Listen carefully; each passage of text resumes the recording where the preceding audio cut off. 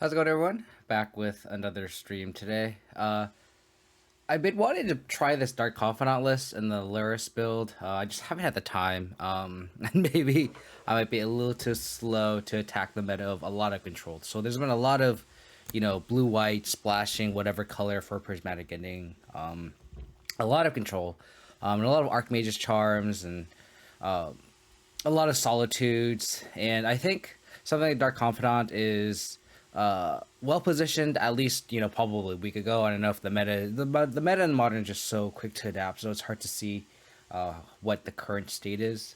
But as of like a week ago, like control is everywhere online.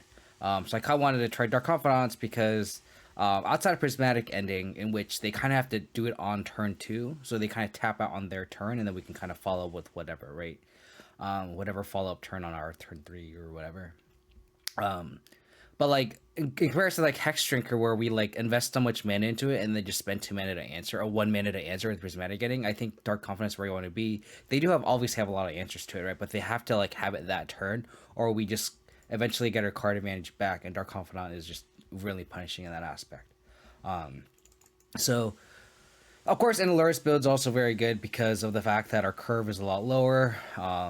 So on average, we're going to take a lot less damage to the Dark Confidant.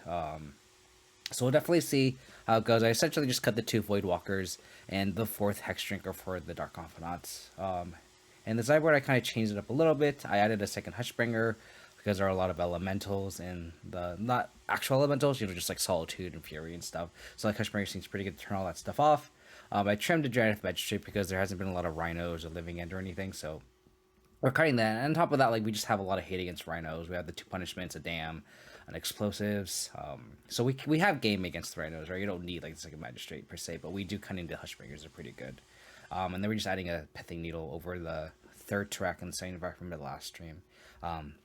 Just because of the fact that there's Yawgmoth, it just has a lot of utility, like Urza Saga against Hammer and such. So we're gonna try the Pithing Needle out. Well, it was pretty good in the last stream where we tried the few 65 Stoneblade list. So we'll see how it goes. So I'm gonna try to jam a league, in a lot of time I have. I do think I probably can only finish like 3 or 4 matches on this stream. It's gonna be kind of short. But it's gonna be, if this is a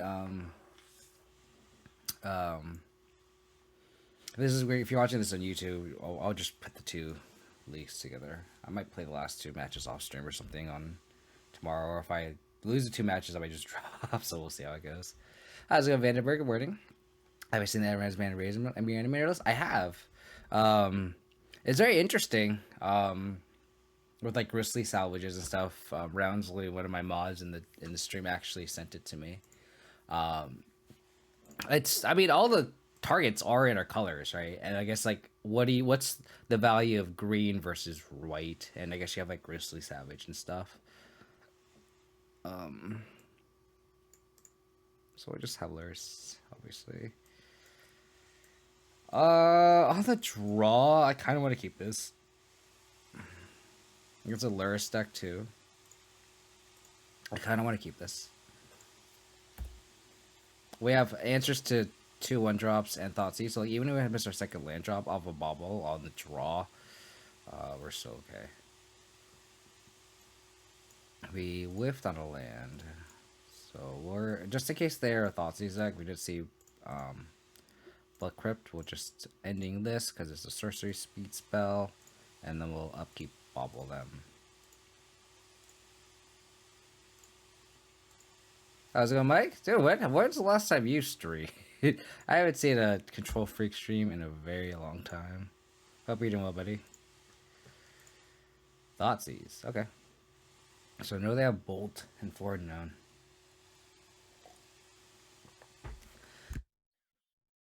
Apologies, like my allergies are kind of acting up. So I'm gonna have to like mute myself. My voice has been kind of raspy. Copper Life. So they don't have a push, or we'd have Delirium for Unholy Eat, probably. They have the Bolt for the Dark Confidant. Oh, they don't have a second land either.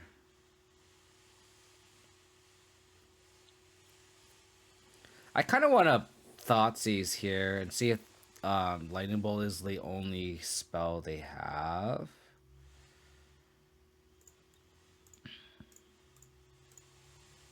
And then we can hold Fatal Push if they like dash or regulate or something.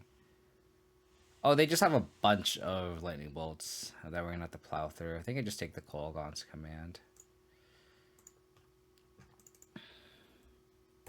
Probably just get a try on with the Smarch Flats in a turn.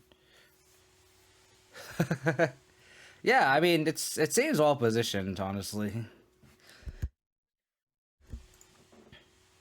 So what do we lead on first? They're just gonna bolt, right? So it's like I'm just debating how patient we should be.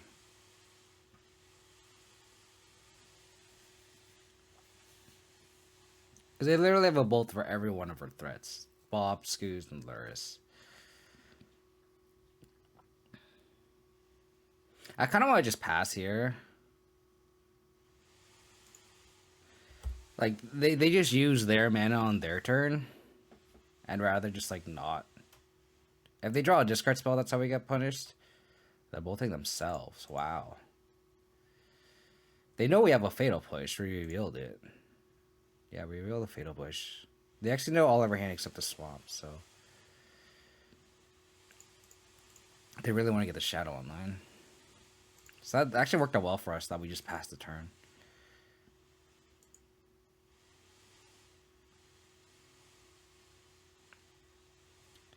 It's not bad.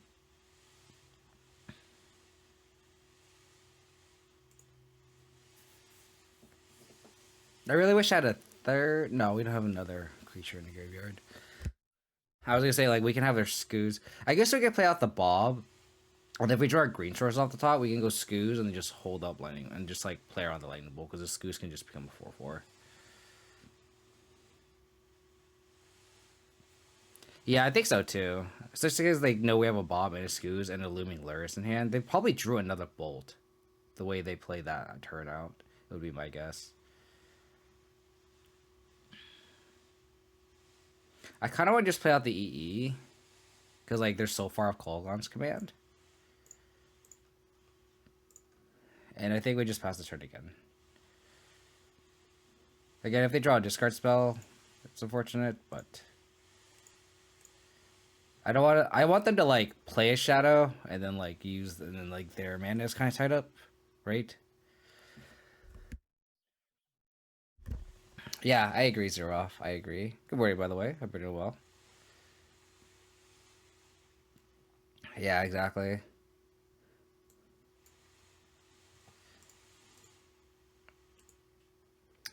Trying to figure out how I want to fetch. I don't think I do. I still want to keep the green sources off the top. Or not. I could also just, like, kind of aggressively just play out my Lurruses, too. Because now I can go, like, Lurrus plus Bob next turn. So I can go, like, Lurrus play Dark Confidant, or Lurrus play Skoos, and then... Or, sorry, put Lurrus in hand, play Dark Confidant, they bolt the Bob, and they untap, and then we can just, like, go Lurrus, bring back Tarmogoyf, whatever. And I think that pushes them a ton. So I think I'm going to do that, honestly. I think we need to capitalize on them being stuck on land. I think we'll play the Skoos out. It's actually, like, better bait for the Bolt, I think. I mean, we have the EE. They have the Heat. Okay, so they have 2 Bolts, Shadow, 3 Unknown.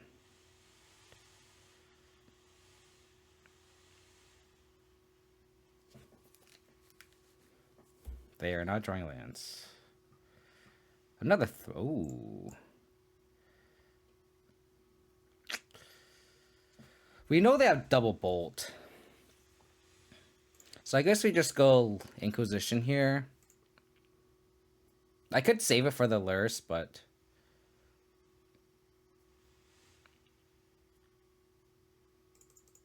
So we just take a Bolt, play a Bob.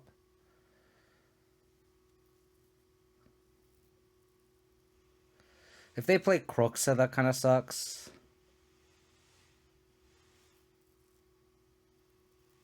Yeah, I think we go take the Bolt. and then they're kind of stuck. If they play Croxa, we just play we discard the push, and then go Lurrus, bring back Scoos. Yeah, so I think we take the Bolt. I could also just like not play a creature out into their Bolt. But I kind of want to just like overload the removal here, and then we can hold up EE. So then they play a discard spell. That sucks. Like, that's the only way you can punish, I think, if they draw a discard spell. They don't bolt the Bob. Interesting. Interesting. I guess they want to see, like, they're just stuck on 1 mana, so like they just didn't use the mana that turn. That's interesting. They're gonna let me untap with Bob. So they're saving it for Lurrus. Interesting.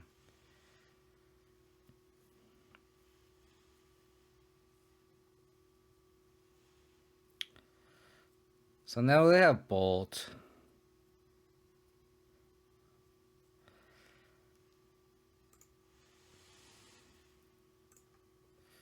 Yeah, I agree.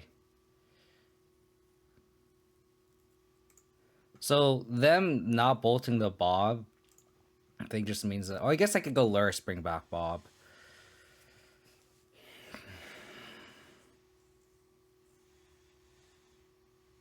Trying to figure if I want to play Goyf here. Goyf is a land creature sorcery instant artifact 5/6. I'm trying to see if I want to get aggressive with this Lurrus. I think I do. And I think I get Goyf.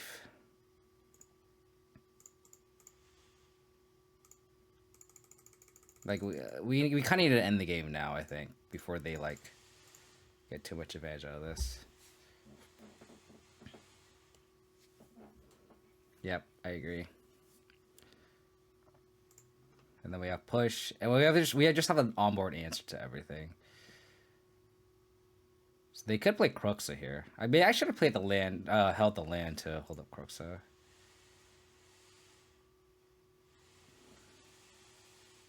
Okay. So that's a very good exchange for us. Robert Confidante, looking good. Gonna pop this. Gonna hold the land too. I tapped wrong. I shouldn't have tapped green. Should not have tapped green.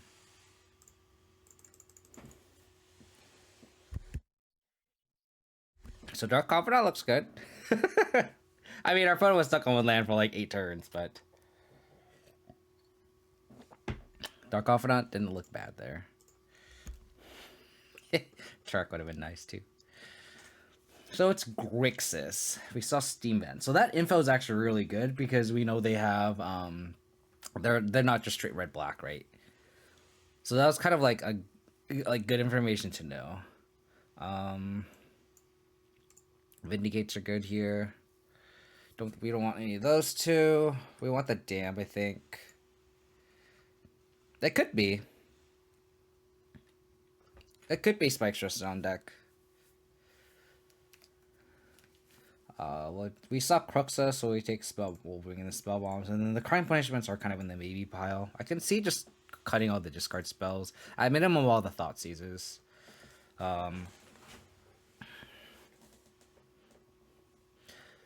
already have explosives. I don't know how many like 1-drop sleepers we need because I'm assuming that we saw Regivan, right? We saw Darcy, we saw Shadow, so like all our threats are 1-drop. So like punishment on 1 is actually really powerful. So getting like all these like at least like hopefully setting up more than a 1-for-1. It's like these are just 2-for-1s how we can win this matchup.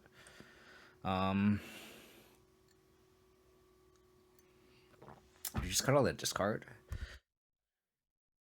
I don't think I hate cutting all the discard because I doubt they have much counter magic. We can keep like 1 Inquisition, I guess, but like I think that's fine. I don't think we brought Brutality. I don't like Veil here because most of their removal is just Unholy Heat. So like only countering discard spells, this card just doesn't line up very well against this deck. If they are on a lot of like fatal pushes, sure. I mean, they do have Kolaghan's command, but like, I think, I think just like not playing around the goal, like just, I think like a few discard spells, which they're probably trimming, and like two Kolaghan's command isn't worth like top decking this, and it's just kind of awkward, right? Like I just had so many games where like I have Veil of Summer in matchups like these, and they're just dead because they don't do anything. I mean, it could be better than the first Inquisition, but like I kind of like an Inquisition just to like stop them putting Lurrus in hand, right?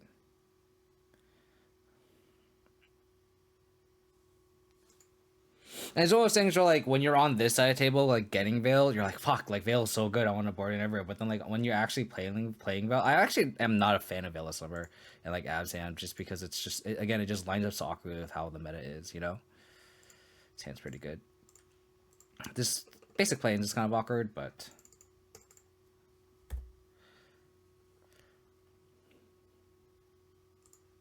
that's my spiel about Veil of Summer.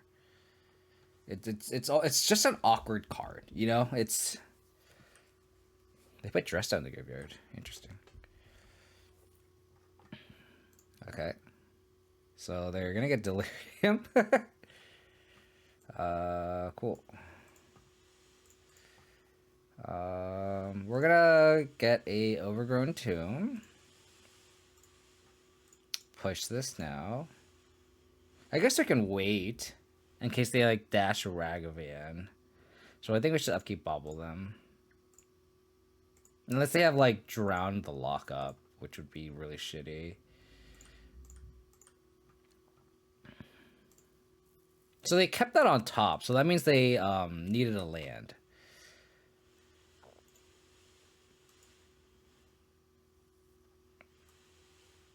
So that's what that means. Because they played this. Oh, sorry, never mind. They didn't. First time I thought that a second ball. Well, it's early for me. They did not keep that land on top. I apologize.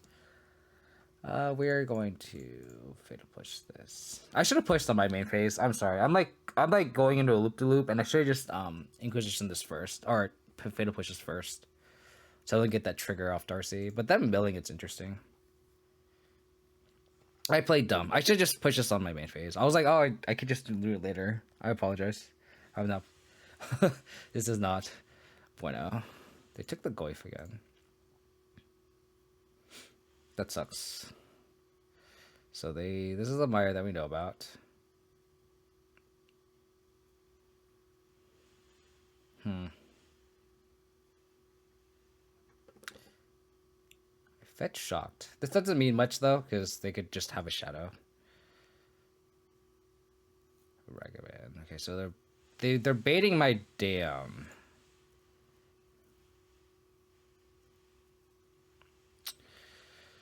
It's not bad. Kind of like holding the Dam in case we need to Wrath the board later. So I like ending this and casting Spell Bomb.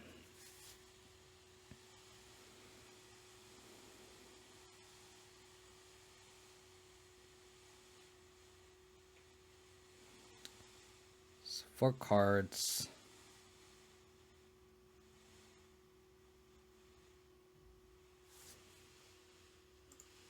They do know about the E. They put Lurrus in hand. Interesting.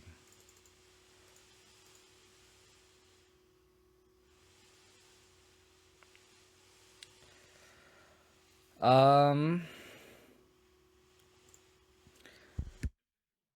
think I like playing the Hexdrinker. Then they kind of have to answer it. I guess they have Dress Down, so they don't have to answer it. But I think I'm going to do this and then level it up once. And then hold up Spell Bomb.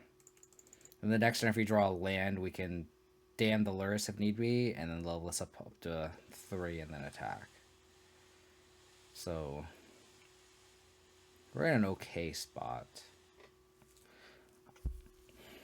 If they don't play Lurrus here, I'm debating if I should crack the Spell Bomb at end of turn.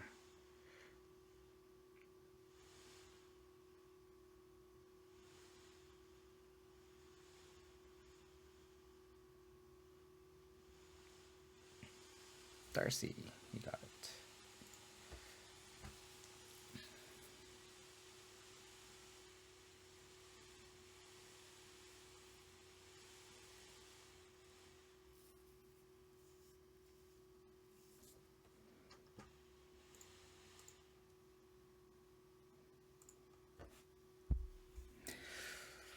They have Lurrus in hand.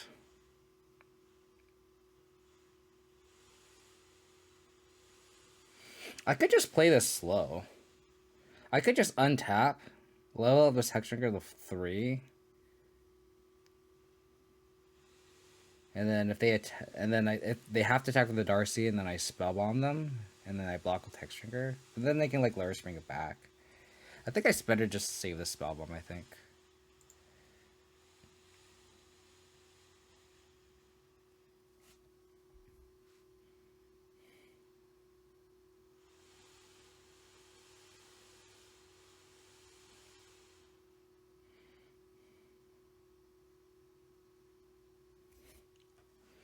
I mean, if they have a bolt, our Hexdrinker just really is really awkward.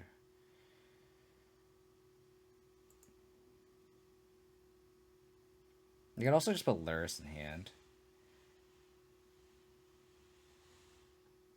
Is that bad just to put Lurrus in hand? I don't think so.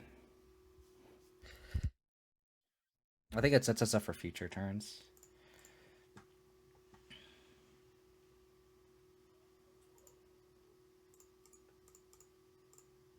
I don't want to just like spend all my mana into just a shitty removal spell.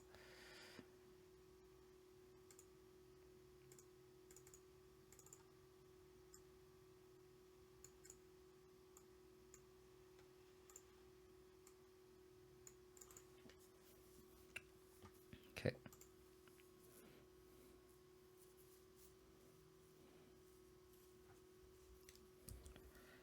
Because now they attack, and then we can kind of ambush the Hexdrinker if we really want, or the Channeler if we really, really wanted to. Like, how much do we value getting this Darcy off the table? That's the question we have to ask.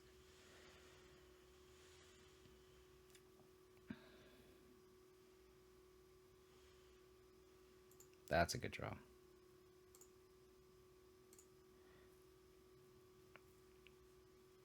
Well, we're going to block here. Easy block.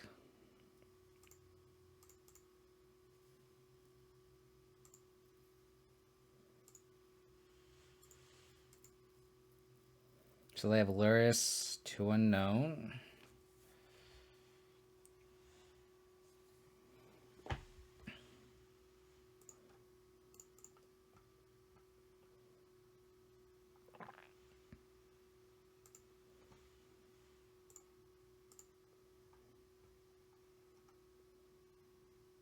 Hit me, dealer. Hit me, dealer. We're gonna have to wait on that. We're gonna play as Eon 1.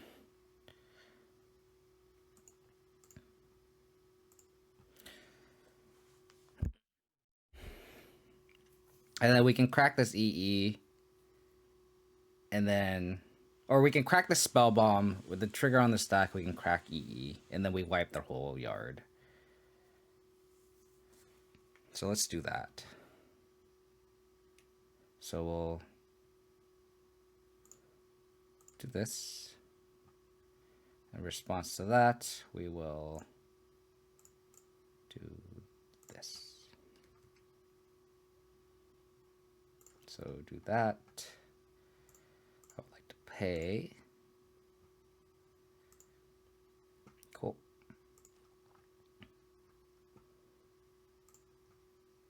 And then we get to play it back with spell bomb.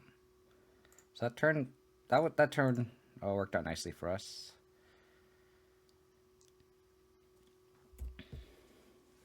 I think they still know about our dam. Yeah, they do. So they know our whole hand right now.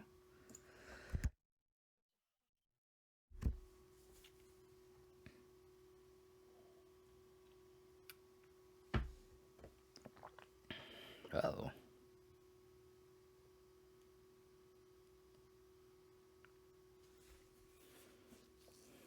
So Death Shadow. Okay.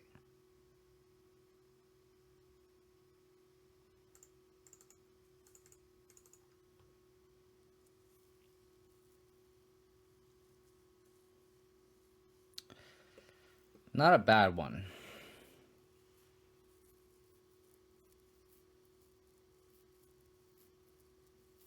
So now I wonder if we kind of go all in here on this Lurrus. I guess we can't, because we have to, like... We can't Lurrus kill their Lurrus and bring back Tarmogoyf, whatever. So I guess we just spend the turn vindicating this.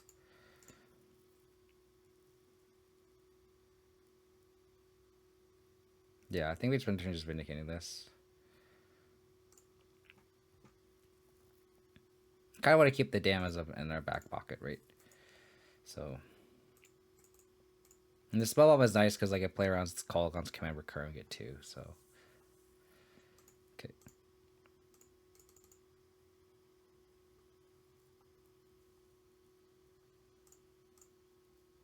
Cool. Do you have a removal spell for this? We're just gonna overload the removal here.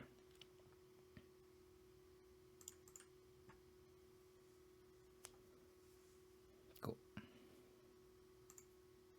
Got it. Is it so bad to leave Lurrus a turn? What do you mean? Oh, on their side? I mean, maybe not, but then... Maybe it isn't. The pro-con guys think... Oh, pre-con guys, apologies. Pre-con guys, thank you for the follow. Really appreciate it. I may not be. I mean, you might be right. Just leave it for a turn, since they just have nothing in the graveyard, but... The Grixis killer. Does this give you PTSD, Mike? Oh, they're drowning a Lingering Souls. Let's go. My mouse is like flipping out because it's so excited to cast a Lingering Souls in 2021.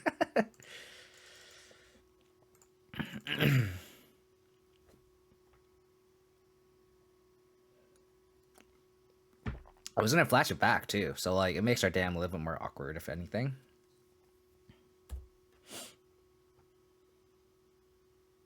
Another threat would be great, because then we just keep sandbagging this Lurrus. That's a good one, too.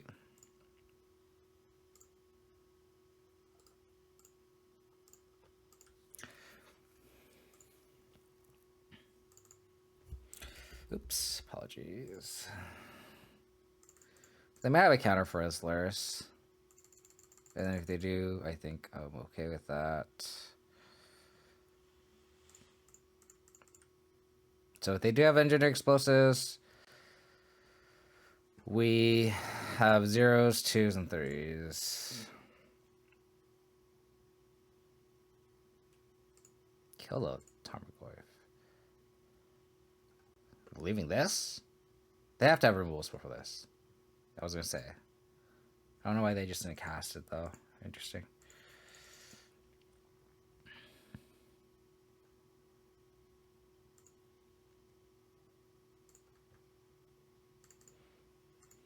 Now I kind of hope that they play a threat here so we can Kai's Guile.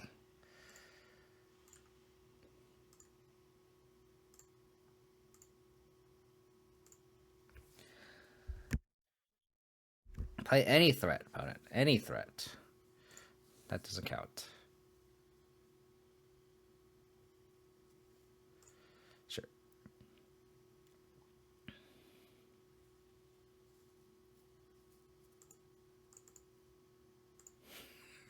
All the value. All the value. Tarmogoyf. You gonna kill these spirits, bro? You gonna kill these spirits?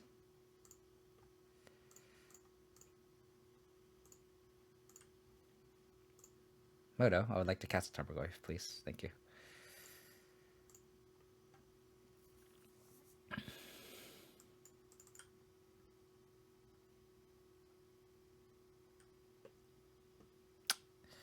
The Unholy Heat doesn't do it. They literally have to have double bolt or bolt plus Unholy Heat to kill this Goyf because we have the Spell Bomb too. This is why I really like Spell Bomb. A lot of people are like, oh yeah, you know, Endurance is so good, Endurance this, Endurance that. And it's like, Endurance costs so much mana. And like, matchups like these where you want kind of like a Spell Bomb effect where you can exile the graveyard and replace itself. Like, Endurance doesn't do that. Because, if anything, Endurance, if you want to hold up, you have to, you know, 2-for-1 yourself, right? And not to say like endurance is bad. Like endurance is a solid card. Like obviously like elementals and like those kind of decks, like endurance is fantastic. Even in like Yawgmoth, it's fantastic. There's a lot of cards you can pitch for free and it's okay. And you can recoup the card advantage like in Yawgmoth because of Yawgmoth, the namesake card. But in this deck, it's just like so much more efficient. Just to, like play a spell bomb, leave it out there. Like you spend 1 mana. Like we cast our first spell bomb on turn 2 to combo with. I don't remember if we comboed it with a push or a Hexdrinker. I don't remember, but like we just like played it out there, and then, like it just like altered the game. Like our opponent's gameplay was just so altered by the spell bomb. And like obviously like, we can't have endurance in this Lurrus build, and obviously like spell bomb is like really great with Lurrus, you know, because then you can just recur it. So there's more reasons to run Spellbomb and Lurrus in the Lurrus shell, obviously, and obviously because you can't run Endurance with Lurrus as a companion.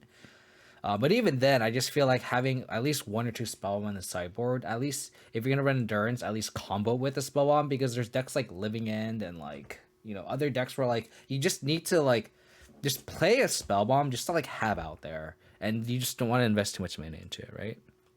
And I play EE. Thanks, Corey. Appreciate it. The turn I played EE, like, and even that was like, it wasn't even awkward. Like, I played a turn where like I sacked the EE, and then like cracked a spell bomb, didn't lose any value, you know.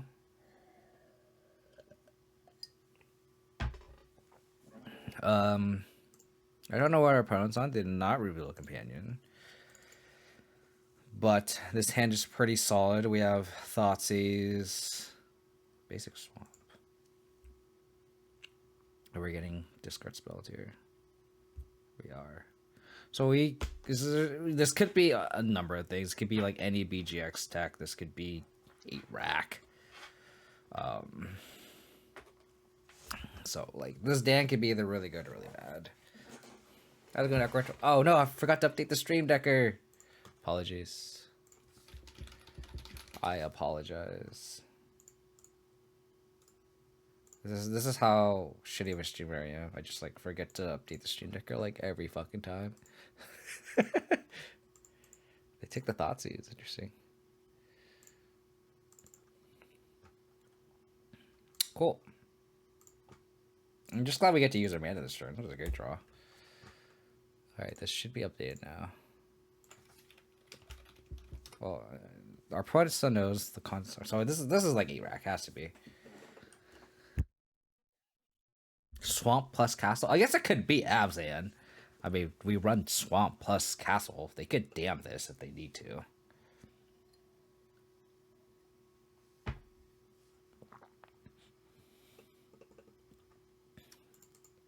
Okay. They have a dam. We have a dam too, but it's not as good as theirs. If they're just like straight mono black control or 8 rack or something. This would be like the 8 rack deck that Aspiring Spike played. Or it could be Abzan. It could be. We're not far off. All you need is a green sword. Andrew. Hey, all I'm saying is this looks very similar to Abzan. Just saying. Swamp, Castle, Gaulish Shrine. just saying. I could like exile the graveyard, but I don't want to make a 1/1 either. So I could play this EE out for 0. I think that's the safe play. But then it's like that doesn't cost any mana. So what are we doing for the rest of our turn? Our option is to like exile the graveyard to take out the lingering souls if we're gonna like EE, right? But then we'd have to like Kai'Sal this turn. Excuse me. So I think we just play the EE out because we want to get discarded. And I think we just hold Kai'Sal. Because like we're gonna have to Kai'Sal like to exile the graveyard if need be, and if they just cast this into this EE, because like they know about the EEs. Like, they turn 1 discard spell, though. So, like, they're not going to flash this back, I don't think. So, I think it's just better to play this out and then just use... So, this protects this from a discard spell, and then we can Kai'Sal them.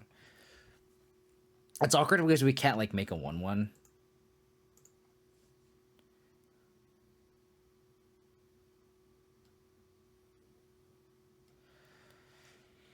Do I take this?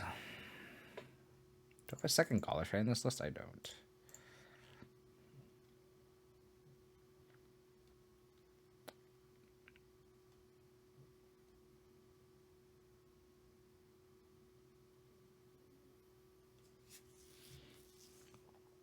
I think I take this.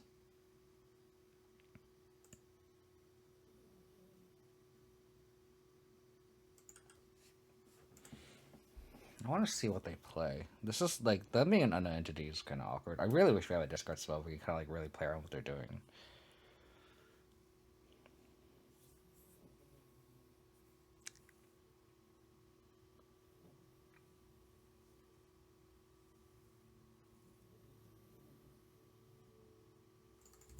It's going to be a really interesting back and forth game.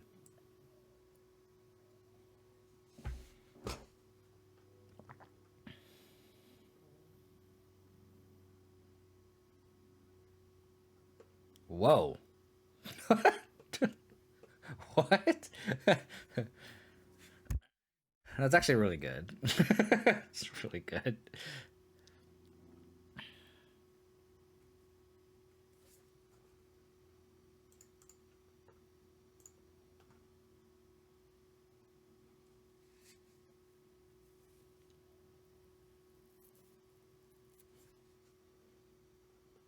I do have two fetches, but like, if we want to like, damn, it's awkward. They do not know. You're exactly right. I think I have to get this Temple Garden though.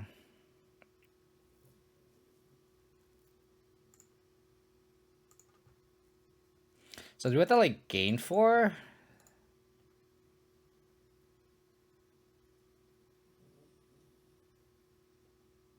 Just to answer half this Lingering Souls? I think I played this game really bad. I don't think I think I could have played this turn a little bit better. Or at least like first 3 turns. Where's a discard spell? Discard spell would be fantastic. Fatal Push is okay, I guess. I think they would have played around the E though. That's the thing. You're playing this like maybe I'm just being a little too like tunnel vision onto this. But like it's just like these incremental advantages of like having to exile the graveyard because like they're just gonna not cast the second half of those like Grixis Souls. Just not going to. Like knowing that we have the E in hand. We have the Lurrus that's looming, so I mean we'll see if they like sandbag a discard spell or anything, but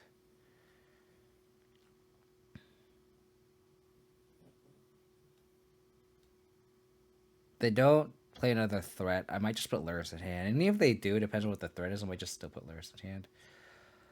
Oh my.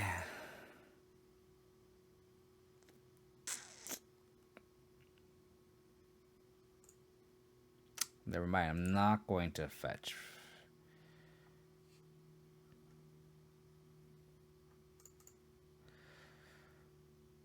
Oh, I don't have any white mana. Maybe I should have gone to Triumph.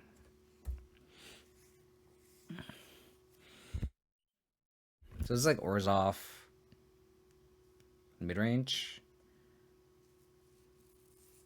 I mean, they spent 2 Vindicates on my lands. Just attack with Shambling Event, opponent. Just attack with Shambling Event.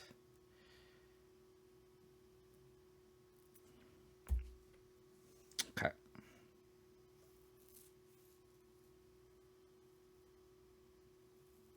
They know about... They don't actually know about these 2 pushes. So they're going to put Lurrus in hand, I think. Oh, actually, I wait. They might just invest all their mana into their Shambling Event attack. They did not exile. They really valued this 1/1.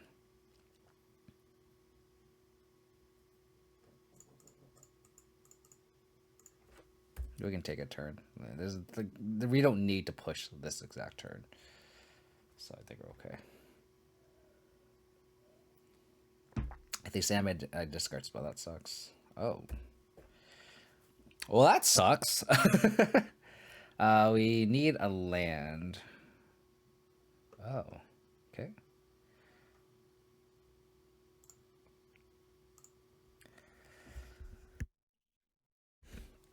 So we need to draw a land here. And then we can go Lurrus, bring back Hexdrinker to beat the Liliana minus. Or we could just draw Abrupt Decay.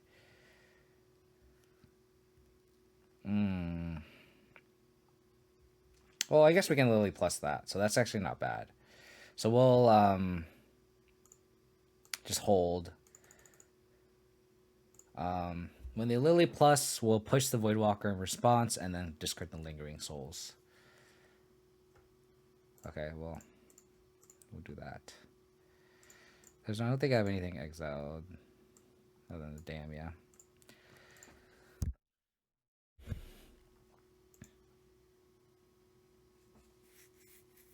So they're going to take the Lurrus.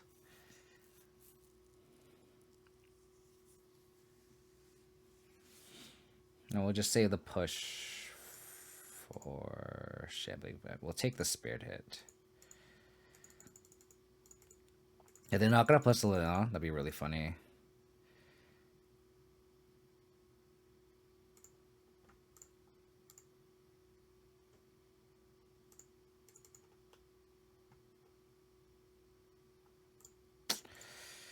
Drew that in the wrong order.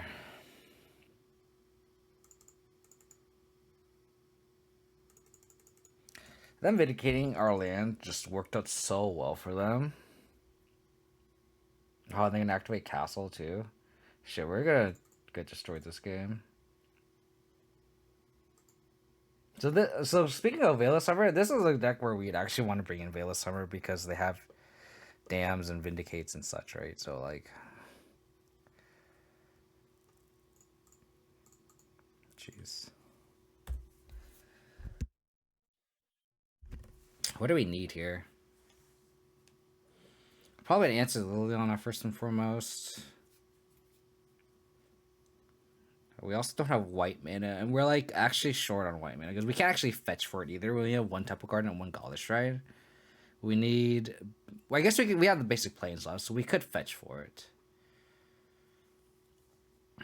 So they are in ult. They are in ult range for this Liliana. We're gonna just take this hit here. We're not gonna block.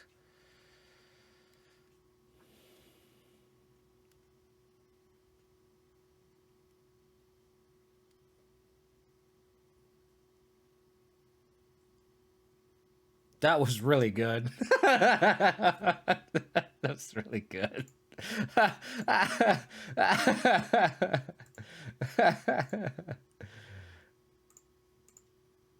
They could draw a dam too, and that could definitely get them out of this game. But that was a decent top deck. Thank you, deck. Thank you very much. How's it going, Fluffy? Hope you're doing well, buddy. Okay. I mean, this castle is going to be pretty good, too.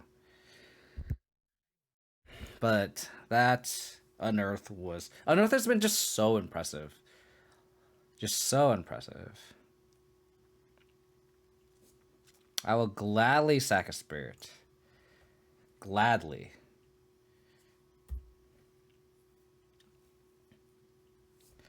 Alright, Robert, you do your thing, dude.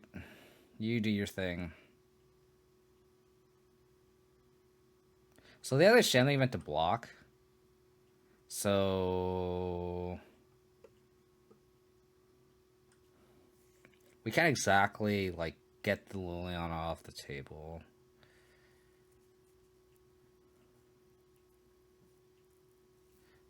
So if they Lily plus, they can just take the Inquisition. So I think we just bring back Hexdrinker and just attack the Liliana with the Spirit. That way, if they do top deck a dam, we have this Goyf. So I'm not going to play anything from my hand, essentially. Eon's what's the point of Eon's Ring Bits? I think I'm missing something. Because E doesn't kill Shanley Vent, if that's what your plan is.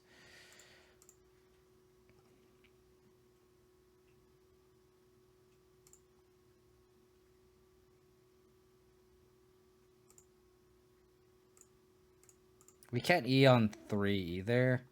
Not that we want to, because we do have an active Lurrus.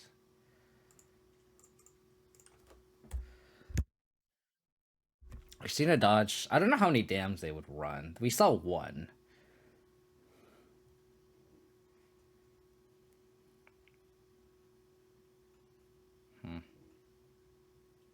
That Unearth just crawled us back into this game. We got so lucky. Yeah, it's definitely a very common mistake. You would instinctively think you can just like kill all zeros, right? And you this has a CMC. Technically, it's right, but it does say non-land, unfortunately. So definitely grab me by the nuts. That's definitely a very accurate description of what happened. Whoever this guy is that's underground just grabbed me by the nuts and just flew me to the top of the building. 100%. Very accurate description of what happened. Okay. It's fine. We're just gonna bring it back with Lurrus as long as they don't have a dam. So we'll see what they do pre-combat. Or I guess pre-Liliana discard.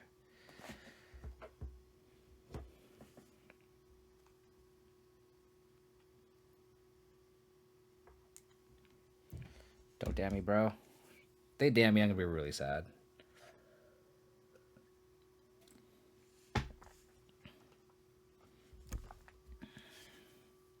They didn't leave up Shambling Vent. I think this is fine. I think we still sack the spirit.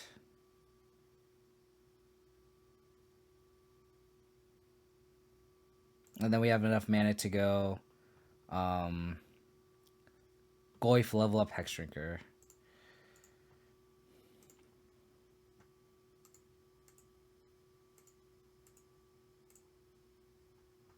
Robert, you do your thing, buddy. You do your thing. Yeah, exactly.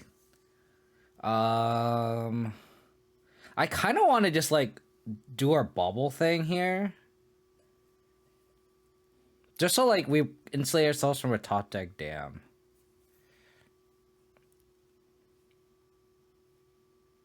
I guess it's free to bubble them too.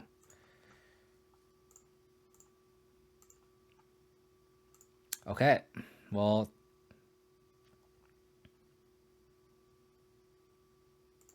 we're gonna level this up for sure. We could also just try to end the game quicker.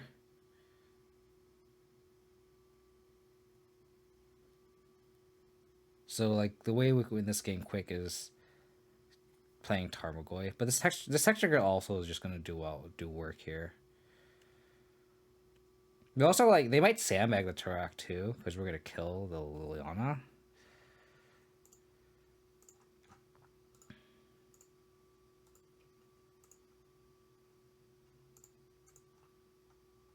I can also just go all on this Hexdrinker too.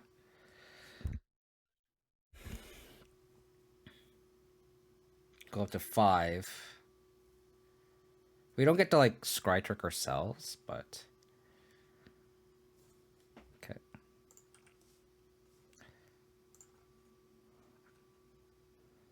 What's 5, 6, 5, 8?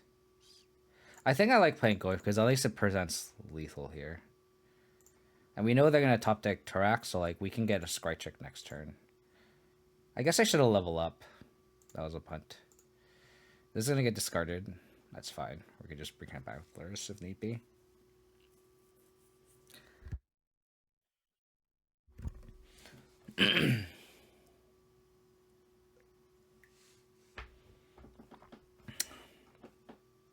It's a good combo. This is a good combo. We definitely played 2 mid-range matches too, so like that don't play Ren and 6, so like Dark Confidant obviously feels great in those, but so they're gonna play a 3-2.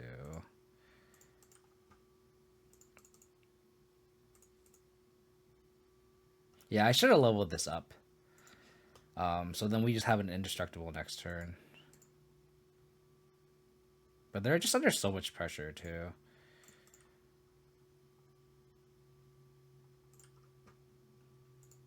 Yeah, I should have leveled this up. We'll see if we get an untapped land here and we get punished. That's fine.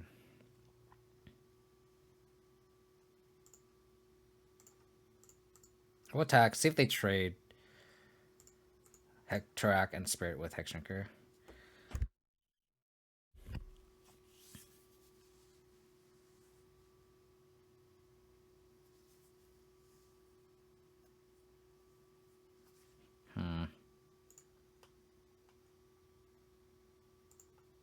It's awkward because I kind of want to bobble them, but then I also don't want to get discard spelled. But I think getting the information is really valuable to know what they're going to do. They're going to draw planes. So they have planes. 1, 2, 3 castle. So they have, if they could castle into a dam. So I think at this spot, I'm just going to go all in this Hexdrinker and not commit anything else to the board. I'm going to save this Bob. And make them go castle into dam. And if they concede here, I think that gives us valuable information that they don't have a second dam, at least in the main deck. I guess it would change if they have a 1 post board, which is what we do.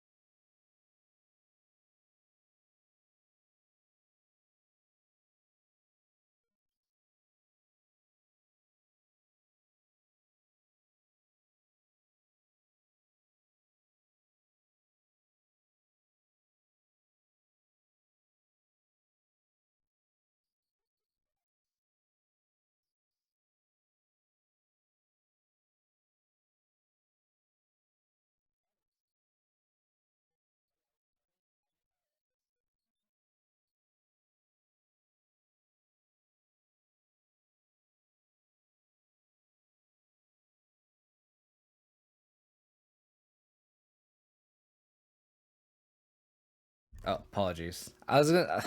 My thing is just so sensitive. I was saying that like, thanks, Fluffy Wolf. I was saying like our opponent should have been a little more aggressive with their castles. I think they're just so behind. I feel like that just means they don't have a second dam, right? I don't know what else that would mean.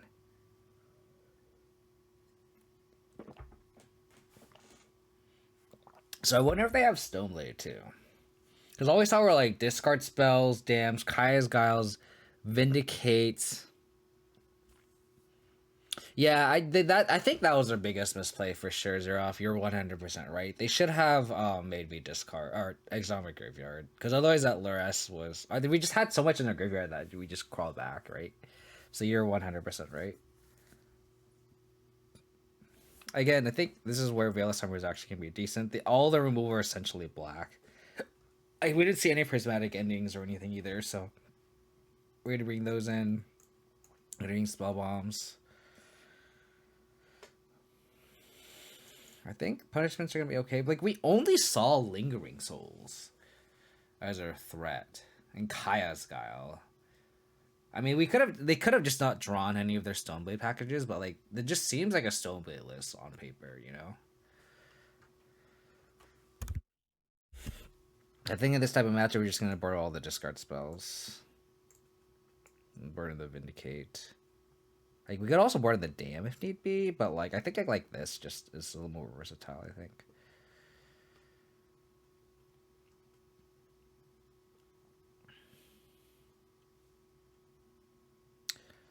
Yeah, I think this is fine. I think this is fine. Dark Confidants feel great though. Feel great.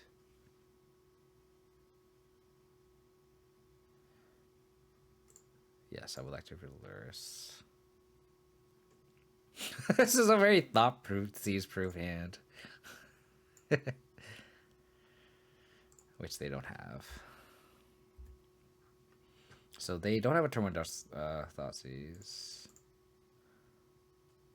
I do think we want to Scry Trick ourselves. A Bauble. Don't think we want to draw a Bauble. So do this. I kind of want to draw a 2-drop threat. Bob, Hexdrinker even that's 1 mana. So I think I'm gonna, and since we utilize our fetch already, I think we're gonna just upkeep bobble them.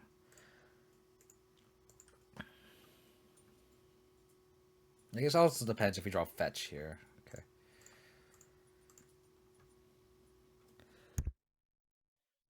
They are a Stoneblade list. I was gonna say. Just looks like a Stoneblade list. But they just never drew into Stoneblade packages. We're gonna ending that. So let's see what they get here. You got a Cauldron. That's a very good point, Arison. That's a very good point. Maybe that is the reason to not have Bobs in this matchup. I don't want to get hit for 7. Not wrong. I would like a land. Land would be great. Yeah, because I would like the Kai's Guile, and then like if we need to prismatic ending the sword, we can. So now their sword is like pretty good. So that sucks.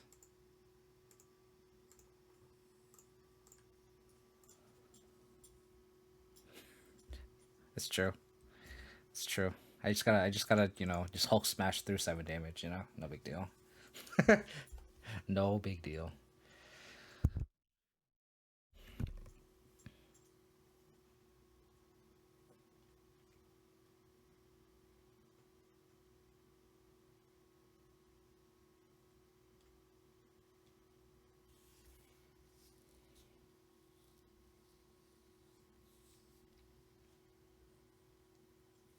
I mean, you also had 4 Nihiri too. So that sounds like a lot of damage in general. Fuck, man. Fuck. Just, god damn it. Their Vindicates are just so annoying this game. Well, we're gonna try to get a green source off this.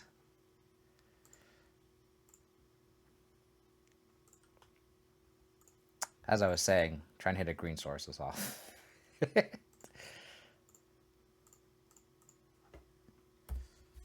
I wonder if they boarded all of their discard spells as well.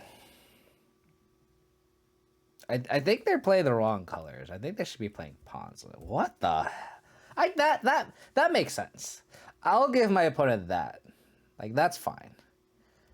That Ashok's fine. And against our deck, I guess that makes sense. Discard spell? No, they push. Interesting. Okay. So I could, like, Goyf plus an Earth here. Just to, like, get maximum pressure down. Kind of want to wait, though. I think I just probably try to play the long game a little bit longer. And, like, just getting... Another thing, Lurrus is just so good, right? So... They also have this Cauldron, too, that's looming. So that's what's scary. We got punished. That was a one line. I was like, okay, maybe we want to unearth the Hexdrinkers because of exactly Liliana. And they're gonna, yeah. So maybe I should have unearthed it just because of the fact that it is an onboard Ashiok.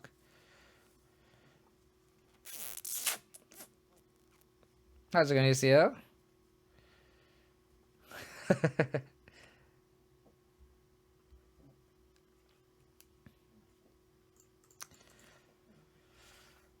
Yeah, I got punished.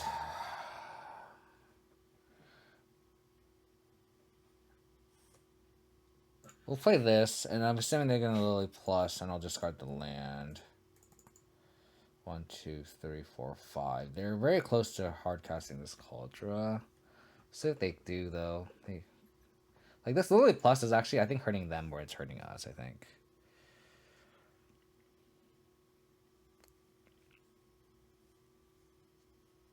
Abzan's only friendlies. Perfect. That is exactly what I want them to discard, because this card is actually very scary. And then all we have to do is roll prismatic into the sword and we're good. Only Rhinos and Azan colors, 100%. Game one. We crawled back because Unearth just is just nutty in this deck.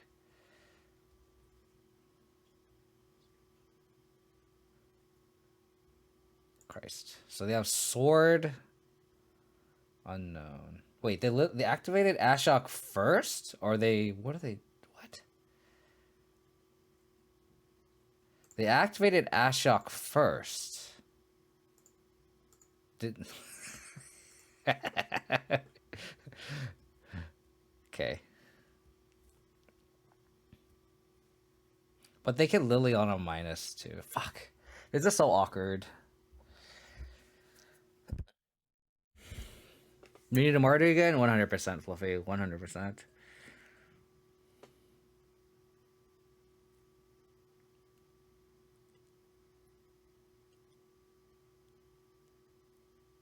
We could unearth just to get Lily on a minus.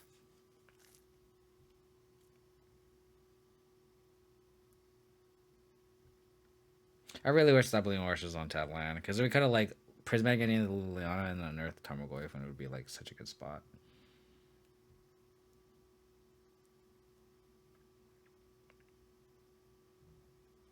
Because of this looming Ashar, I kind of just want to unearth and then pass, which is unfortunate. And then they have to Lily on a minus, I think. But I think that's the best we can do in this situation. I think it's better about utilizing their turn versus mana efficiency because this is like this doesn't utilize their mana well at all. We're essentially trading our 1 mana unearth for a Liliana as long as they don't top deck a Fatal Push or something. But like it's like this just plays around the Ashok, I think. Such an awkward turn, but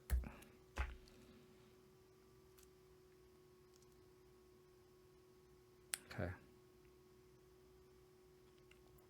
Cracking a clearing, or they're oh, they're casting a Batter Skull.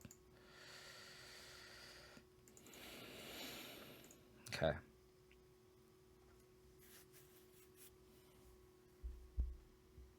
I want the Lily Plus here. So I wonder if I board in, they do Lily Plus.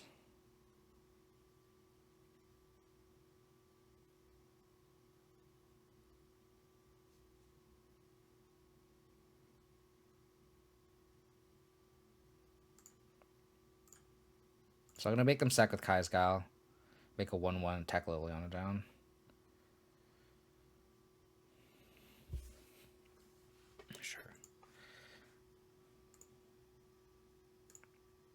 Sure. Sure.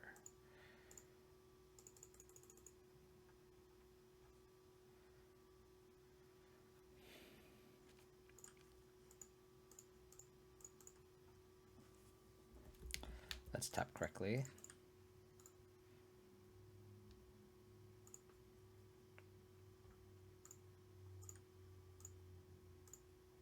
So they can like bounce Lurrus, which is unfortunate.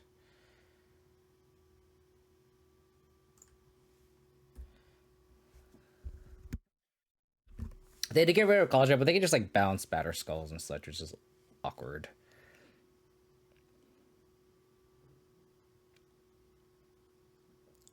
Okay, they're gonna crack Clearing. But thanks for pointing that, Fluffy. That is a good something to note. Yeah, this will be a long league. I probably have to call after this specific match because I do have to leave by noon my time, and if we lose this specific game, I'd have to call after this match, unfortunately.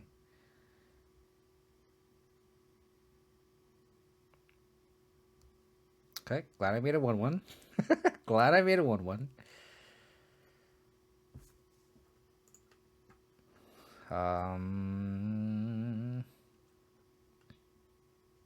They're not gonna bounce Batter Skull, which is good. I'm just gonna activate this. They are. So weird. They're aggressively activating this Ashok, and like there's this Goyf. Oh, so... I kind of want to just go for the win here. I guess no. I guess I could play it safe. Because if they like draw a dam, then this little down is gonna be really annoying.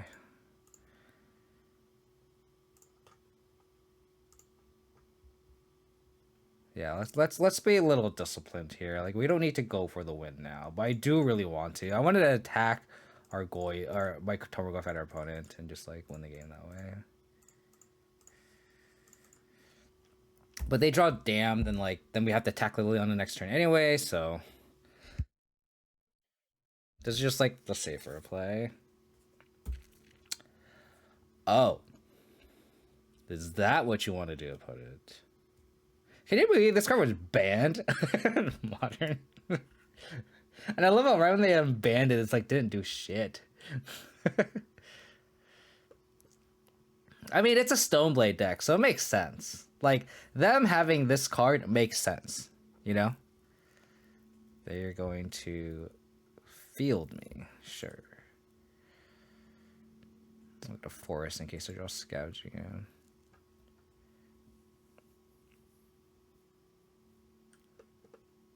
Sure.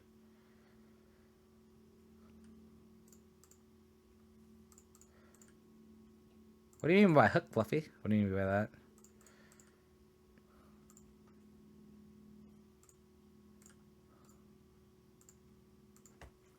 Your bitter blossom is going to kill your opponent.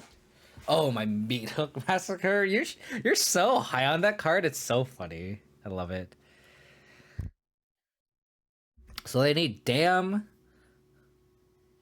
and then bounce Batter Skull, go to 2, play Batter Skull, go to 1, and then hope to attack into a Batter Skull. I think they're dead.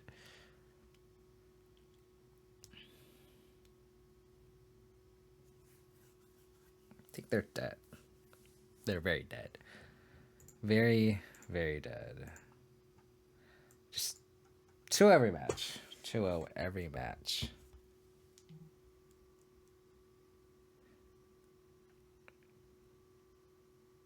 Alright, I'm gonna be back. I'm gonna get some more water real quick, and then we'll try to finish this last match in half an hour. We'll be back.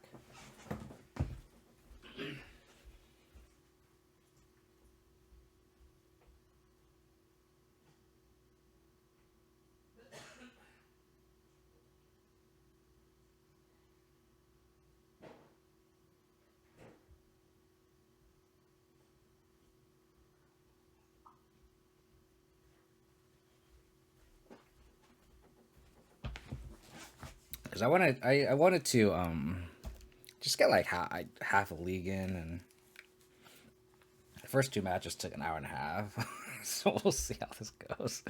I have lunch plans, which is why, but I really wanted to I didn't stream at all. It's like the tail end of this last week, and I really wanted to try Dark Confidants. So we're playing against Grixis, Lurrus, and Black-White Stoneblade, so hopefully this second match is gonna be quick, and with my Electro probably be against control, which would be good data for us, because I do want to see how Dark Confidant goes, but I might have to aggressively concede in that match, if that is the case. If we're playing against two do. Great hand. Inquisition into Bobs with multiple actions here.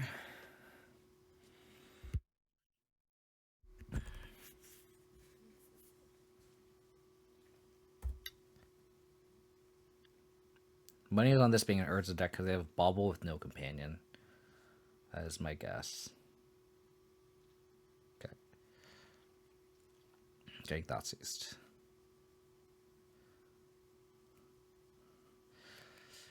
Grixis Lurrus with Dress Down is a thing, though. It destroys me, though. That's the thing. Like, any Hexdrinker deck where I just had, oh, no, sorry. I, played against, a Grixis deck at FNM that had, Archmage's Charm and Dress Down, and I was like, how are... Hexdrinker is just so bad, this matchup. Push.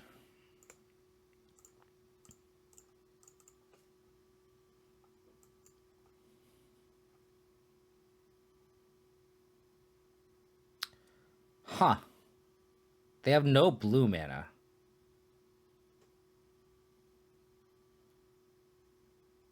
So do we just take this expressive iteration? They have Thoughtseize for my Bob. I guess I just take a Thoughtseize, and then they just have to, like, draw a double removal spell into my Bobs. So I think I take the Thoughtseize here. And then they... Hopefully they don't draw a blue source. And they didn't fetch or Scry Trick either, so... So they either draw exactly Fatal Push or Bolt, or they just... Or we just run away with this Thoughtseize, with this Dark Confidant here. So, Gala Shrine... I probably Channel Mulligan. They're gonna learn painfully that they should not rely on baubles to get their splash color in blue.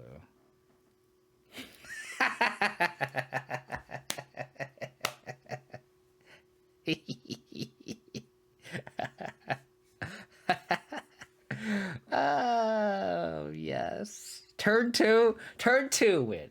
Turn 2 win with Robert Obscure Confidante. Oh, they would have fucking got screwed. I love it. I love it. So, thoughts. I'm assuming they're on like Grimag Anglers because we saw Thought Scour on Stubborn Denial. So I'm assuming this is just like a boomer Grixis Death Shadow deck. In which case we will kind of want to Vindicate for the Anglers. Spell Bombs are okay. Veil of Summer is gonna be a maybe. We want the Dam too.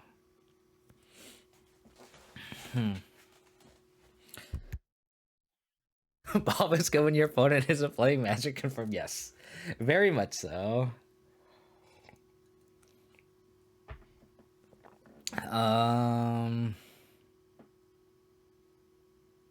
We're gonna keep in the Thoughtseize, I think, just so we can hit Anglers. But I think we're gonna cut out the Inquisitions, I think.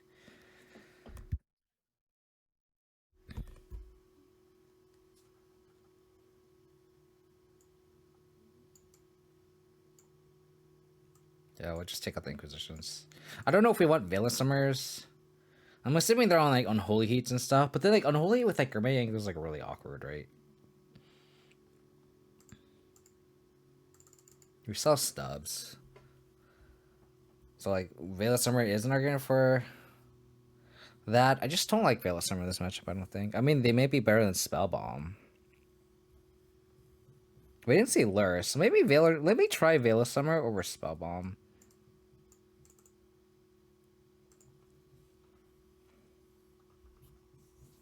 Let's try this. Solid.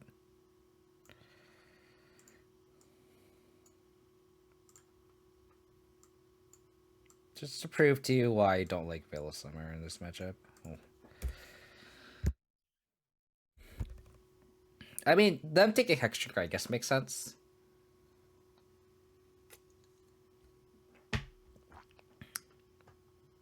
Yeah. Okay. Our hand is pretty Thoughtseize proof. Double threat, double removal spell. That's kind of where we want to be.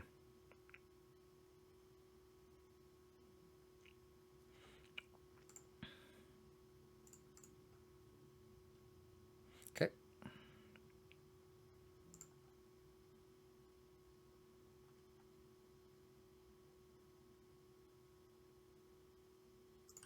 I gotta try them here.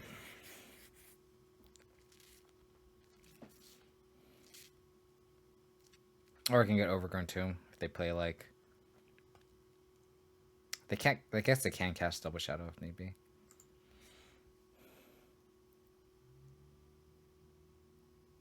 Angler would be awkward. I'm not gonna play the Scoos though.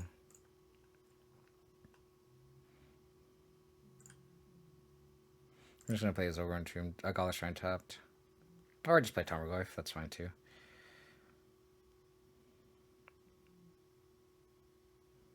Yeah, I'll play the Tarmogoyf.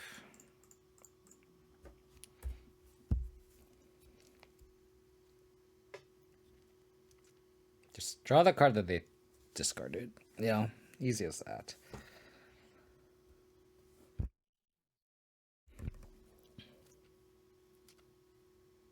Ding, ding, ding, ding, ding.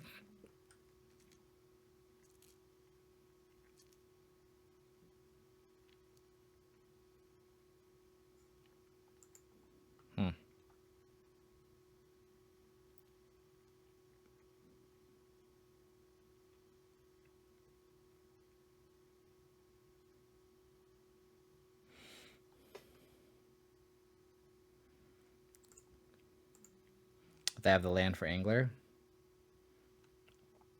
Yep.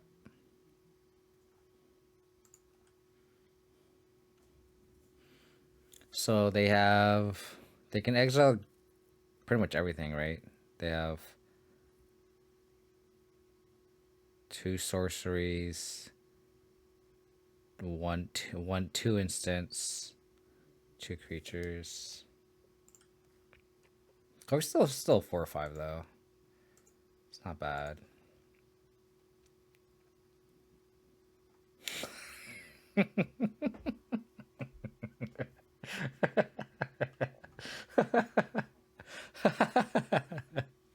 Oh, deck, thank you. Thank you very much. We're gonna get the second black source in there.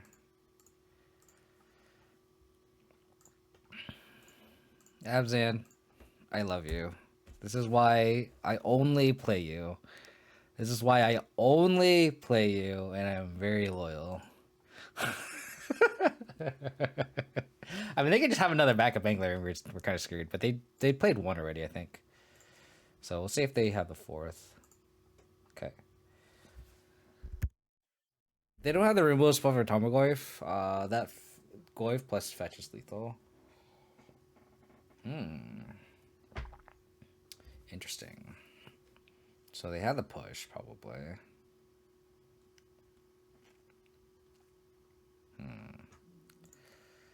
I'm assuming this Goyf isn't a lot long for this world.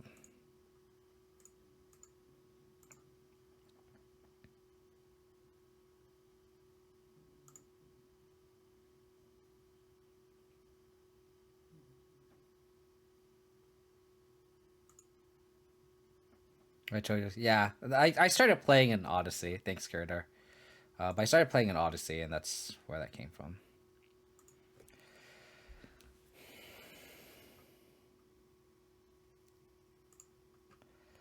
So they could block here, and I think I'm okay with that. And I just put Lurrus in hand. Oh, nice. So you started at the same time. That's pretty sick.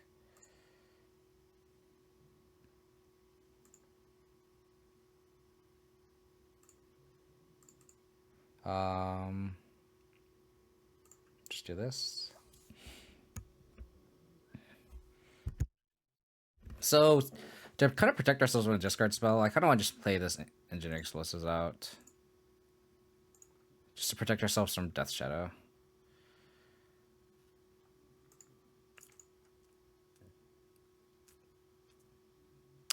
I guess I could have ate the Angler first, just playing on Holy Heat. But I don't know if they run on Holy Heat, so maybe I should have done this main phase. But I still want to hold it up against Snapcaster Mage, I think.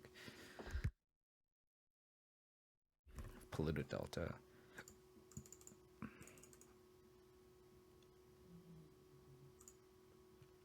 So if they snap Thought Scar, I think that's fine. We're just gonna eat this.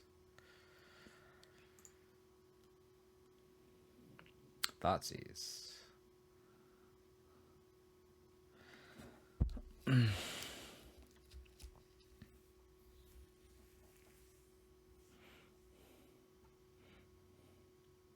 I guess we could Thoughtseize just to see if they have. I feel like if they had a removal spell, they would have killed the Scoos. I don't think they let me untap with it. So let's see if this push plus Scoos is lethal. Like Thoughtseize, eat my Goyf, attack with Scoos. GG's. A tale as old as time. Abzan will always be Grixis.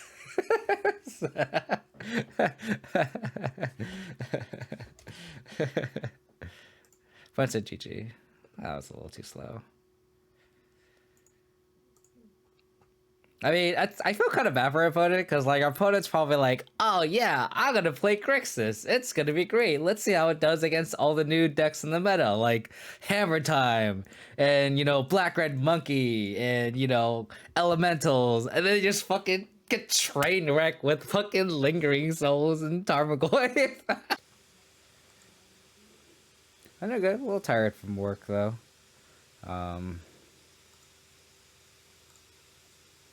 So hopefully we can shake that off.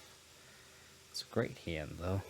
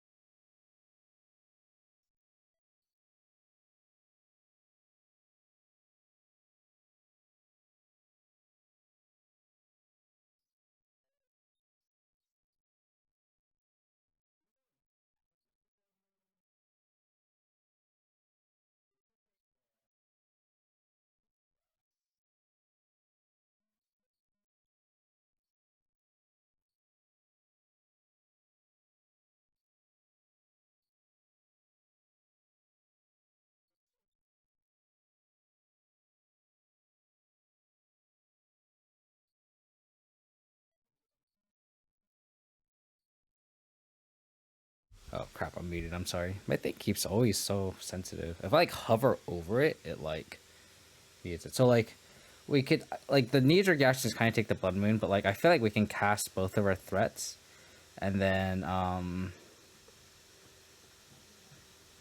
we can just play around the blood moon, right? We can just get basic force with this. We go Tormorgoth Hexdrinker. So I kind of want to take the recross.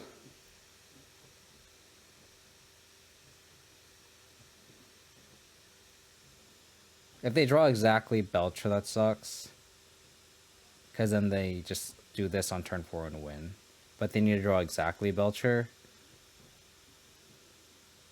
So I think I take the recross here. Fortunately, the Tarmogoyf is kind of a slow clock. But it is what it is.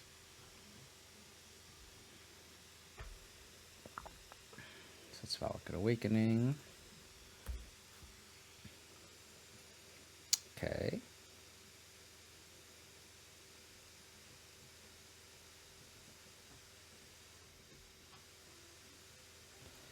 Yeah, well, let's get basic forest here.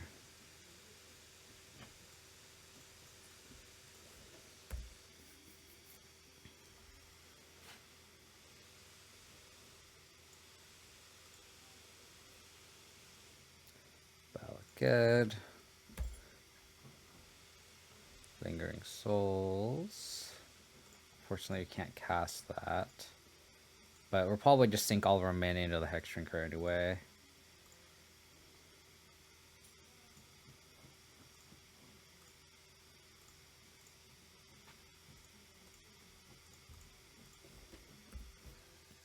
So we go 6/6/6. We kill him in 3 turns. Or 6 plus 8 is 14. Yeah, so it's still 3 turns. They're gonna Blood Moon us. Okay.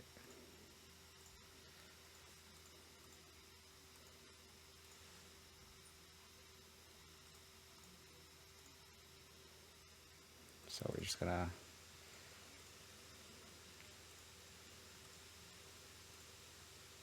one damage short, unfortunately. So Mishra's Bobble off the top would be lethal here. No Belcher off the top, please.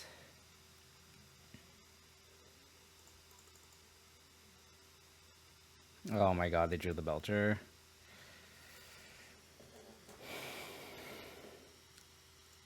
Damn it.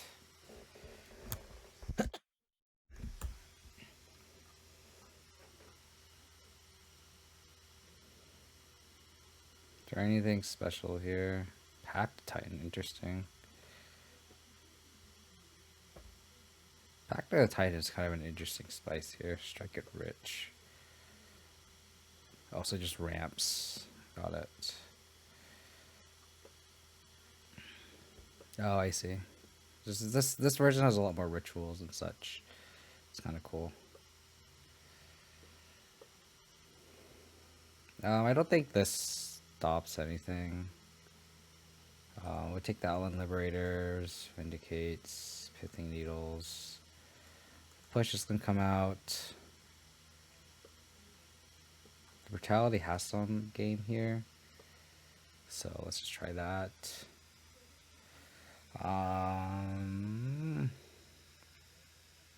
Everything else seems okay. The explosives is kind of iffy. I don't think there's anything better.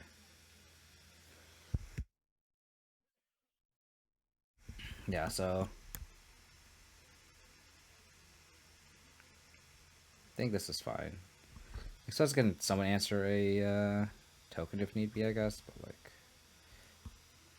it also answers Blood Moon if necessary, but we just needed to not draw literal Belcher, and we would have been okay, I think.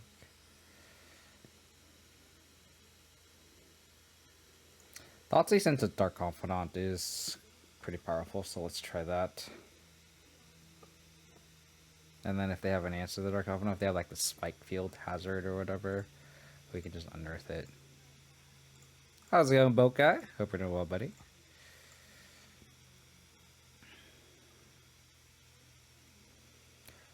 Oh, it gets exiled. That's pretty rough.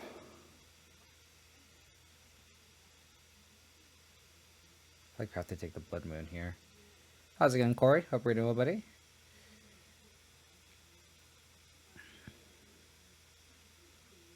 Yeah, I think if they spend their Spike Field Hazard as a damage spell, I think I'm okay with that, I think. I think we just have to take the Blood Moon. Our hand just folds the Blood Moon, unfortunately. Hopefully they play the Spike Field Hazard.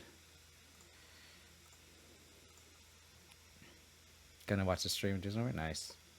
Perfect.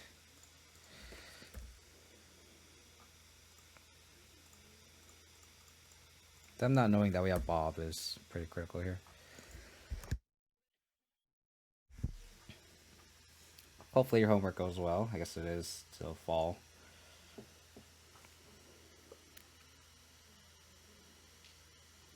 We could Shatter Skull Smashing our Bob if they draw another red source. Or they could like turn Timber and then like Ritual into it, but that's pretty aggressive. But then we can just unearth it back.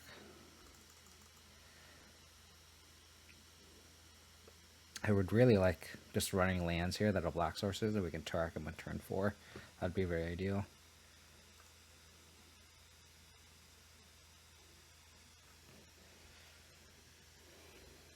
They shock this. I guess it's bolted. I guess not exactly shock. Okay. Oh. Oh, so those are the... So we don't actually know what they're going to bottom here. They play the Pyretic, so we know... Like, we actually don't know what else is in their hand, unfortunately.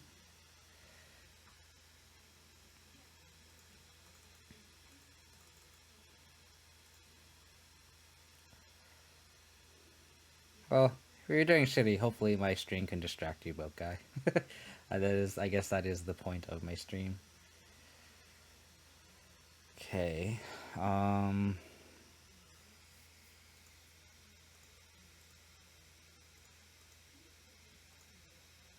I think I kind of want to unearth, cycle to unearth here, and try to hit like a discard spell.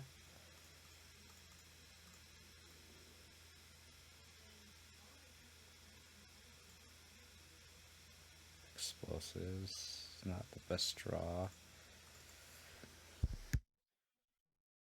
Excuse me. So I don't know what's in their hand. They could Ritual and then we can't Turek anymore, so it's kind of punishing there. Okay.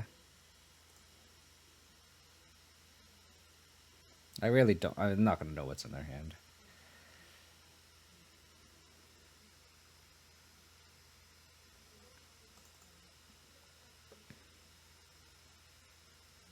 This is kind of nice though, because like,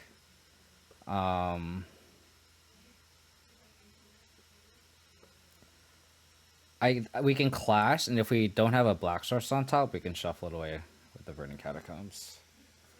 So it's actually pretty decent here. What would be nice is if we like, or if we see like Pithing Needle. So like this is essentially kind of like a scry trick for us.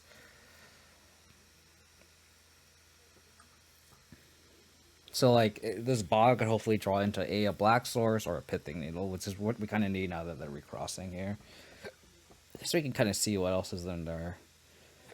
Pact Litigation is interesting. Veil of Summer makes sense. I wonder if they have Pact of the Titan, which I don't think I see. Yeah, so they boarded those out.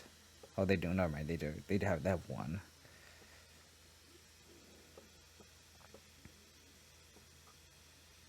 Revealed Inquisition.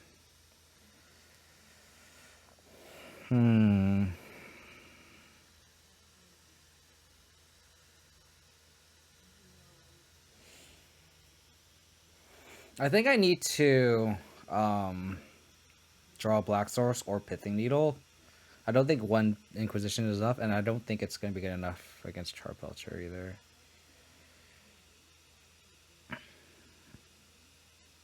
So let's put it on the bottom.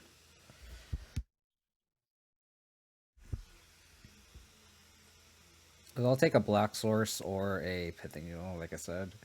And we have 2 draws to it with Bob.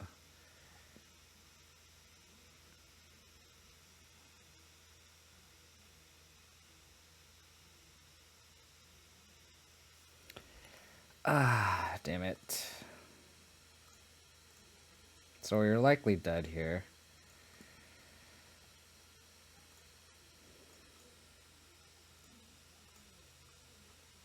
Yep.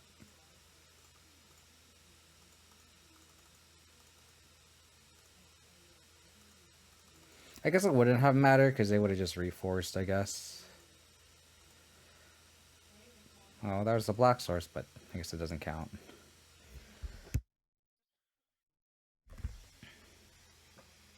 Yeah, so they're gonna just refill their hand.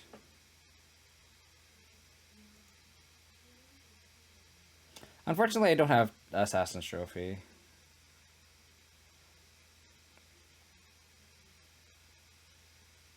Yeah, so I can just ritual. Okay.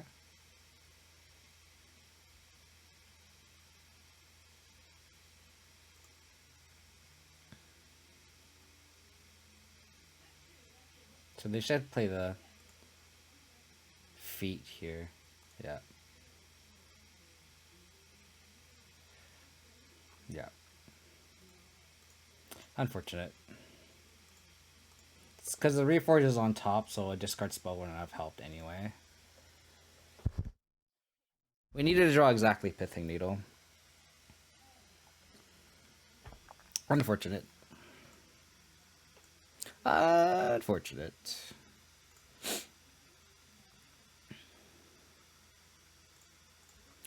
I guess I was just mulligan in 2 or discard spell. I mean, I did mulligan once, I think, so.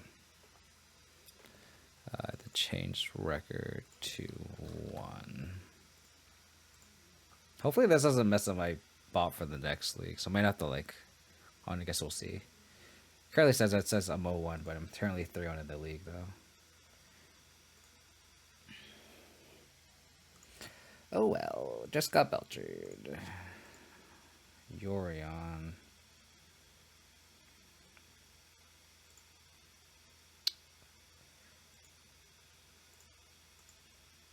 Hopefully this Torak is our saving grace against Yorion.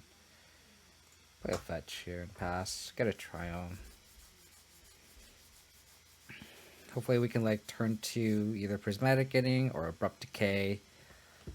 Turn 3 Lingering Souls. Turn 4 Torak. That is the game plan here. Triumph. So if this is like a red and 6, we can just Prismatic Ending it. Yeah.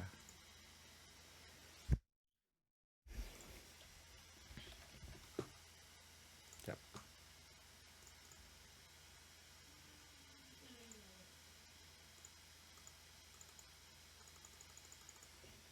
There's a debate between Prismatic Ending and Decay, but Since the decay is sorcery speed, I think I'm leaning towards that. The other argument is like if they play like a 1-drop, we want a pending, but at that point we can still like decay plus Hexdrinker next turn. So it's not like we're like have many spent unless we draw like literal like another Hexdrinker next turn. They put Yorion in hand. Okay. At this point I think I just like double hex here. Double hex. Get a little aggro, shall we? They draw red and 6, that's gonna suck. But we can just like kill it.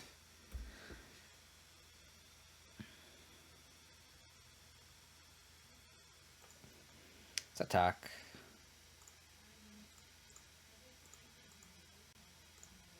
What's in their hand?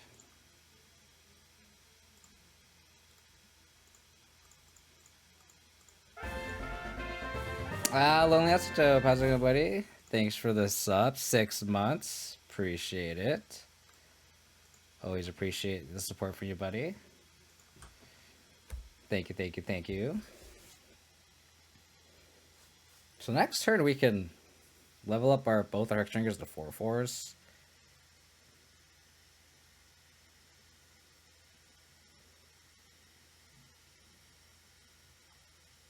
Okay. I'm assuming they're an Omnath deck. Wow. Okay, cool. But yeah, Lonely Isotope, appreciate the sub again, buddy. Really appreciate your support.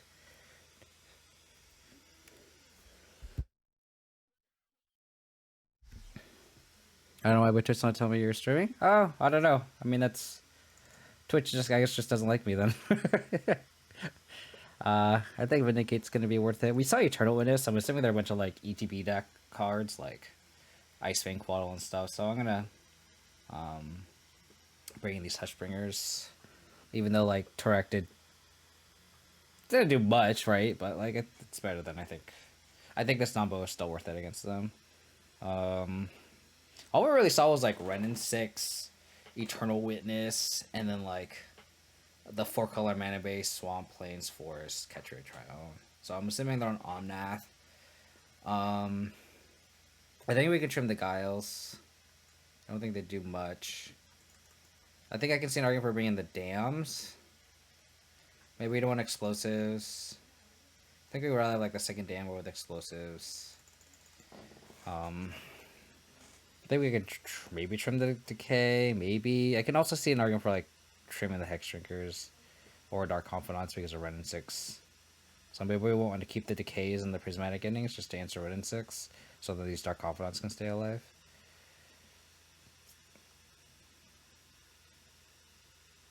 The skills is only for Red and 6, and it's kind of slow, so maybe we just cut the Red and 6. Well, I guess they also saw Eternal Witness, so maybe that's an argument for keeping Kai's God because they saw Eternal Witness.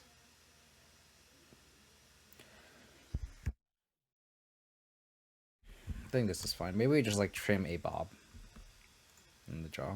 I saw Eternal Witness. Yeah, that's why I post everywhere when I go live, just in case, because I don't know how people find my stream. I don't know if it's through Twitter or through the Abzan Facebook group.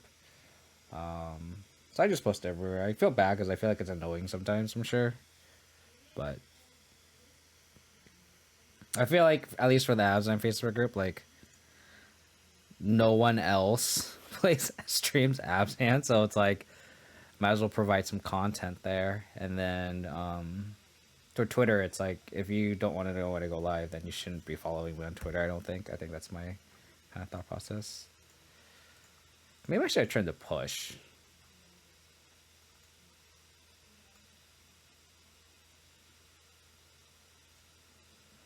I think I just take this. I guess I take the Quaddle. They can seize my courtyard. We have all of our colors online, and I don't want them to ephemerate the Quaddle.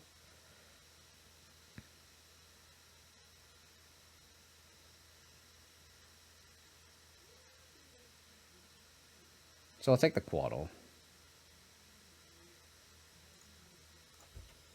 And then that way, like, this Bob can actually attack, too. So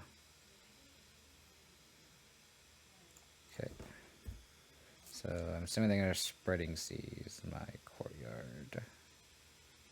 How's it going, Argayoso? Apologize if I'm pronouncing your name wrong. Appreciate you tuning in.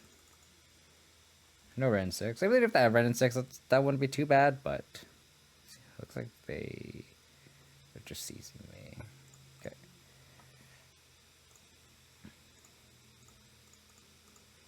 So no Ren 6 one time.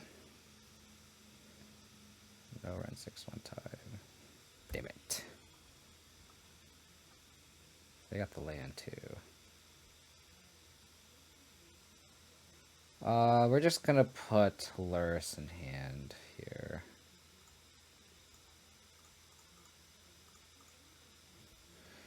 And then we're probably gonna wait until turn 5 to go Lurrus plus Bob here. Oh, I do have blue for a pending. You're right. You are right. I should probably save that then. Okay. I'm gonna protect my white source from another spreading sea, so I'm gonna play this Overgrown Tomb. I guess I should have seen if this resolved for some reason. It didn't. So now this is nice because this protects it from Ren and 6 now. Oh, never mind. They're just gonna draw the Helix. So their hand is Omnath, Ephemerate, Unknown. I wonder if they'll Omnath here.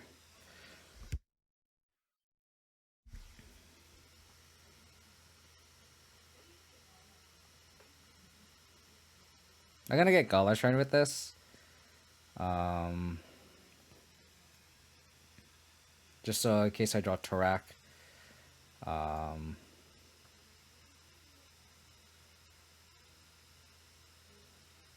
Okay, so I still have blue, black, green, white. So let's Thoughtseize here.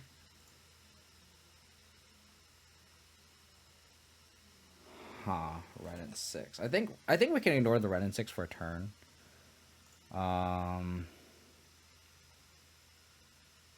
Because we can Prismatic any of the Red and 6. So we'll Thoughtseize the Solitude.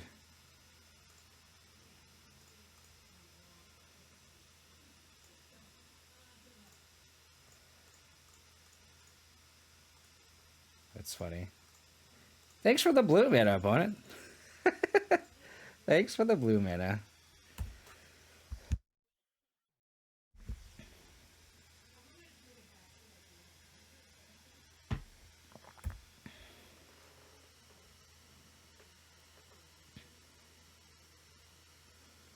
Heath. Play the Heath. So their hand is Ephemerate, Unknown. They'll probably put Yorion in hand, I assume. Best draw would probably be Tarak.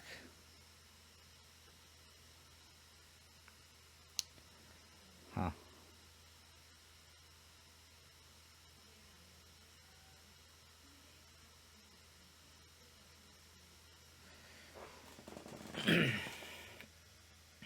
I really wish I had either a land or a bauble, because I wouldn't mind like pending Lurrus bauble.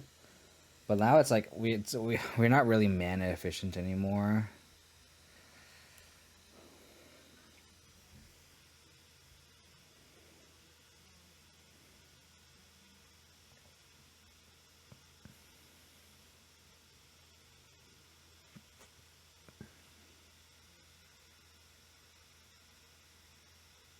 Because I need to answer this Ren and 6.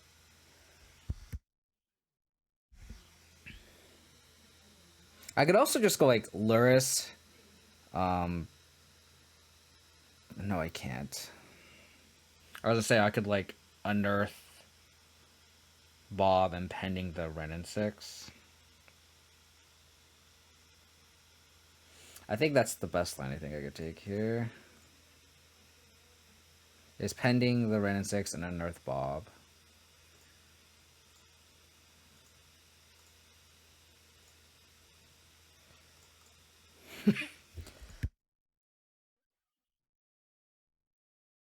This spot puts a lot of pressure on them having exactly a removal spell here. They draw like Fury or Solitude, that's gonna suck, but oh no. It's just Yorion. Okay. They shocked that in.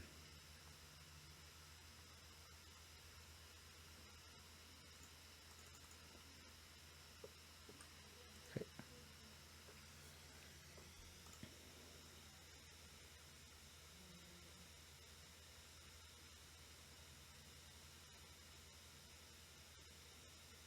Okay.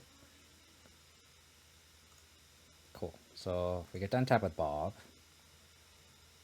Temple Garden.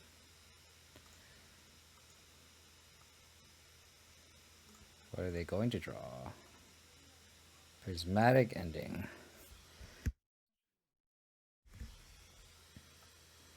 So they play a Lurrus into their Prismatic Ending.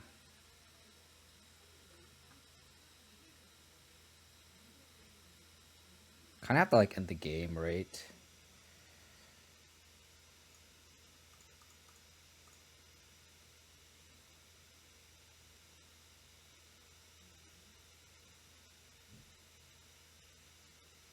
Yeah, I think I need to like go a little aggro here.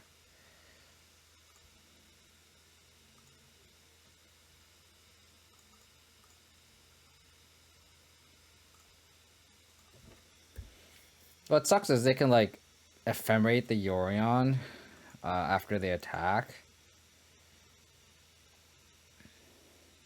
But I think we have to do this.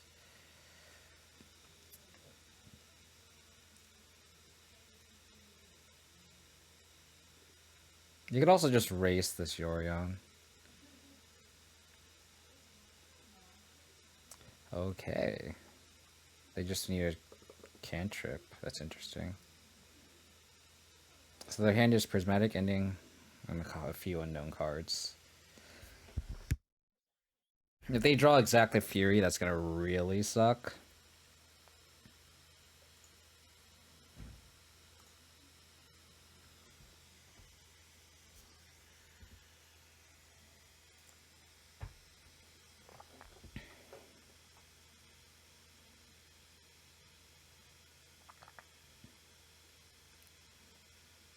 Okay.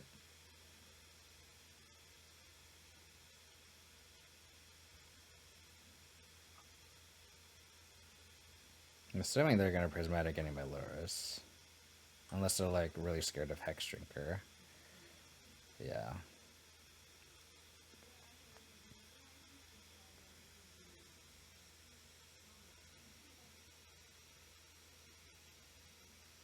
Or not. Opponent's getting tight on their mana. Blue, white, white. Teferi. Okay. Bounce Bob.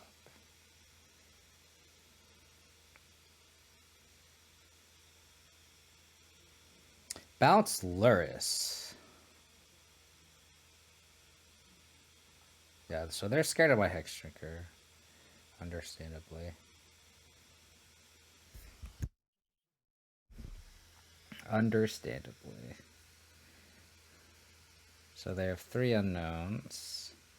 A dam would be great off the top. Because we could dam this, kill Teferi, go Lurrus, Bobble, or whatever.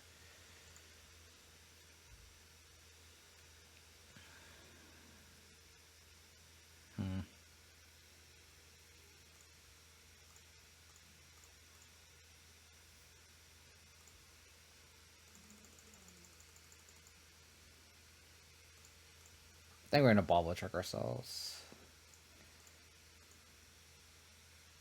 Lingering Souls. I think Lingering Souls is worth keeping. As well as this Tome of Life being kind of huge.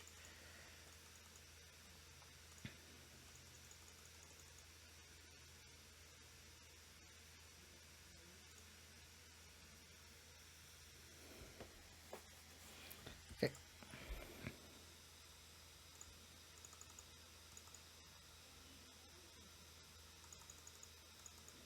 So we can't exactly fetch here, because we face lethal from this Yorion.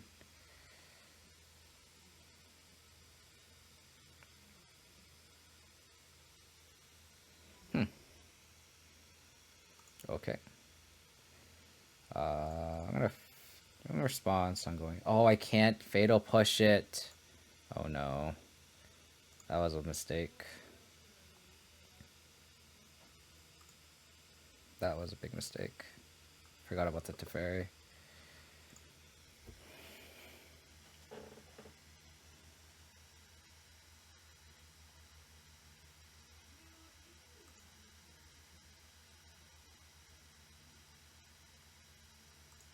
Another Teferi.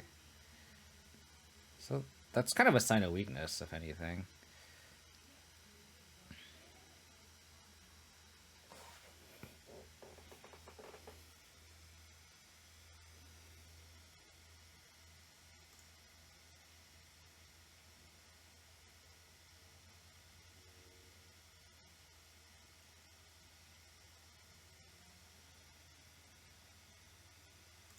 Okay.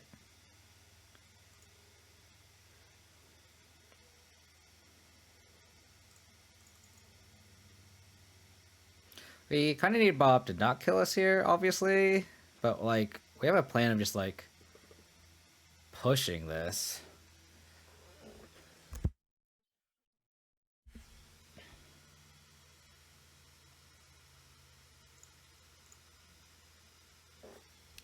Yeah, so let's Inquisition.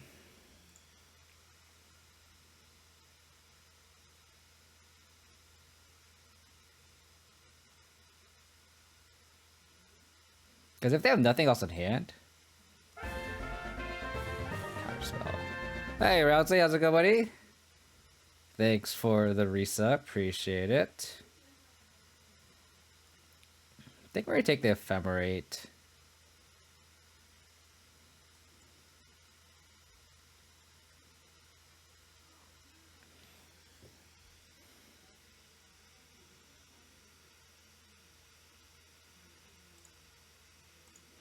Let's see if we can bait out this counterspell here.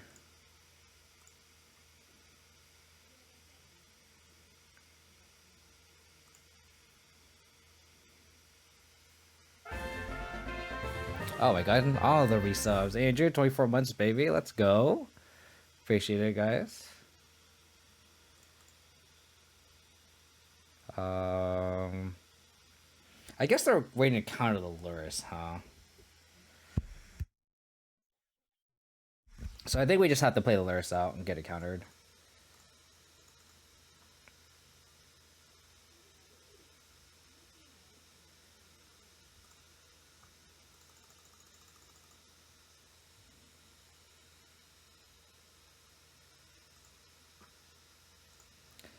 So that we push this Omnath.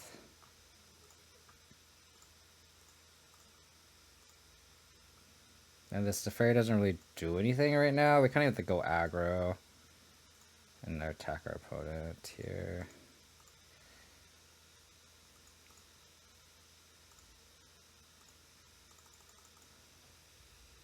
So we kind of need to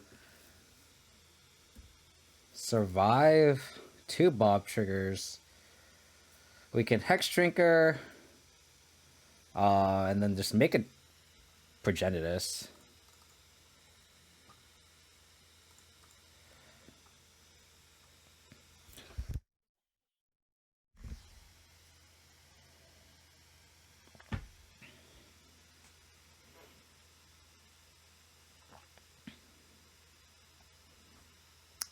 Not attacking.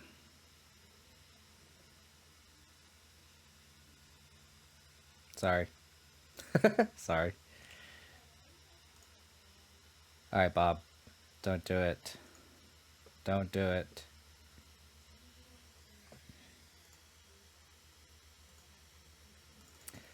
Unfortunate.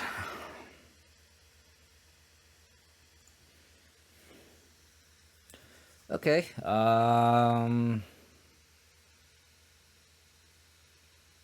it's good info that they have counterspell. Let's just run it back. How's it going, Grace? We're already guaranteed the Jund 5-0, right? So we get there. My throat is just dry from the weather just getting cold. It is annoying. It's just like a consistent thing every year. I always like get like a cough during this time of year, unfortunately.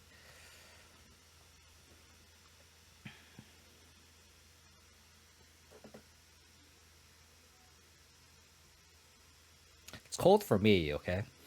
It's cold for me.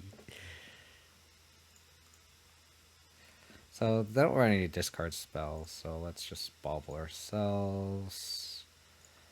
Forest. Just try on here. Okay.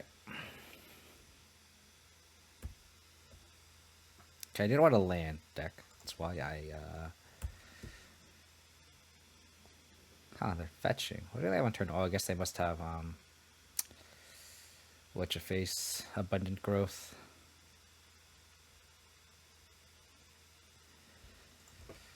I'm gonna play Tarmogoyf, and then I might growth it next turn. Or I could just Inquisition.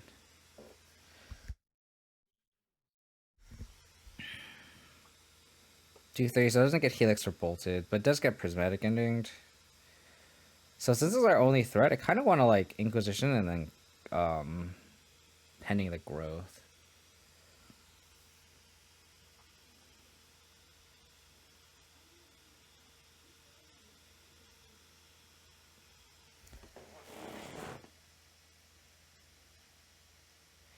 That's a tough call because we kind of want to be the aggro deck here because we go Tarmogoyf. And the next turn, if they go like Ren and 6, we can like Inquisition plus pending it.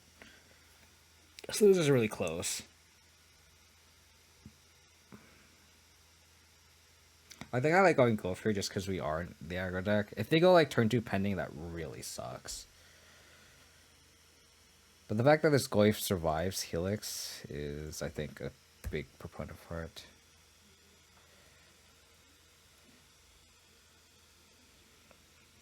I mean, it's not ramp, it's just color fixing. So it's not too bad. But I kind of like, if they like fetch a basic here, that'd be kind of nice, because then they are the same that this girl's gonna live.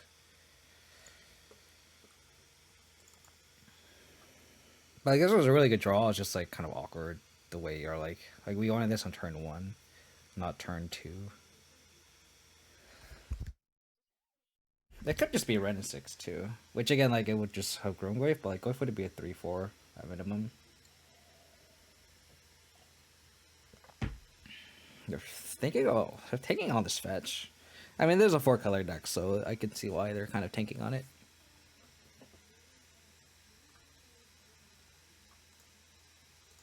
The Torak again would be great here. They're just gonna run here. Oh, they're gonna pending. Fuck. Yeah. So we got punished there.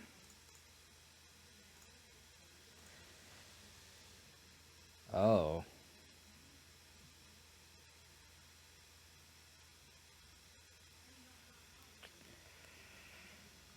I guess we just take the Ren.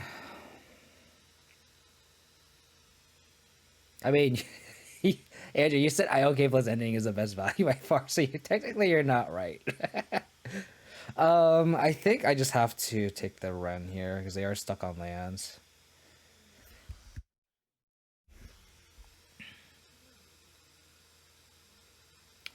Still debating if I want to pending the growth. Because they can still technically cast everything.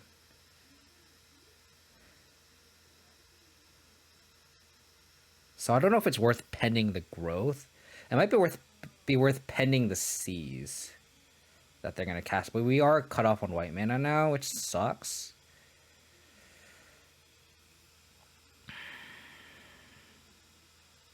This is for sure a Ren. So I'm just like, I'm not taking what to take, I'm just taking on what we should do.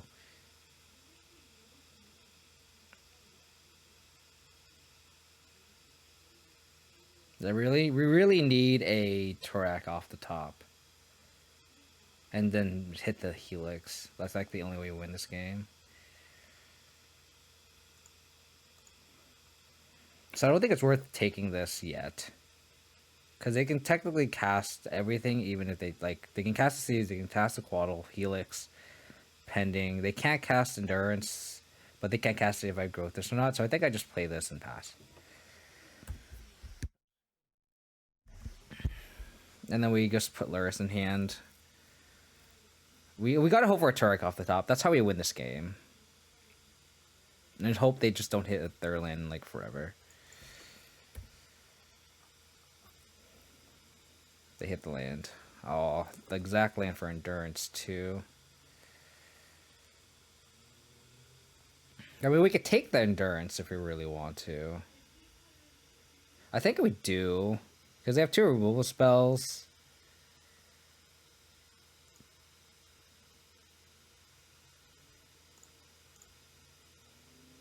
I think we take the endurance here. They have solitude also.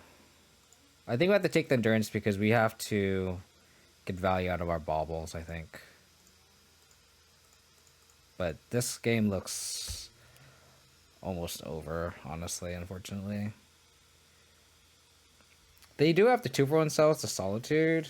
I'm assuming they're going to main phase the squad to draw land, but these type of decks we just can't beat consistently. Like, when you kind of need a Turok to cheese them out of the game, right?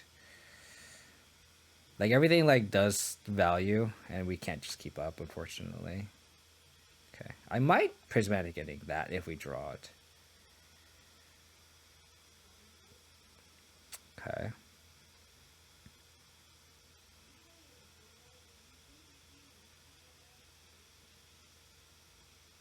So they can Helix or Lurrus, unfortunately.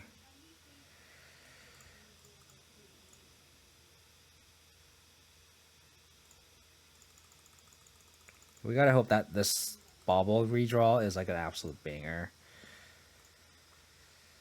Another Helix.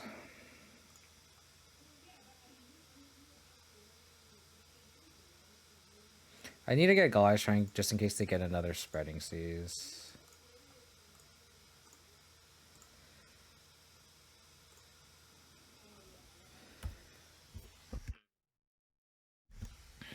Track, please. Fatal Push is not good. Can we take the LJ 4-color Burgundy to fight to Abzan? It's unfortunate that all the red is what's really popular or powerful, like Ren and 6, Omnath, like all those cards are red. So like nothing in black has this much power creep in that sense, which is what's awkward. Sure. Again, we need to hit a banger here. Does that count as a banger? I guess. I mean, they have another Helix. Red Omnath for, yeah. Like, if the Omnath was like black instead of the blue, then you can make an argument, right? But that's not the case. Trying to figure out if I want to. They're gonna Helix on their turn, so we don't need to. Okay. Again, we need a Tarak off the top.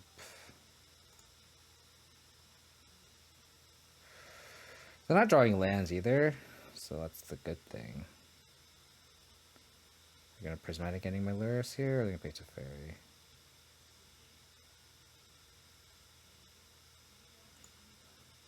Okay.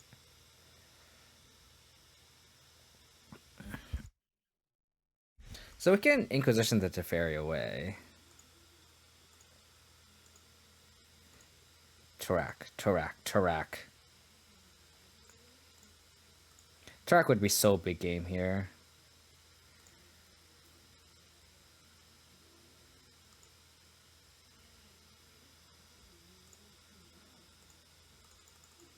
Because we can like pretty much take those and then they can't answer the Tarak. Maybe I just need a third Tarak in the sideboard again.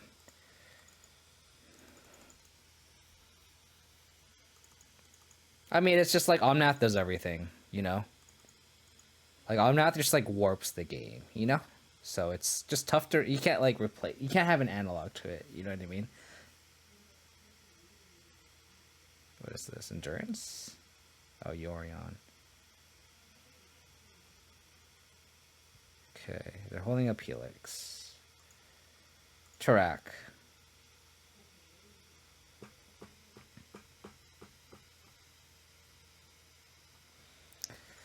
I'm gonna pass the turn. I'm gonna hope that they Yorion here, and then we can push this.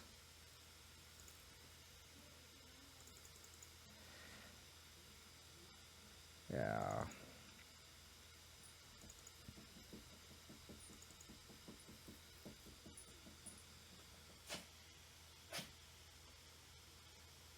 I had a third Tarak in a previous iteration, and I think I just want that again. I think these Veil of Summers are just so bad. Just not good in this type of deck. Is this a Yorion? Looks like it.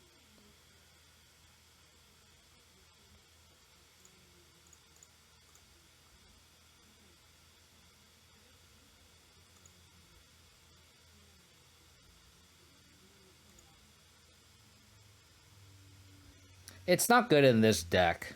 And, like, it's only good against counter spells.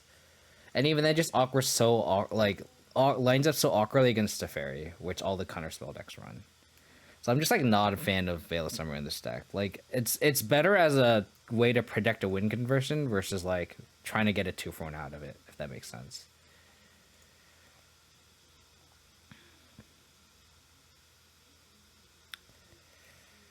One, two, three, 4, 5, 6, 7, 8, 9. I mean, they have all the answers in hand, but we're just going to have to play this out.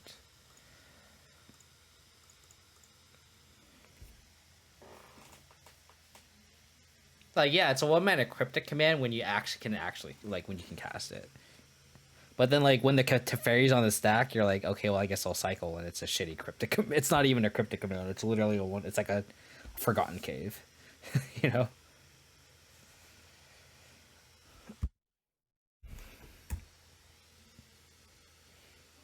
Yeah, we just can't. This is just the style of deck that we just can't beat, unfortunately.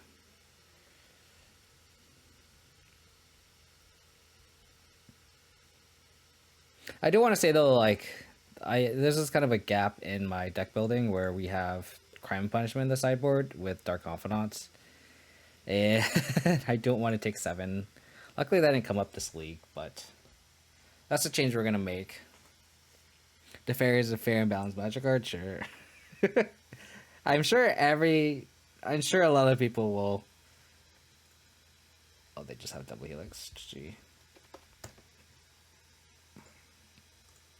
I'm sure a lot of people have their disdain towards, Teferi.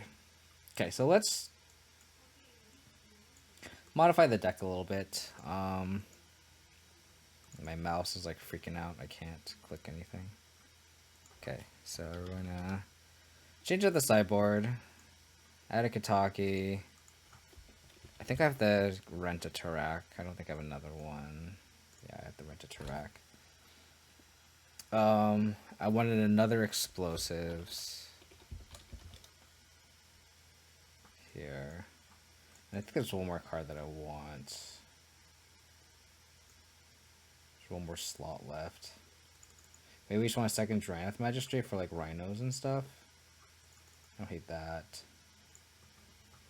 Do I need another Dranath Magistrate? That's the question. I think I do.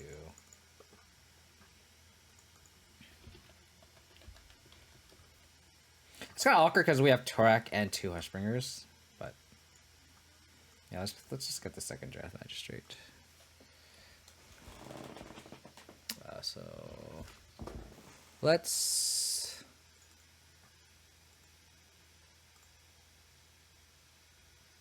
rent those 2.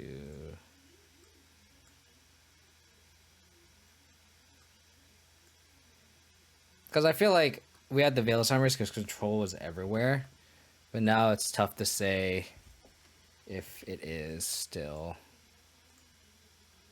And again, it's just awkward because, like, well, maybe there should be a Torpor Orb. Or one of these should be a Torpor Orb.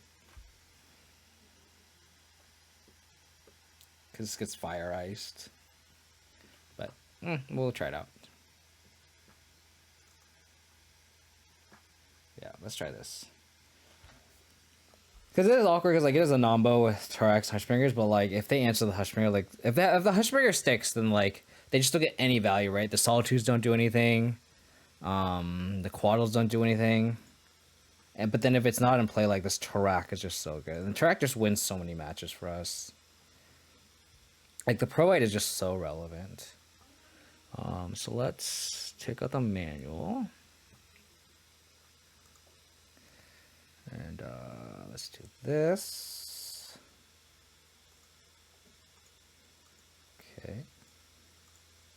And then let's update the date on the deck list and update the stream decker, because I always forget to do that.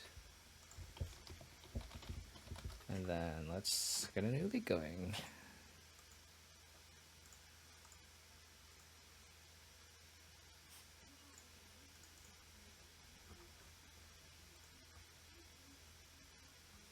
I got my mouse. I need to get a new mouse. It like gets so fidgety.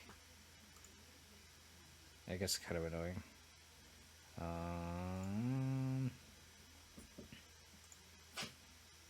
2 magistrates, 1 Torak. Let's give this a whirl.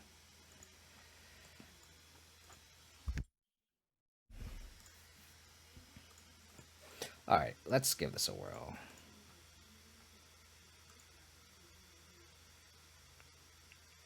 Quick pairing, quick pairing. Blade Magician. Hey, they changed my avatar. Oh, I must, like my mouse must have flipped out.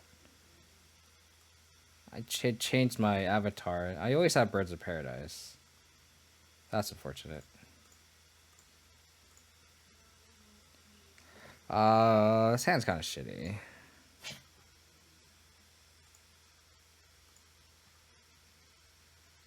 My record is 3-2 was the last league. I'm gonna mulligan this hand. If they revealed Lurrus, I might have kept it, but they did not. Where's my Birds of Paradise avatar? We're gonna bottom explosives. Again, like they don't have any info on it, so it's like why would we? Thoughtseize. Okay.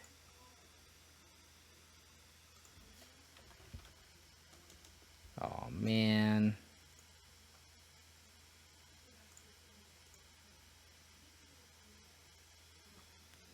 They took the Hexdrinker. So we're going to ball a trick at the end of our opponent's turn. Hopefully it's something we keep, because like we don't want to keep, because we can just fetch it away. I guess I can't change it back. What happened to it? That's unfortunate. I'll worry about later. They missed on their second land drop. Tarmogoyf. I kind of want a third land for Lingering Souls, so let's just do that.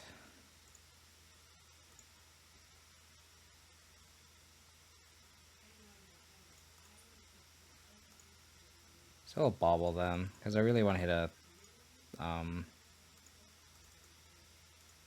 a land.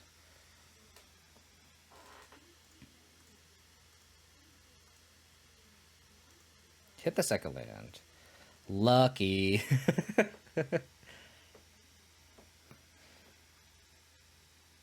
Again, like I think Lingering Souls is how we win this game, which is why I'm like aggressively getting trying to hit a third land.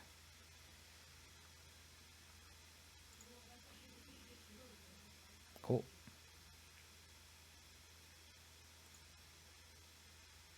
I'm assuming they have like Drown or something.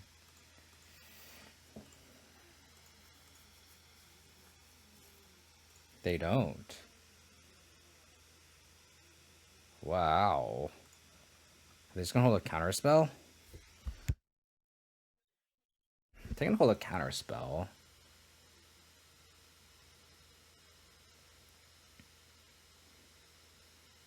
I think I just put Lurrus in hand.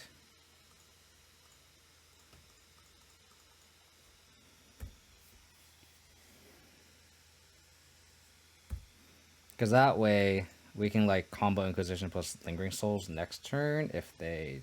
What is our opponent doing? Perfect. I wonder if I should attack first. If I hit an instant, I deal in 1 more damage. But I don't want them to Inquisition response. Like, they actually might take the damage here if they have like a drown.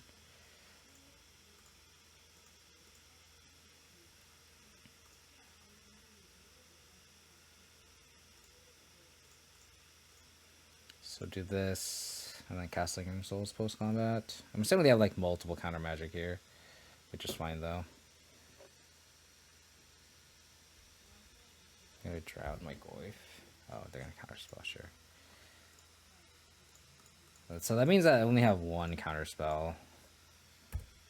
Because I'm assuming they would love to counter the Lurrus. I could have played the Lurrus, but like I kind of just want to make them deal with the board first, and then they have to kill the Lurrus. Sweet. How's it going, John? Hope you're doing well, buddy. So we saw like Dimir, Thoughtseize, Counterspell. That's all we saw. Assuming they don't snack Astro Mages, so we can bring Lurrus, we can bring Vindicates, and it's a little bit more versatile. I think we just cut the pushes. I guess we can bring the other Tarak. Seems really good here.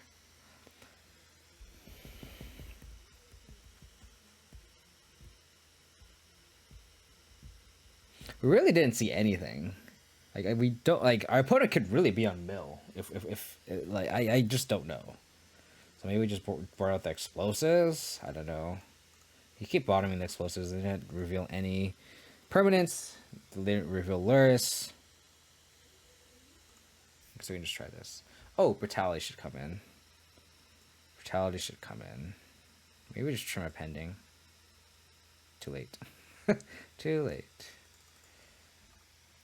My dog needs to go outside, so I'm gonna have to take a quick break after this match. Oh, mulligan to 6. It's a very Thoughtseize proof hand, obviously, because they have baubles, so like they probably just take the Hexdrinker. But it's awkward because we also have this Unearth. But this Unearth is usually for like Lurrus and stuff. But this, oh, they're Esper. Ha. Esper with discard spells.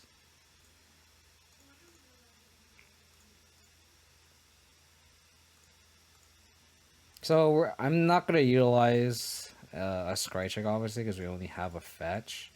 So I might activate the first bauble, but then I might use the second bauble to scry check. So I'll keep 1. Oh. So they're like Reanimator? Interesting. Did not get that from our opening hand. Luckily we did board in our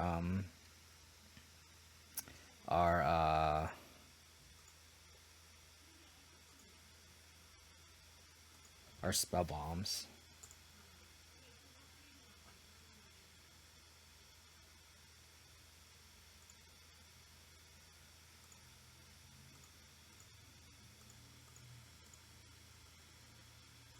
So we're gonna bauble trick here. They are a Thoughtseize deck, but they don't have black mana. They could have Faithless Mending into it, but Inquisition, I think I would like to keep that. We'll just do this, level this up once, and pass. So next turn we get Inquisition, and then the following turn we can Tarak. Yeah, so they're gonna Faithless Mending. And who knows, they might not be a Reanimator deck. This could just be a value Faithless Mending, which is interesting, but like the reason why I think they're Reanimator is because I feel like they just literally didn't do anything. So it makes me feel like maybe they just drew like the wrong half of their deck. And like they just like didn't want to reveal any information because they kept a 7. and just like didn't reveal white at all, right? Which is kind of good because like if they were Reanimator, I would have boarded in like I should have boarded in the brutality, but like I would have should have done that, but I should have boarded in the dam as well.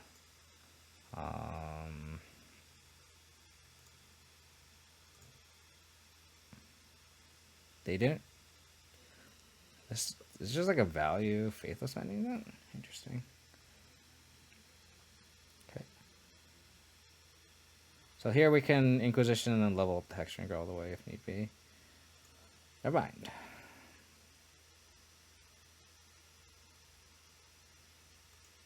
Oh, okay. So we're gonna hope that their last card is not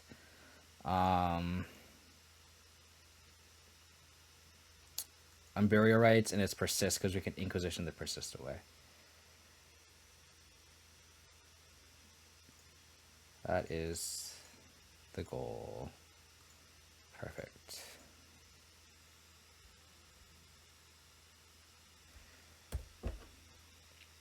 Kind of want them to like.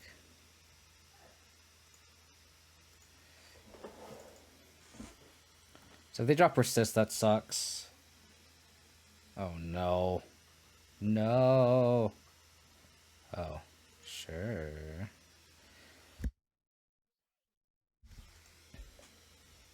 Well, this Turak is already an Archon in the graveyard, so they didn't play a land either, so graveyard hit would be really good now too. Like a spell bomb. That's a lucky. So we gotta hope that we don't hit the Archon and we hit the non-Archon. Nope. We gotta hope that their last card does not persist.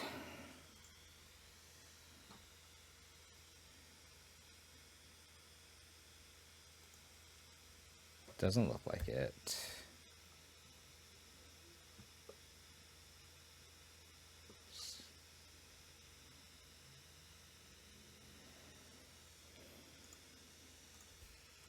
So we'll attack.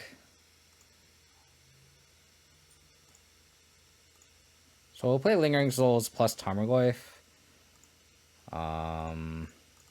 It's the quickest clock, and if they do happen to reanimate this, we can just sack the spirits.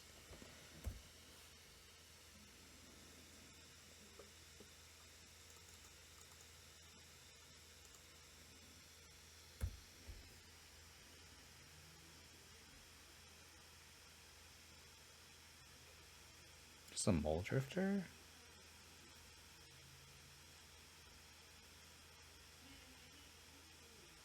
Oh, shit.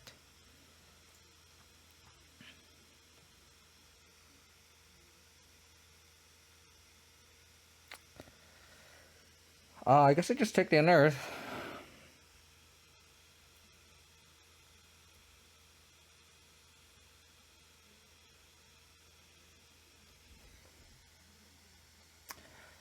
Okay, so they can flash this back too.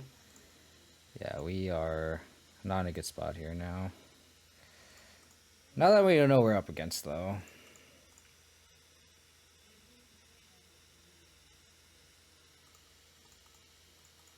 Now that we know what we're up against.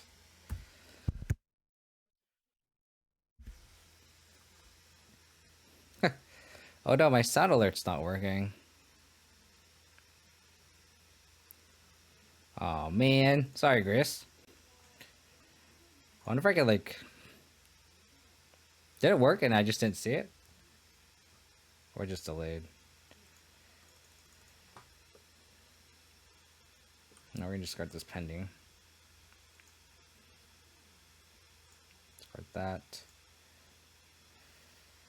I think we just. I guess we have to block because we're gonna take 3, unfortunately. Can you wait a couple minutes?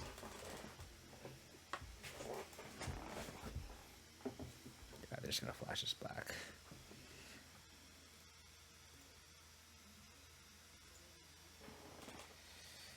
I think this is Garbaggio time. 5 plus 8 is 13. Garbaggio time. Sorry, Grace. I don't know what happened. I think my sound alerts is broken, unfortunately.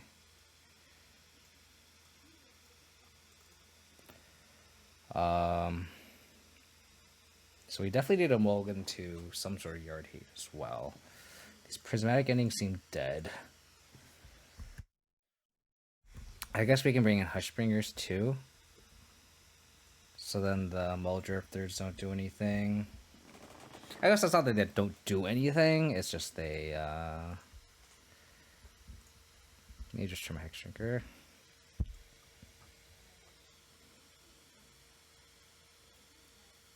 Maybe we want the Turak, Hexdrinker instead of a Turak.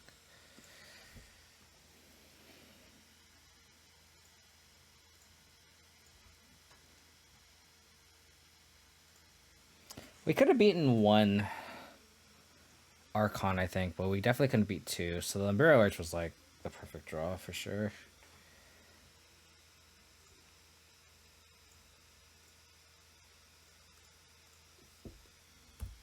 So probably just like Brutality here.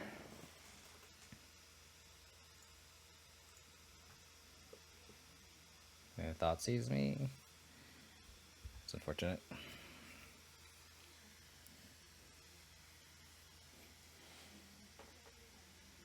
Thought sees me. There's always a cool line where they could Thought seize themselves as well, but take the Brutality. Interesting. Spellbomb. I'm gonna play the land that we did not reveal.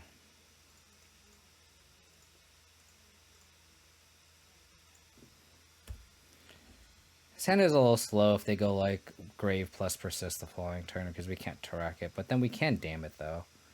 So, okay. Take the Turak, interesting.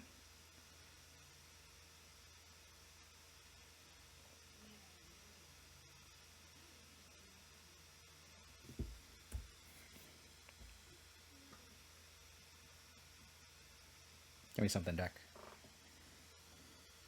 That's something. That's something. That was something. And the Hexdrinker is also just like a clock. They took 8 damage themselves.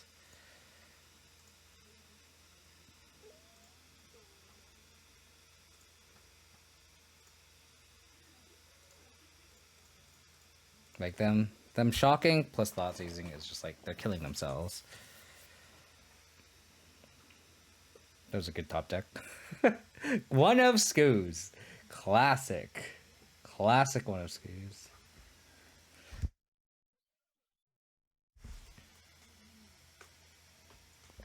Grace, you know I can read how I can give you back channel points?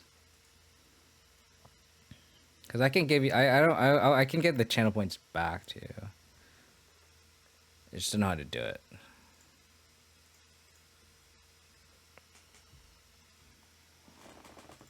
Maybe the sound alert is down for now. Opponent is very angry that this is our top deck.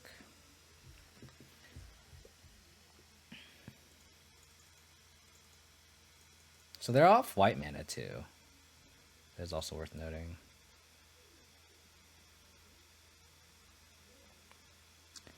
That's decent.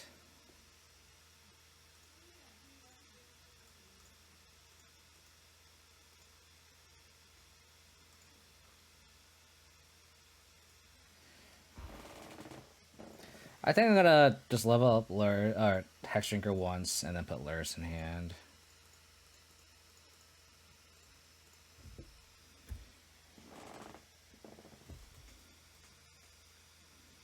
Because if they go like Unmarked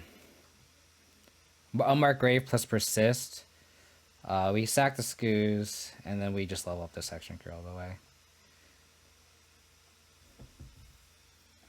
Oh my.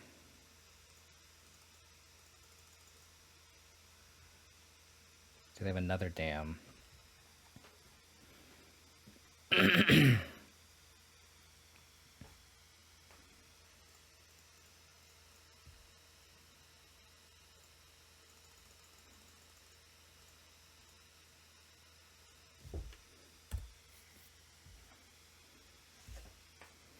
Rejecting the reward in the reward queue. Huh. I feel like I'm such a boomer with this stuff. Okay.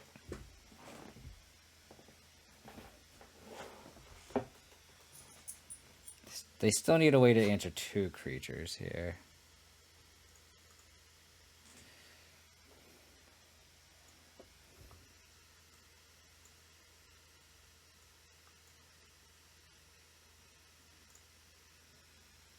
Yeah, apparently I can't. I'm looking at all our quests and all the queues. I can look at the queues, but I can't look at whatever was in the past. If there's like a command where I can like give back, let me know. Sweet, off to a good start. My dog, she needs to go out. So I'll be right back. Give me just a couple minutes to let her out. Off to a good start though.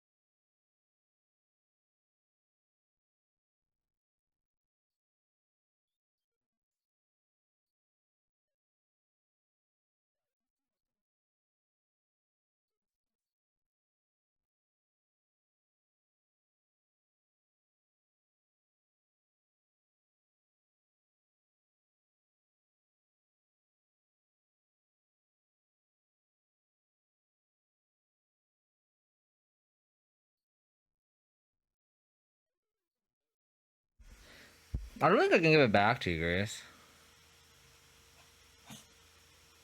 That sucks. That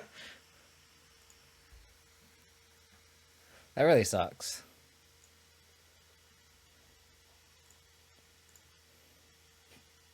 I'm gonna have to work on that off stream and see if I can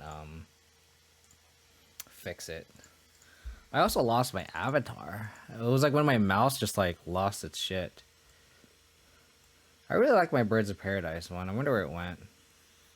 That's never going to happen. Oh man, did I lose it? I wonder how that happened though, because like my mouse like literally flipped down. I'm gonna have to look back at the. Oh, here we go. Yes. Oh wait, it's not in my collection anymore. Oh man. I have to like buy it then. That's unfortunate. I had it. I must have like just not been in my collection anymore.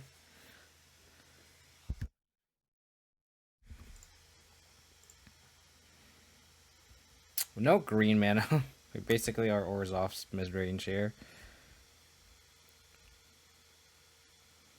I wish we were on the... It might have been, but apparently I don't have the avatar anymore.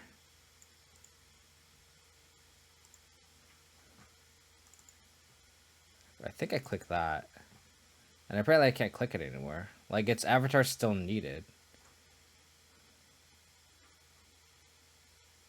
So I lost the green one. This is white, red, black, blue. Oh, this is green again? Yeah, white, red, black, blue. This is black too. This is green. I just lost the birds. That's unfortunate. It's kind of a sketchy keep, but we're gonna keep it. I wish we were on the play because we can like just turn 2 Bob. Like turn 2 Bob on the draw is kind of iffy. But I think it's still worth keeping. Again, it's kind of awkward, but I don't think it's worth mulliganing. Forest. Oh, we're against Ponza? Jesus. I mean, they could just turn to...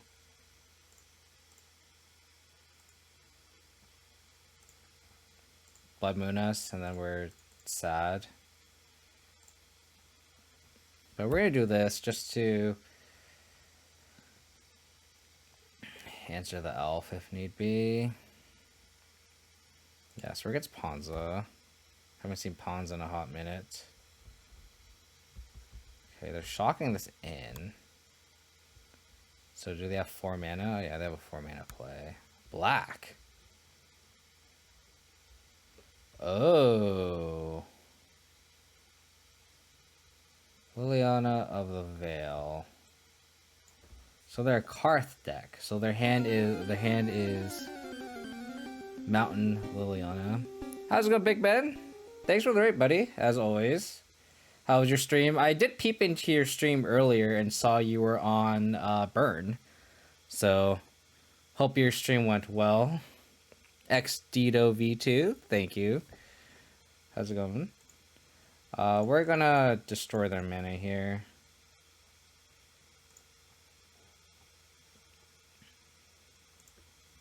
And then they can't Lily.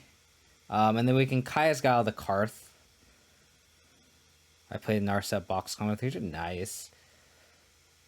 That's always like I don't want to say like a fan favorite, but it kind of is like a fan favorite, right? Like people love the Teferi like puzzle box Narset combo. It's kind of funny.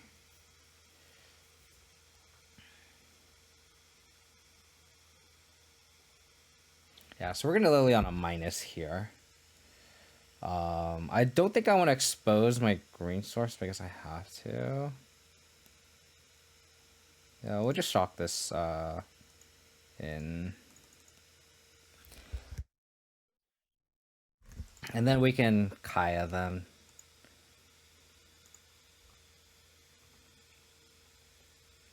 Yeah, people love that deck. We're gonna make you sack, buddy. We're gonna make a 1/1 so that we can insulate ourselves from this Liliana. My favorite part though was burn.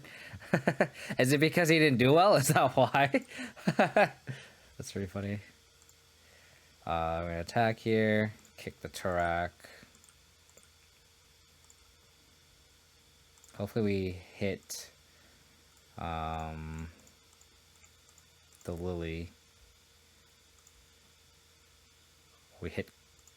They didn't cast Kai. Oh, they are literally on the Carth deck that we are on. That we played. Oh my gosh. Oh, it was like a dono deck. Nice. How is, because I saw that baubles and stuff, and I wonder how it is when you lean more into baubles than a burn list, right? Like I feel like Lurrus is just like one of those like contingency plans, you know. So I wonder how it is. It does not work. That's unfortunate. Sorry to hear that. Sorry to hear that.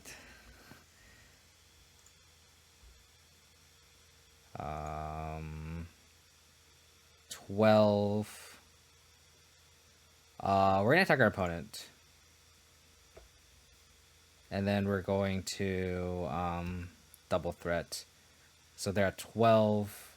And then it's 4, 10, 11, 12. Yeah, so this is lethal. We can ignore the Liliana for 1 turn, especially because we have Lingering Souls we can just discard. Oops. So do this. Do this.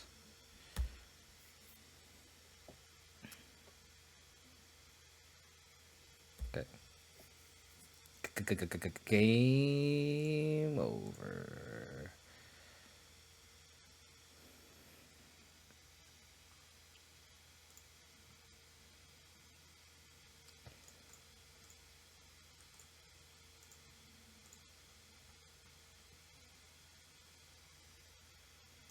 Cool. I wonder if they know that, like, I trophied with this. It must be a different list, though, because they have a Triome, which I don't think I had. I don't remember. But I wonder if they're on, like, Karns and such, too. Makes me wonder. So the explosives was kind of clutch, because we got to, like, take out their mana, and the deck is so mana hungry. So it makes me wonder if we want more explosive. We definitely want the Vindicate. I think Turak is very, very good. I think Scavenging Ooze can come out. It's only really red and 6. But we saw like Carth, Liliana, Kaya, so we can probably board this out. Probably board out the Kaya's Guiles too. And then maybe we can just board in. Ooh, Pithing Needle is really good against obviously Planeswalkers. So like all the things that we want to kill that's like spot removal is like 1 drop. So like Arbor Elf and Utopia Sprawls, and then everything else is like Planeswalkers. So like Prismatic Ending can answer those, and then like if we can like being able to hit an Arbor Elf and a Utopia Sprawl with the explosives is just so good. So that's why I'm wondering if we should run a second one. Like I wonder if the second explosives is better than like an Unearth, considering that they did have Kaya, right? Maybe we don't want the Dam because they're just like a Planeswalker deck, so maybe we just want explosives. In the list that we had like Garrick and stuff making beasts, so that it's more of an argument to get explosives in the deck.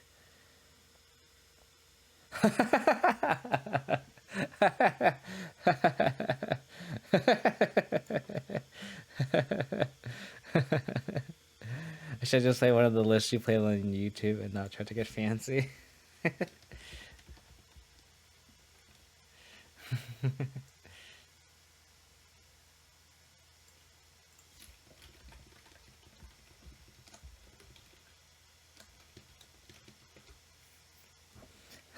Our opponent does recognize my name. This is why you just take the same list that you see when you 5-0 and you just run it back. You don't make changes from the get-go, is what I've learned. I think this is fine.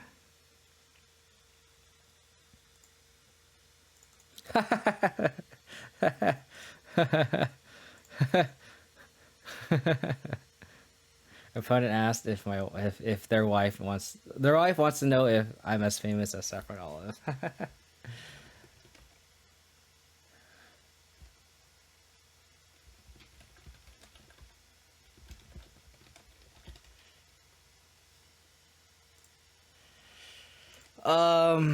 This hand is so close.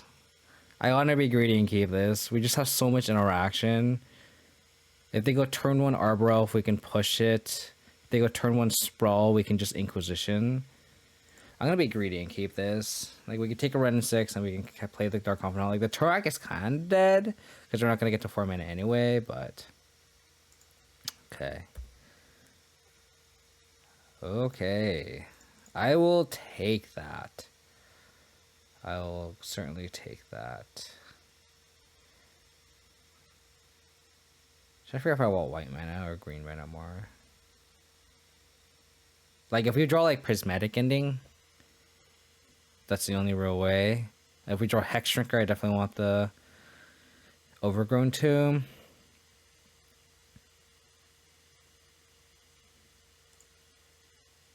I think we're gonna most likely cast Hexdrinker, if anything. Oh. Our hand lines up very nicely to this. Very nicely. Okay, that's the card they drew. That is the card they drew.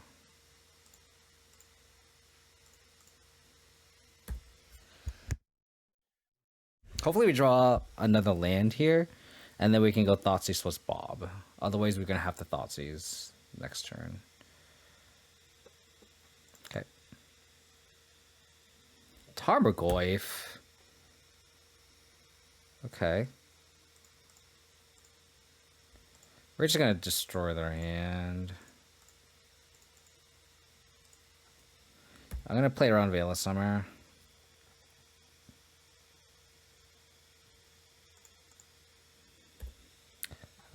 Lands would be nice.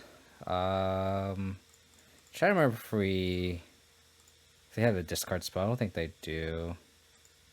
So it's gonna bobble on their upkeep.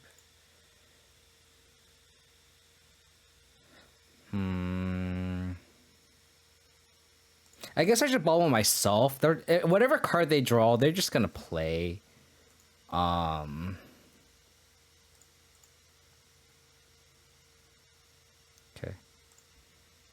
Never mind.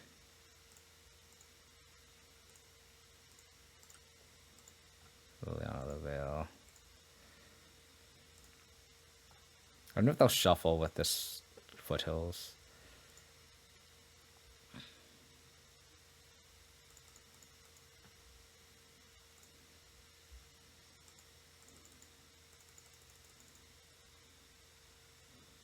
So last card to push. They're gonna shuffle, sweet.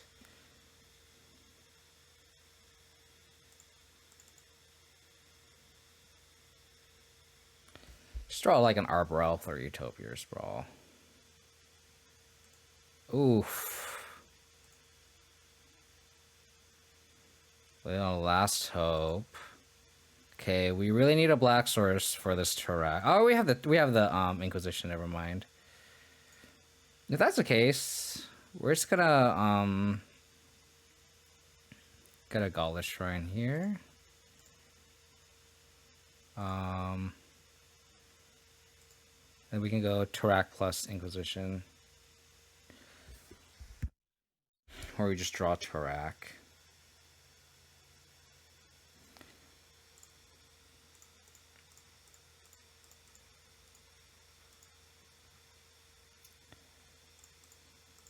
Sub between decks for the Envy and Half Drunk on Margaritas talking me to play Abzan.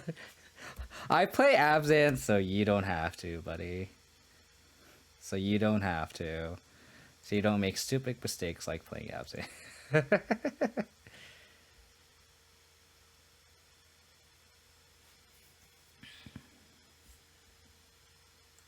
Oof. I wonder if they're gonna attack.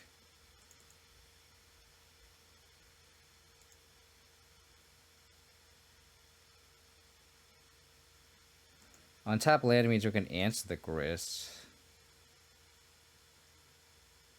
On Earth.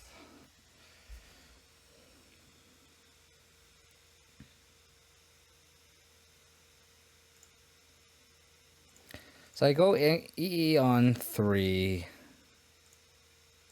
And then play Hexdrinker.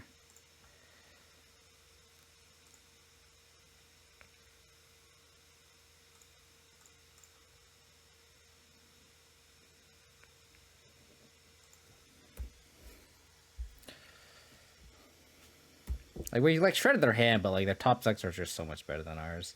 This Bob is kind of keeping us in the game, but still kind of rough.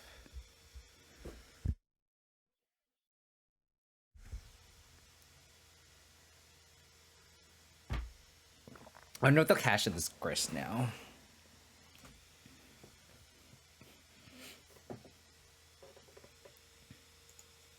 Yeah, they're gonna cash in this Grist. I wonder what they're gonna kill. Maybe Bob. Oh, they're scared of Hexy, huh? Okay. We boarded out the dams, unfortunately. We didn't board out the fatal pushes, though. So we need to draw fatal push. Exactly right now.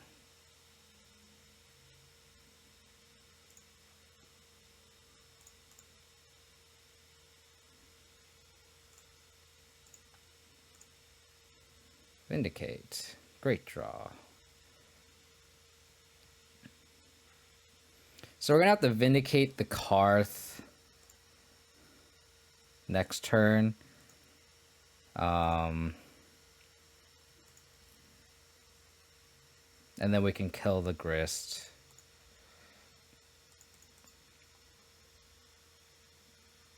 I don't know if they'll play like a 3-drop into this. Probably not.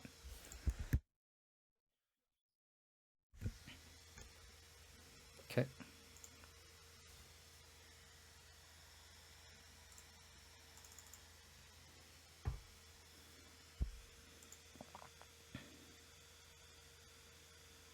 I'll probably save this fetch.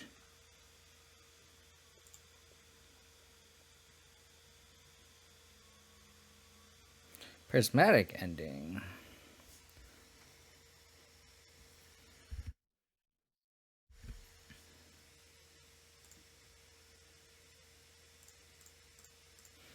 No Veil of Summer, please. Thanks. I wonder if I should Inquisition here. I think I'll punish if they have exactly another Grist, but we have Prismatic Ending for it, so I think it's fine.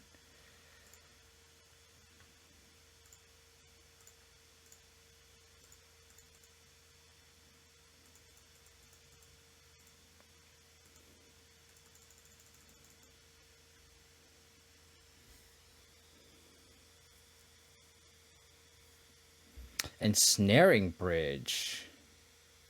Wow. Interesting. Interesting.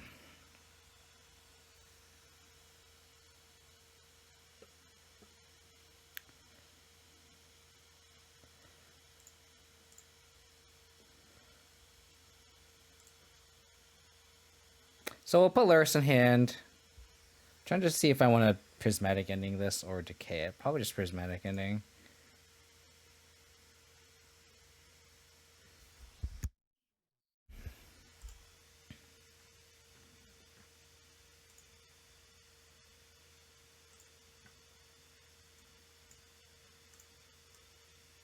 That's weird, I had 2 of those. Weird.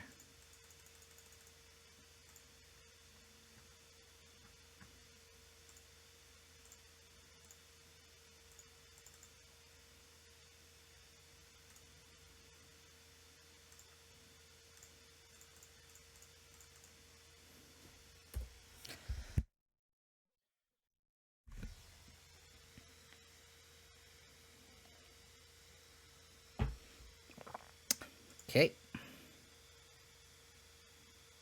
You got a Lily out of the veil.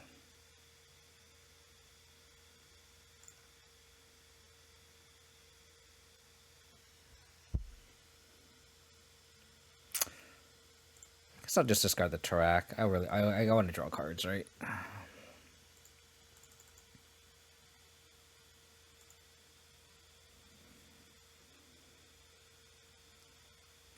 Trying to figure out if I'm going to use all my mana.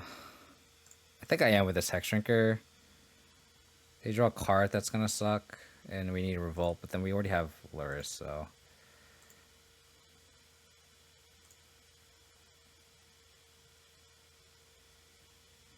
Temple Garden.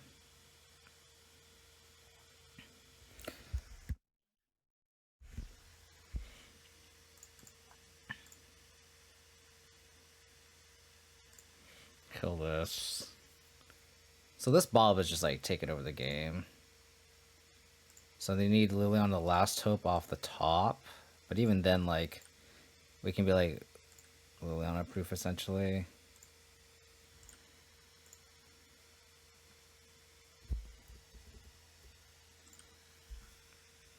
So we'll play Lurrus. Bring back Hexdrinker. Level this up. Pass.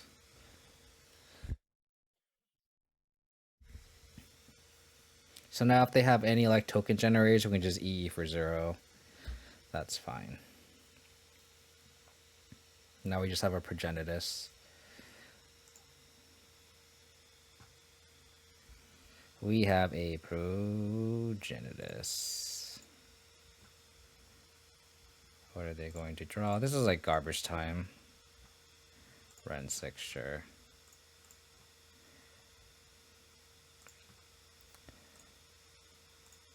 I should have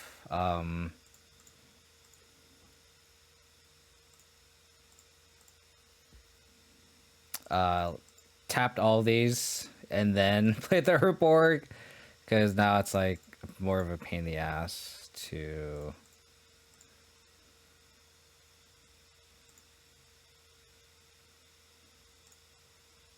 level up the Hexdrinker.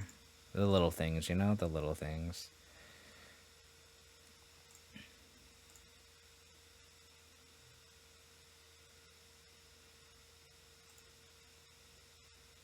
I guess I should have played the Tarak as a 2-1. But this is just game over, because you know they have the Ren 6.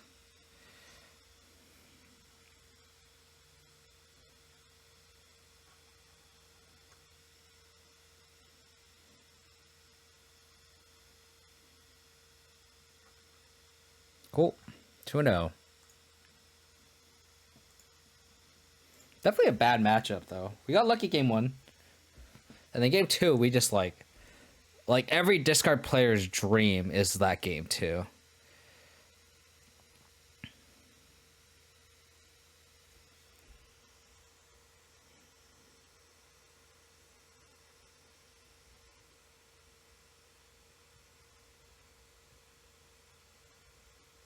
But 2-0, great start here.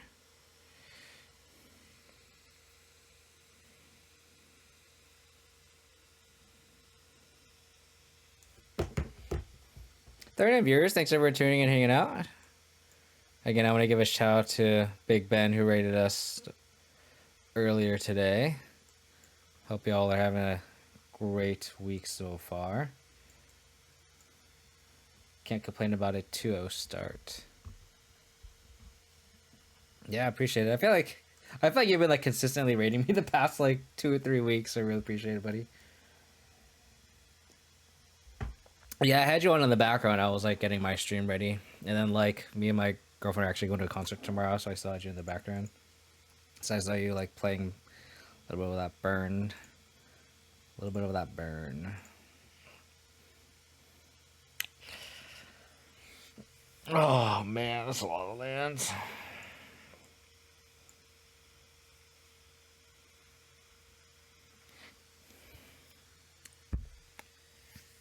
I think we have to mulligan this. We have to be a little bit disciplined. Okay, well then. Do I want to play one Blood Moon?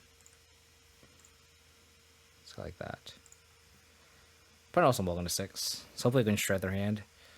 Could be Jessica Control. One of my favorite Magic players, I don't think he plays anymore, is Benjamin Nikolic. He's just...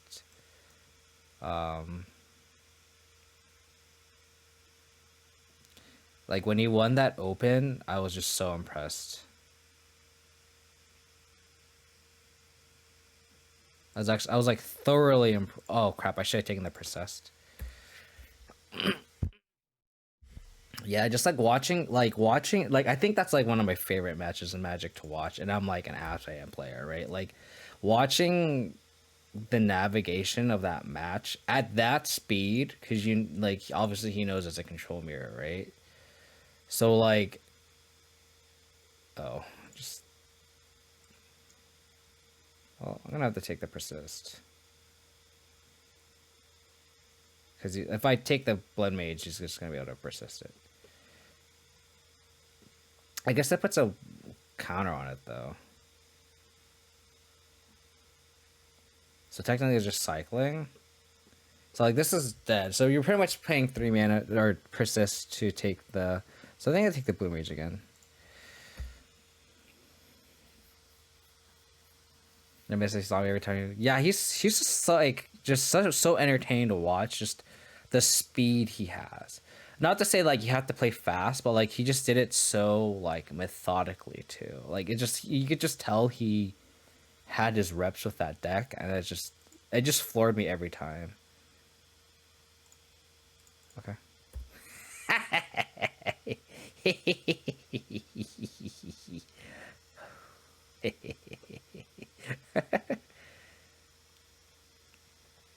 Sure. You got a 4/3.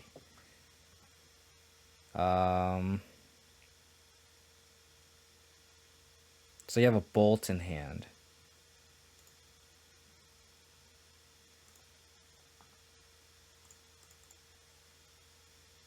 I guess we're gonna just play the Bob into the bolt and then just try to erase this. Like, we can easily lose this game. We need to draw a of course, a Rubo spell or a way to deal with this grief. Okay. And of course we can just put Lurrus in hand this turn. And then next turn we can go Lurrus plus Bob. Of course they could have a grief here. Remember when us players wanted Grimflare to be good? It was good for a second though, Siege Arno fan. It definitely was good for a hot minute.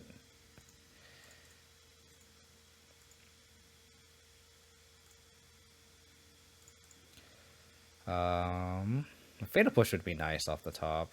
So just stop taking damage from this grief here.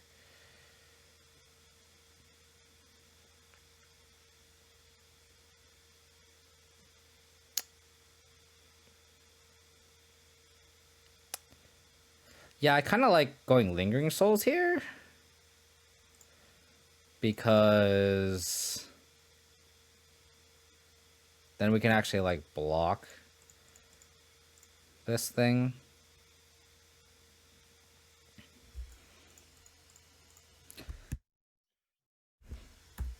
The real question is are we going to triple block here?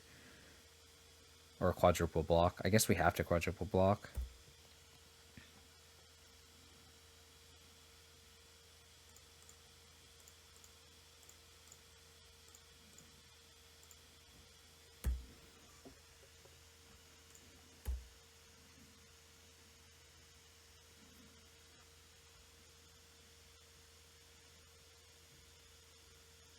Yikes. That sucks. We did not play around the persist. Oh, man.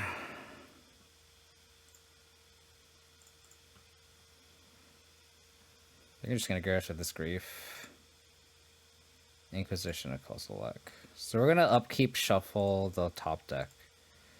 Just in case we draw a Fatal Push.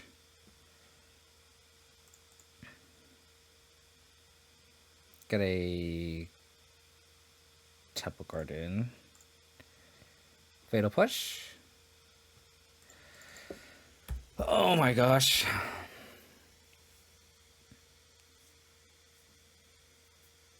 Maybe we weren't supposed to put Lurrus in hand that early. I mean, who would have thought that we would draw Lingering Souls, right?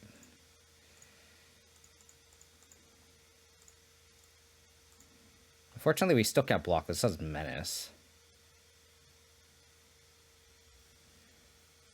So we need like another threat.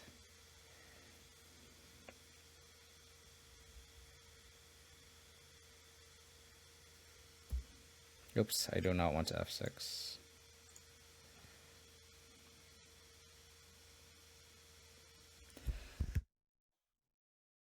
Terminate. That sucks now, though. Okay. How's it going, Pluto? Hope you're doing well, buddy. What sucks is now if we draw Fatal Push, we can't exactly answer the grief yet.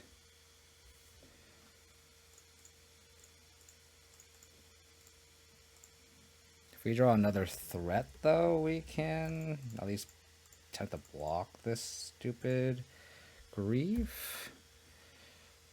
Oh yeah, bods have been fantastic. Okay.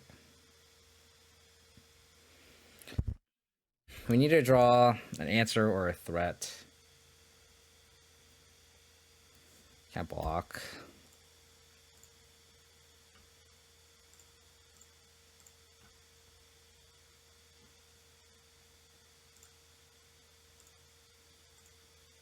Well, we can't block, so we might as well attack. So we need to draw a... Kaya's God would be the best draw here. Yeah, I mean, damn it.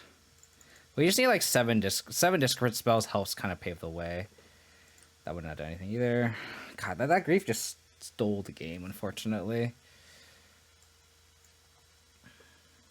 Hexdrinker seems pretty good here. Do we want to take the Magistrate? I take the Spell Bombs too. So like all we saw was like grief and the 3 mana dude. That's all I really saw. Unfortunate. That just felt really unfortunate. I think we could take the pendings out too.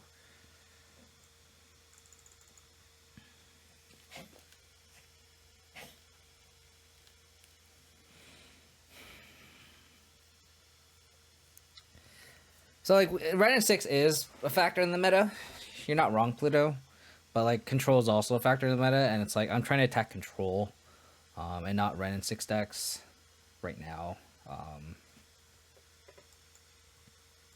Which is why I think dot bobs are okay. It's just like how you're gonna attack the meta, right? Which is why I trimmed down on a Hexdrinker. Like Hexdrinker is also just vulnerable Ren at 6, right? So it's just unfortunate that Hexdrinker is probably the best 1-drop in our colors. Like we don't have Monkey, we're not a Death Shadow deck. We wanted something to slam on turn 1. So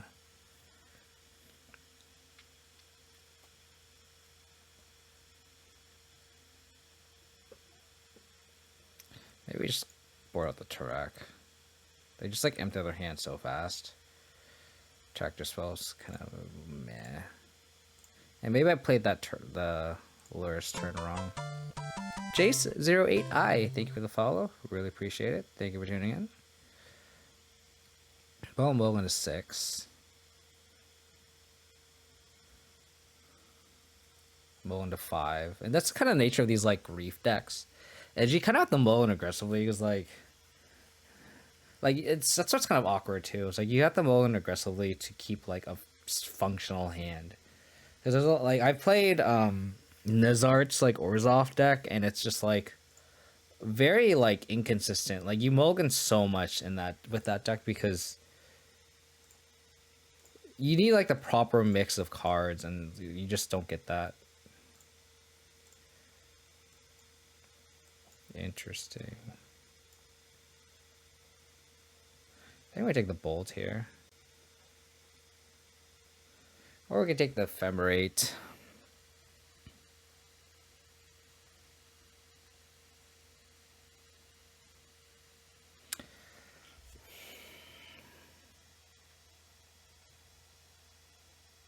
We don't have an answer to this Fury, which is really annoying.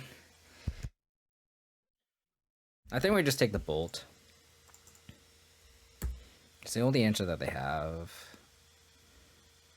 The Spellbomb can answer the Undying Evil. They technically can't cast their hand now. And this is what I mean, like, they're just, like, these, like, you can have a hand of, like, Undying Evil, of, like, this could be their hand. You know, and it's, like, and a second land instead of a bolt, and, like, it doesn't do anything, you know?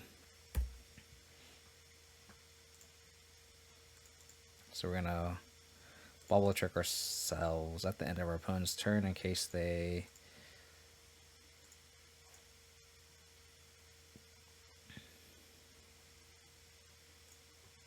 Okay, so the hand is Fury, Undying Evil, Ephemerate, Lingering Souls. I think I'm gonna shuffle that away because I can't cast it.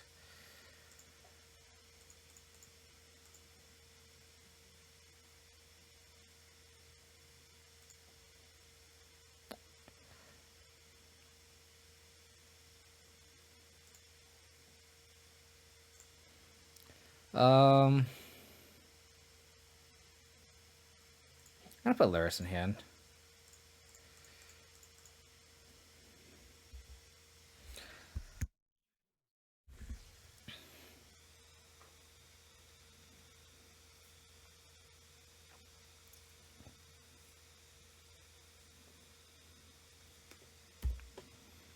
Unfortunate.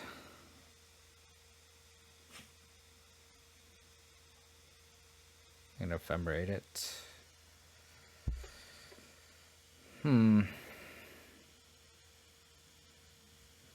So they have Fury, Ephemerate. So luckily we can take this grief. Probably have to Inquisition this turn.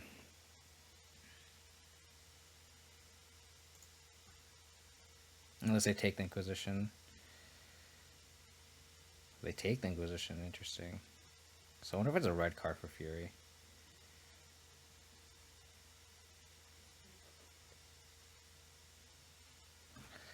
So I'm gonna crack Spellbomb, hold priority.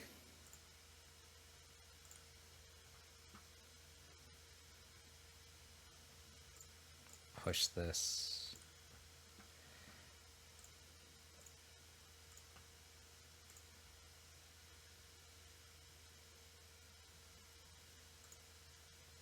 I think I gotta unearth this Lurrus now.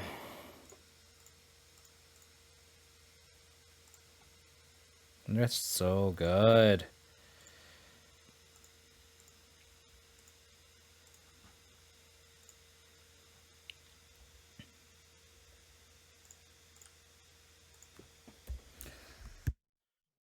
Cool.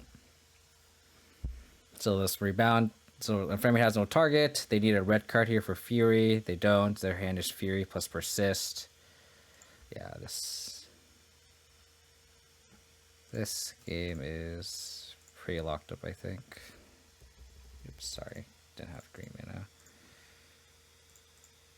I'm going to play the backup Spellbomb. We don't draw the card immediately, but it's nice to have it in case they have Fury and then they can persist it, right? So...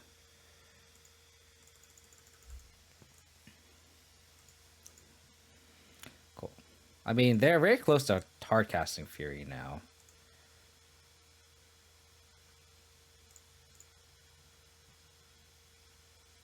Oh, I should attack first. Should have attacked first. Well, now we have to crack this now. I don't want to play anything into the Fury. Like, I don't want to overcommit to the Fury, is what I'm saying. So let's see if they fetch. They don't. So they can grief here, but that doesn't do anything.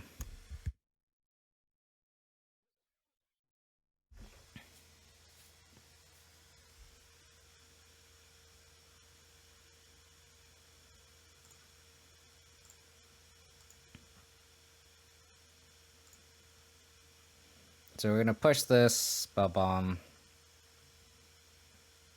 Pretty much the same play.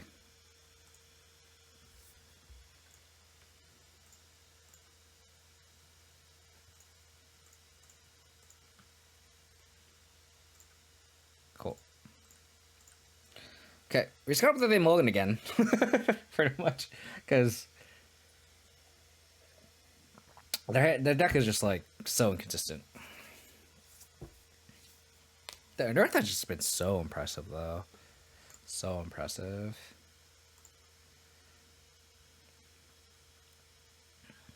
And on paper, like, I haven't drawn the Hushbringers, but the Hushbringers has been... Like, a second Hushbringer seems pretty good. Oh, shit. Get the mulligan against a Grief deck. Akira Borg, thank you for the follow. Really appreciate it. Thank you for tuning in. Oh my gosh. This is what I get for hoping my opponent mulligans. This karma here. I think opponent's keeping 6.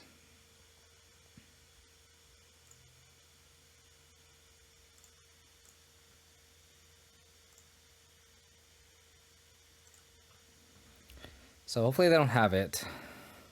They don't. Hushbringer is a very good draw.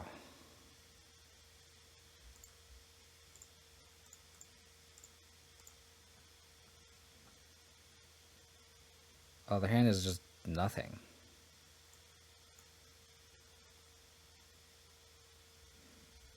So hopefully they don't draw exactly Grief this turn.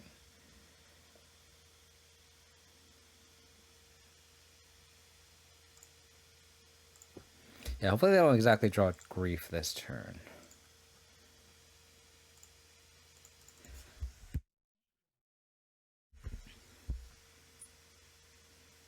No, we just slammed the Hushbringer. Oh my god. Oh, that's so frustrating.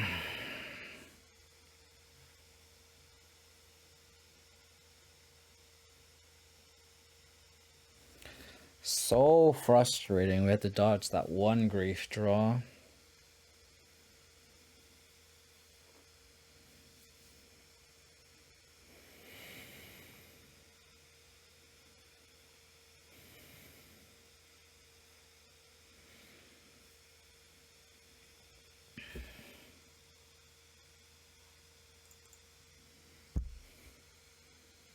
So what are you going to leave me with, Goyf or Bob?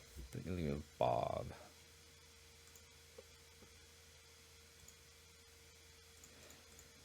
Yeah, unfortunately. Apparently.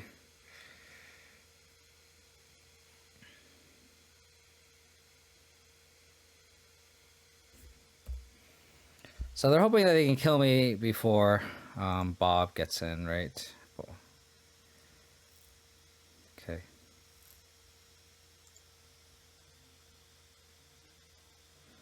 They have this to protect it.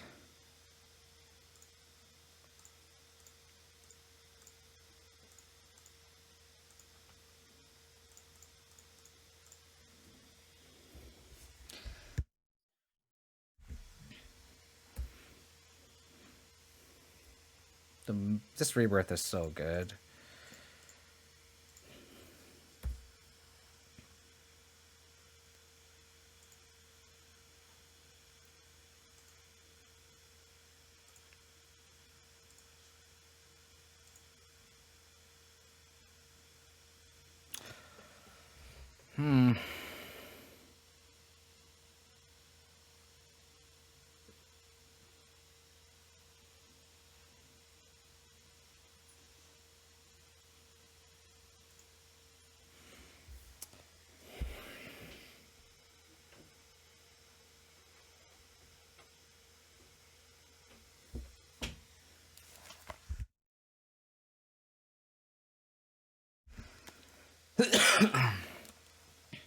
I think we have to like flashback Lingering Souls here. And then like play into the rebirth.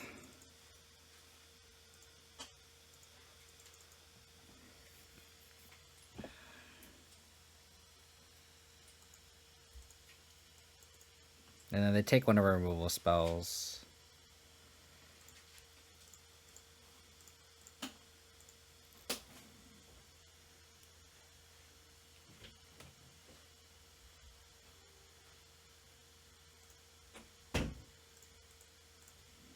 Just gotta hope they don't have another one.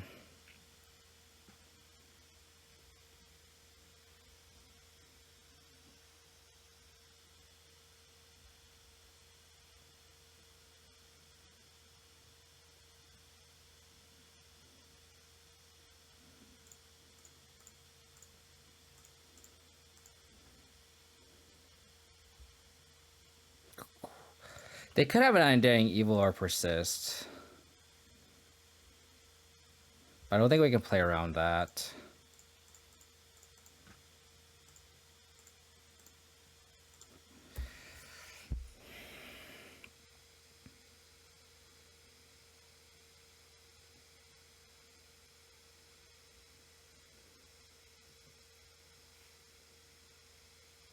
Hopefully their hand is just like Furies and Terminates and such.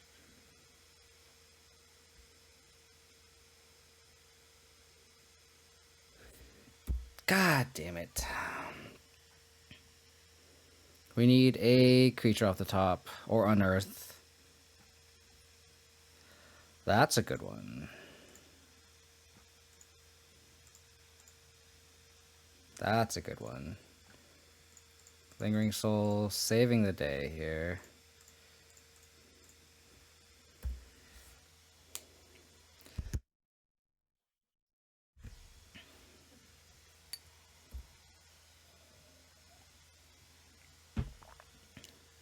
Okay.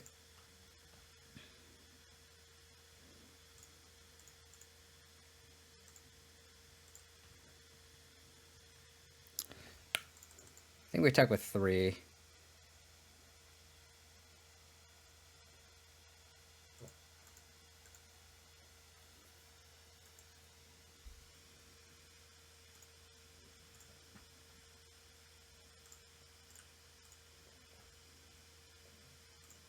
Persist. Fuck, they can return Fury? Oh my god.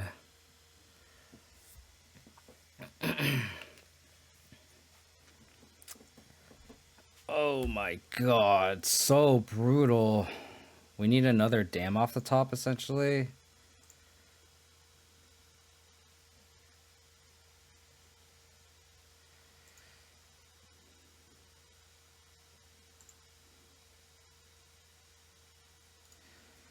Oh my god, that was so frustrating. They literally need to draw exactly fucking grief on that turn. Like, otherwise, like, that game was just so easy. You ever misplaced your binder? No. I only have one, and I always like keeping it in a certain specific spot. God, that was such a frustrating loss, because they, like, drew exactly what they needed on that turn. And, like, right when we're about to turn the corner. Golly. Like, maybe there's a turn I was supposed to just, like, vindicate their grief, knowing that they had it and knowing that we had, But, like, how do we know that we're going to draw a dam after, you know? Like, maybe I wasn't supposed to take the Fury there, but, like, what else could we take? You just have, like, all these, like, their hand is just so Thoughtseize outside of the Fury, and if they draw a red card, they can answer whatever threat we have. So frustrating.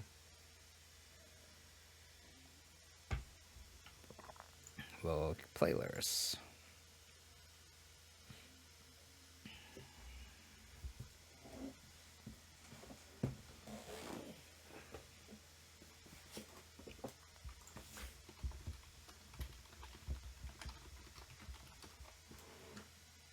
We'll keep Inquisition in a turn with decent start. We have removal. Like, this is a pretty solid hand outside of a fetch. If we want to, like, have our Goyf out of Thoughtseize, bolt range if they're at bolt deck. Oh. So Belcher again.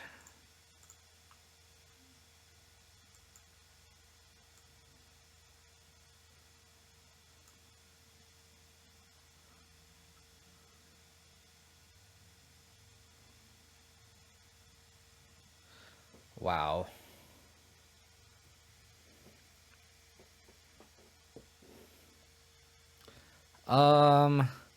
So they could turn to Blood Moon us, but then we have uh, a basic forest for Tarmogoyf, and then they just use up all of their the resources to Blood Moon us. So I think we take the ritual here.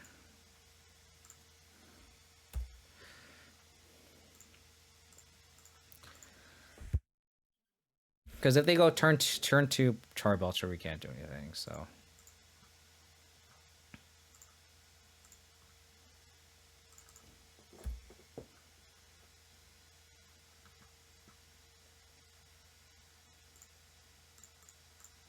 now, can we draw, or can we kill them before they draw enough mana sources to Char Belcher us?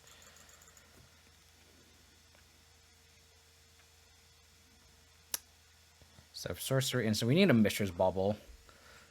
Or Basic Swamp. Basic Swamp off the top would also be very good. Oh, they're very close to just destroying us here. Oh, okay. We have reinforcements here. We have reinforcements.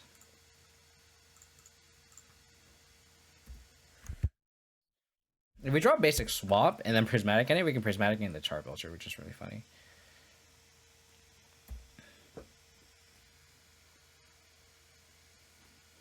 So again, Mishra's Bubble would be a great draw. Okay.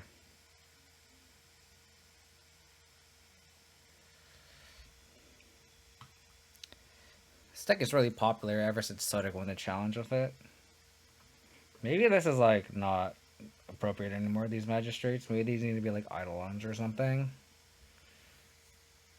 There's definitely a lot less hammer and stuff, right? So the Liberators still seem really good though.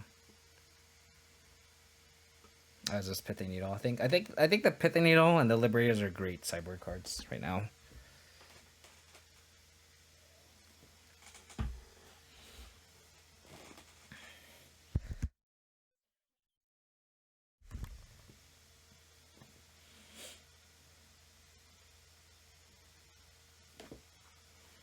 I'll bottom this.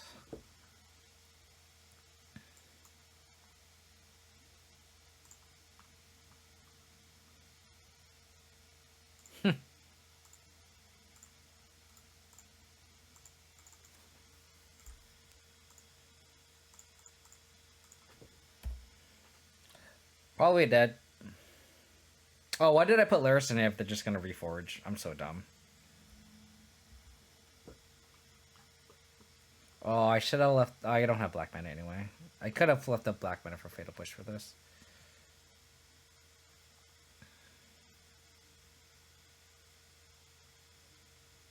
It's kind of crazy how Blood Moon actually fixes their mana too.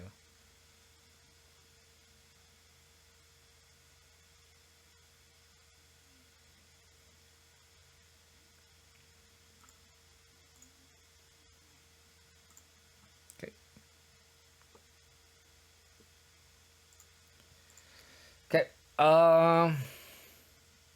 Liberator, Vindicate, Pithing Needle are all the obvious ones. Second track, or third track, apologies. Collect Brutality.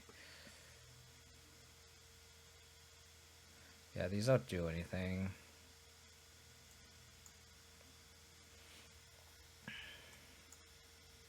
This could potentially answer Blood Moon. Potentially. They're just dead, though. They're all just dead. Dead cards. Shima. Guile, I think.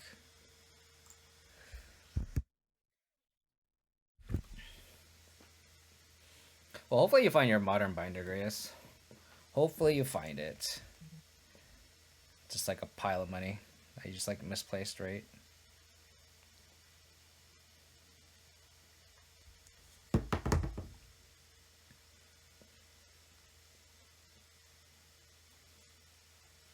Dog just wants some attention. She's just like on my lap here. My thigh does not need to be cleaned.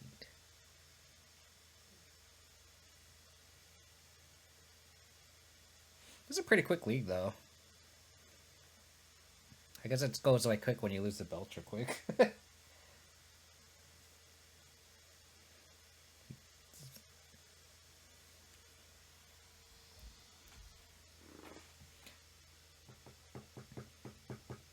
I will say though that I have not been boarding in these Dress Magistrates all like barely. Like, and it's really for rhinos, and I think the meta's starting to go away from rhinos now.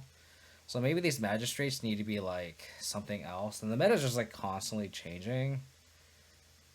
And you just have to keep up with it. I feel like the sideboard is kind of like a hodgepodge of like what I think I should have expected a week ago, and I think I'm just not updating it quick enough now. Like modern is just so fast in terms of just like how much it changes, because like controls like in every league, and now it's not, right? So it's just tough. We're gonna lead on. There's arguments here. We can lead on Hexdrinker, or we can lead on Tarmogoyf, or lead on Inquisition and then Tarmogoyf after.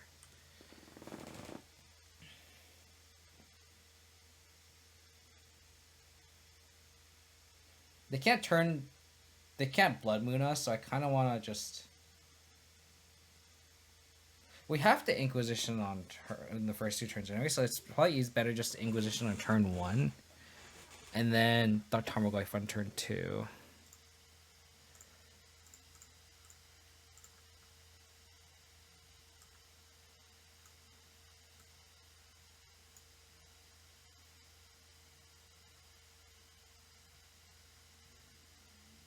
So if they draw Belcher, we're dead. They can't cast Recross the Pass, but that is how. So do we just take the Ritual here? I guess they can make green mana with this. So I think we just take the Recross.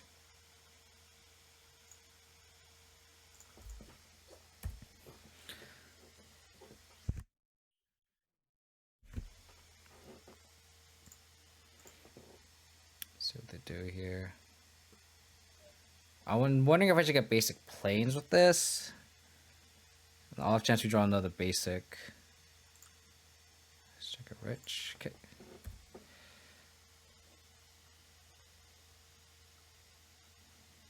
I wonder if I should prismatic ending the treasure. I think I am. I think I am. It shuts off like all their green mana.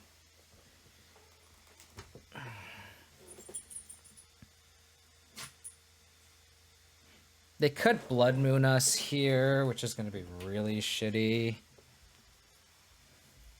But we have Hexdrinker as our clock, so I think that's fine. So we go planes, pending that, and then just play Hexdrinker.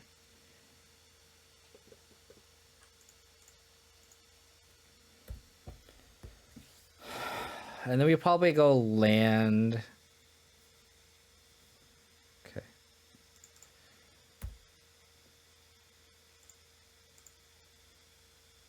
Hexdrinker.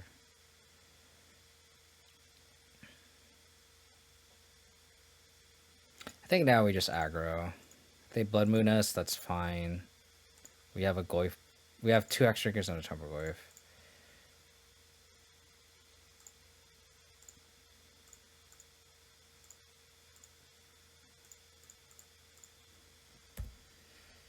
So they could draw Belcher here. If they have Belcher on tap land, they win the game. That is not the case. Land. Black Source. Black Source. Not quite. 4, 6. So 6, 8. We're just gonna level this up all the way. Really need that black mana.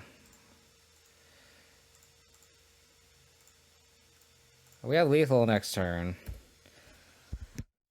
So if they have Belcher, they win.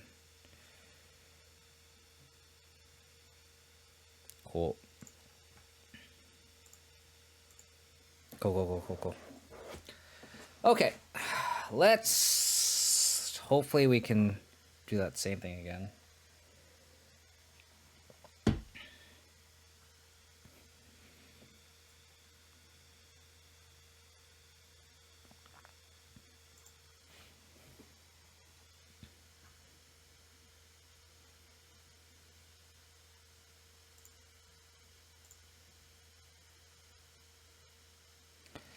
That's an easy mulligan.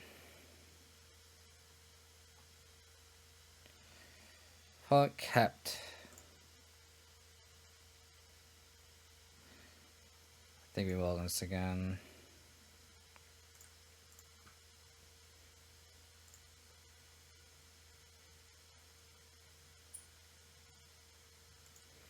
Yeah. This hand's kind of Thoughtseize proof, so...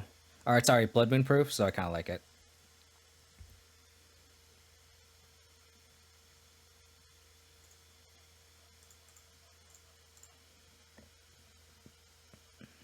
They have double Blood Moon? Okay. Again, I'm glad our hand is Blood Moon proof. Their hand is 100% contingent on that Blood Moon destroying us. And luckily that is not the case.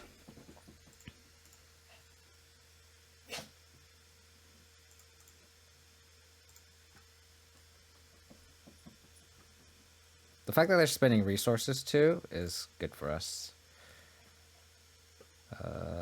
Both revealed Blood Moons are the same. Okay.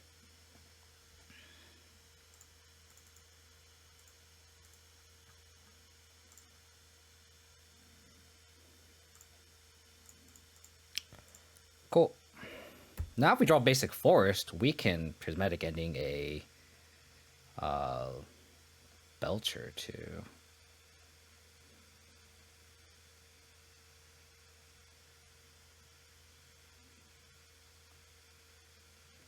Damn it.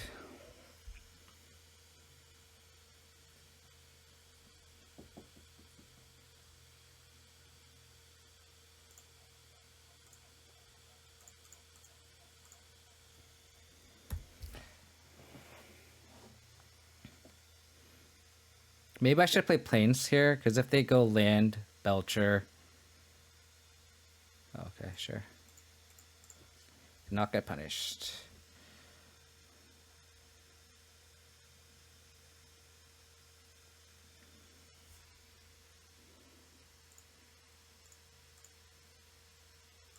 I'm gonna do this now. And then we're gonna cycle the Triome. Because we need a dig for a Pithing Needle. Oh no, are you serious? They have Belcher here? Oh my... Oh, okay. Sure.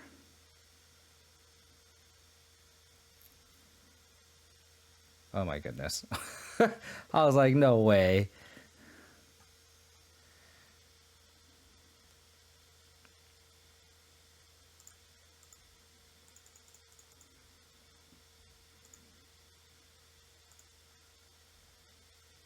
So can we draw basic forest or Pithing Needle?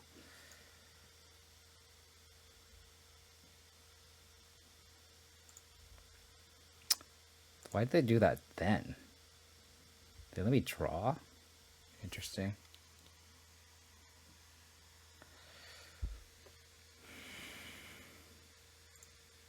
We have the Thoughtseize here. The fact that they had double Blood Moon sucks, but... Oh, they have double Belcher. Fuck me.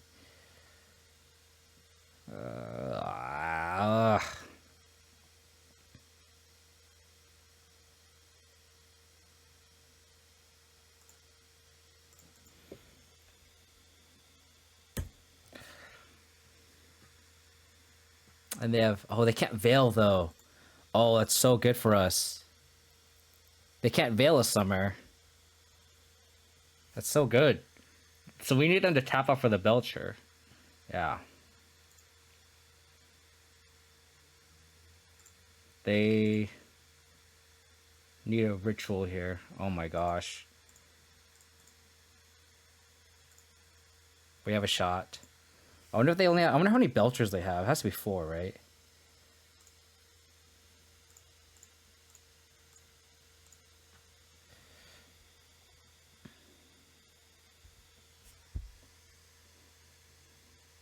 So can we win with the Kaya's Guile?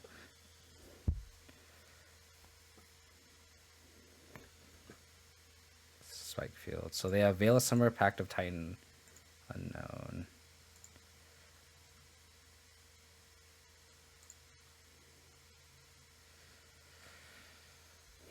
I think we're gonna play this Tarak here.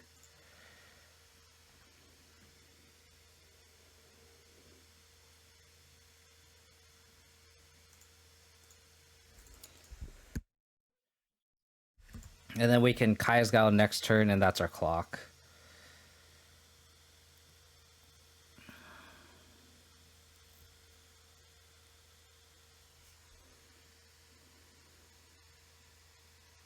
I wonder if they're gonna Pact here.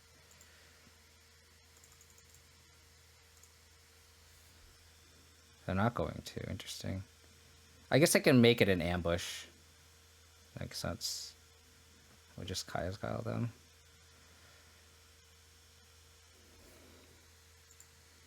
I mean, their Blood Moon is actually hurting them more because of the veils, which is funny.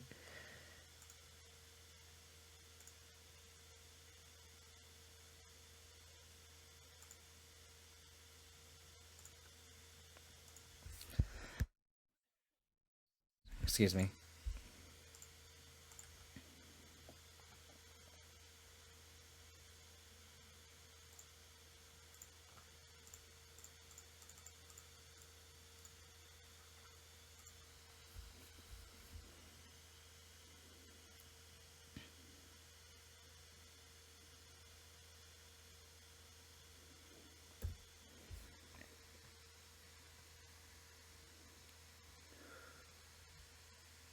I think they only have 1 pack, too.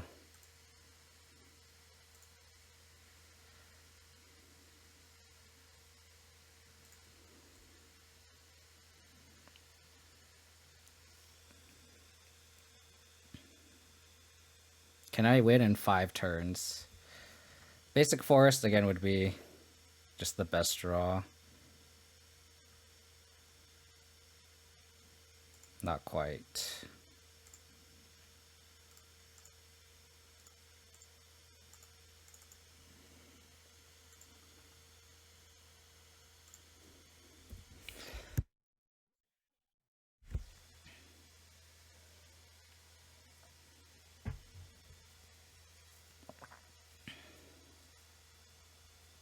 Shit. Did they get it? Okay.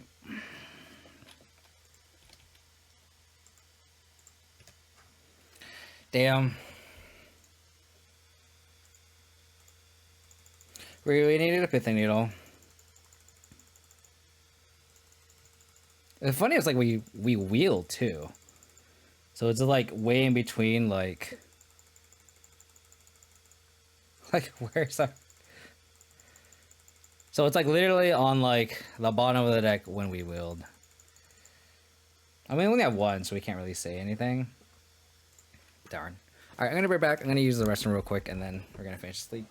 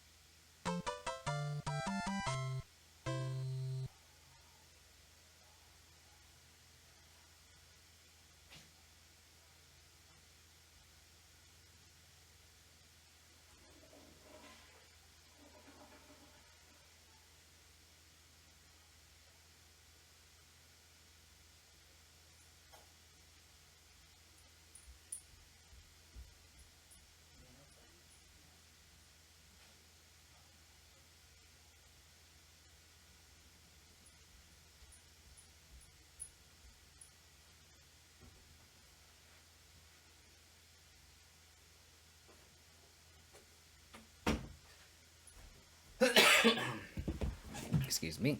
Alright, let's finish this league strong, shall we? I will say that the bobs do feel good, though. I do like the bobs. RG Sideways, thank you for the follow. Really appreciate it. Yeah, I do think the bobs are, I think, good. I think we just have to adapt the sideboard a little more. Again, I don't think...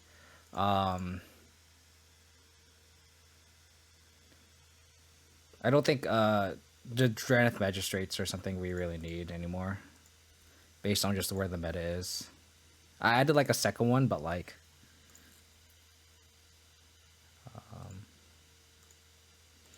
kind of want to welcome this. It's just a lot of lands. Better. I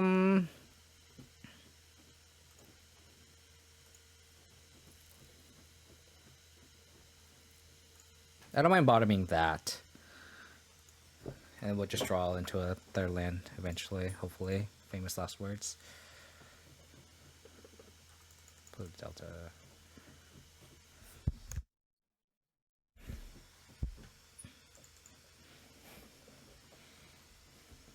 Discard spell?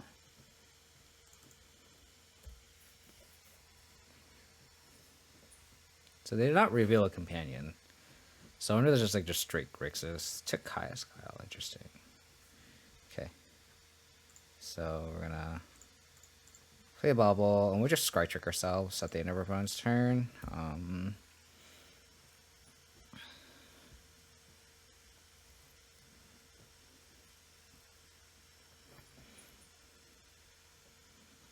Taking the Kaya's Kyle is kind of gross if they're on like Grixis Shadow or something.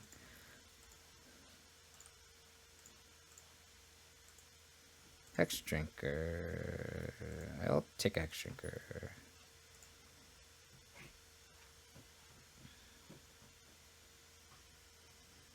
Hey, appreciate it, Big Ben. Take it easy, buddy. Have a good rest of the night. Play Hexdrinker here. I'm not gonna level up. I'm just gonna preserve my life total a little bit. I'm hoping they're on some sort of like... Oh, is this like Esper Reanimator? In which case I should have played the Bob. And these removal spells are all just dead, unfortunately.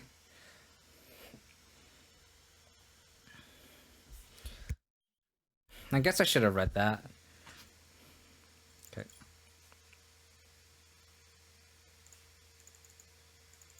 It could also just be Esper Control, but... It could also just be Esper Control. Unfortunate that we kept a hand with a lot of spot removal, creature spot removal, and opponent is not...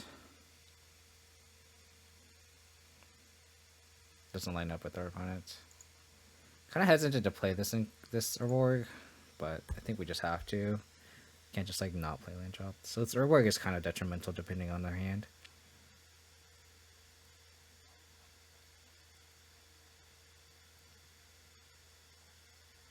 Because they could also just be control, and then like obviously the push and the pendings are just dead. Okay. I wonder what the plus here. Nope.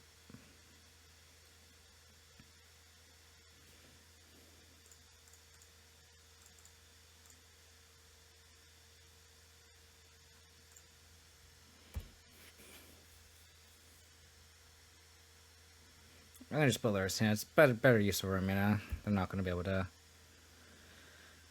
bounce with the fairy anyway.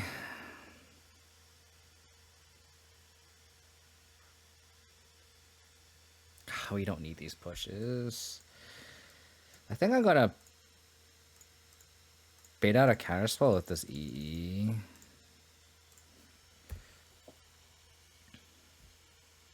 They could also just pending it, but like that's whatever.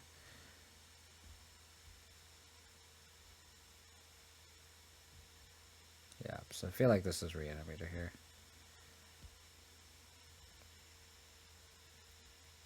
We had the main deck Kaya's Guile for this, but unfortunately, they had the discard spell. Did they have the... They do. So we need to draw Dam, or I'm probably going to concede. They also could have Counterspell here too.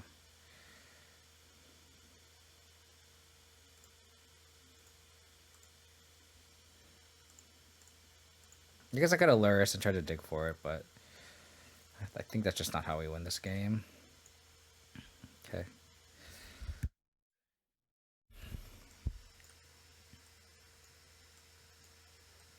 These are cards that we want. Board out the pushes. And just board out all this. Like, we don't need to fairy. We don't need, technically don't need answers to fairy. Like, they only answer to fairy. I think having a prismatic ending instead of an explosives is fine. Let's try this. I guess I'll go for another track, but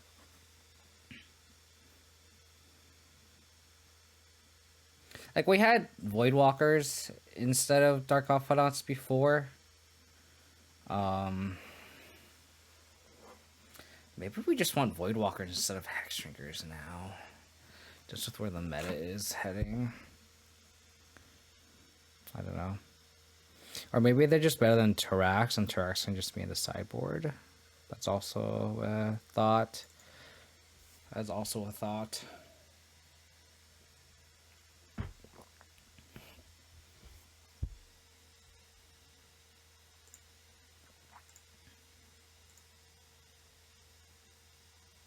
Sweet.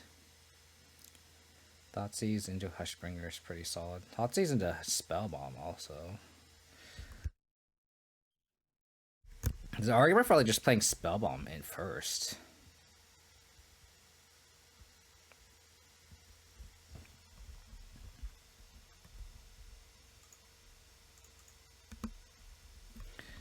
But I think we just get basic Swamp here.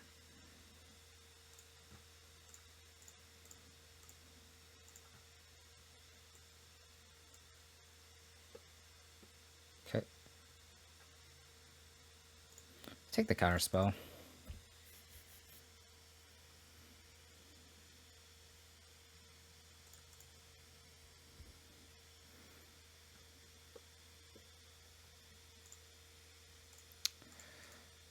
We'll get the quote-unquote clock down. Quote-unquote. So they can Faithful Mending here. They can play around Blood Moon. They have ideal basics. Hopefully we draw a land here. Oh. They drew the Prismatic Ending. Unfortunate.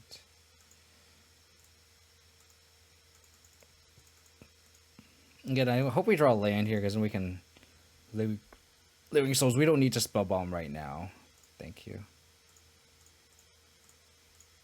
Good enough.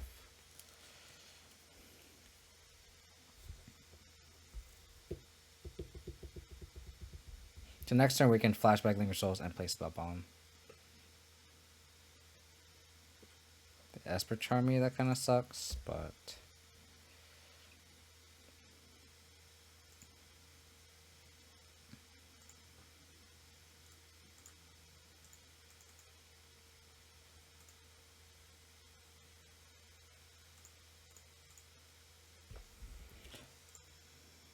flashes back. Spellbomb. Hey, how's it going, Chris? Thanks for everybody. Appreciate it. Hope your stream went well. Welcome, everyone. My name is Carrot Diamonds. I play Abzan exclusively, Abzan mid-range specifically. We are playing an Abzan Lurrus list, trying out some sideboard slots. Kind of typical mid-range boomer. Opponent is trying to. But welcome, everyone. Hope you all are having a wonderful week so far. We're playing a match against Esper Reanimator here. Interesting. They're marking now with a Spellbomb in play. Huh. I don't understand. They don't understand.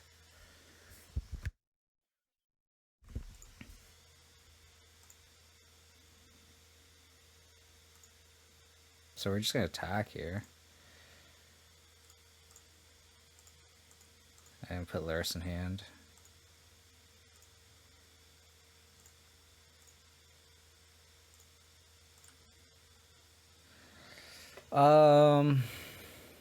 We'll just play the courtyard. Because I think if we go crack Spellbomb, we can Lurrus bring Spellbomb back, so. Consider. Sure.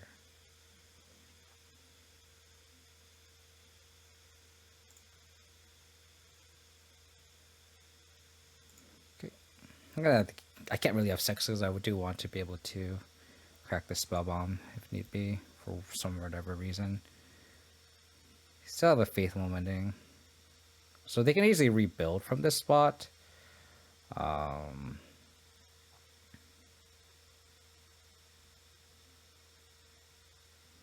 Fairy, sure.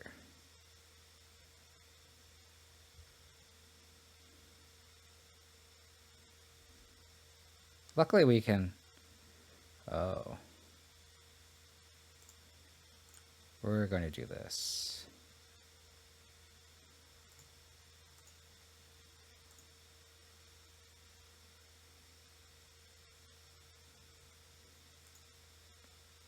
Hexdrinker.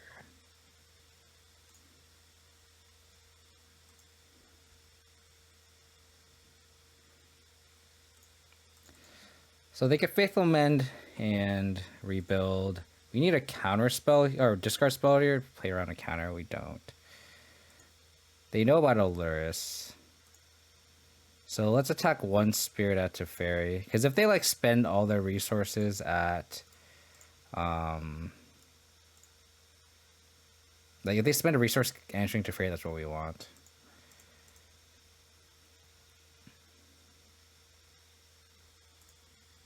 I mean, they definitely have a counter spell here, I think. All is unlost, so we have 2 dams, so it's like, it's not bad.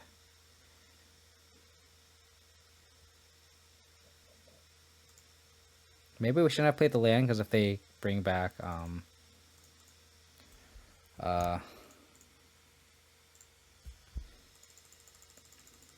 if they bring back the Archon, then we, oh. Okay.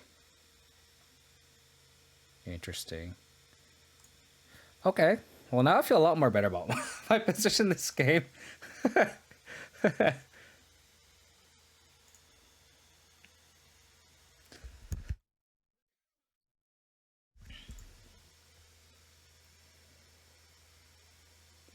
Maybe they didn't play around Spellbomb.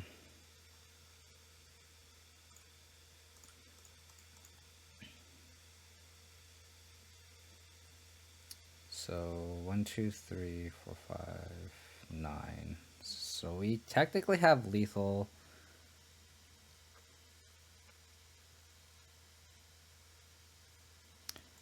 Okay, now we don't have lethal.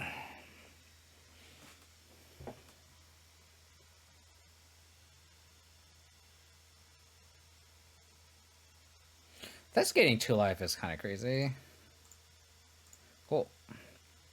Alrighty. Kind of the same boat.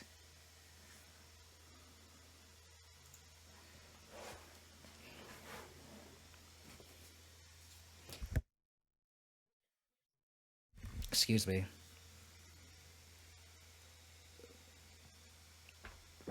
A lot of talking today. My foot's kind of dry from the cold weather here. I wonder if this explosive should be a Spellbomb main now. I wonder.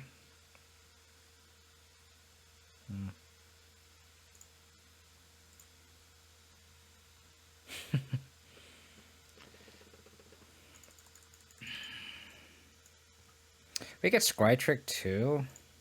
This is such a greedy hand. Pull him well into 5.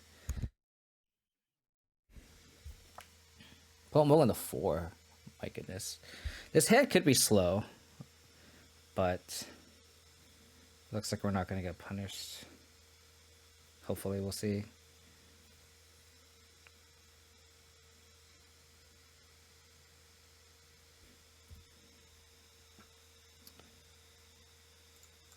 Okay. So we're gonna bobble trick ourselves.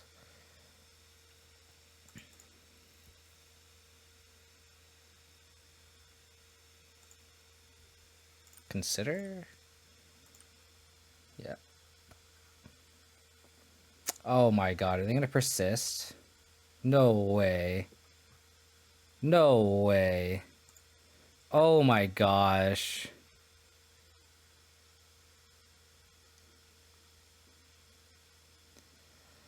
Oh my god, they considered into like the god.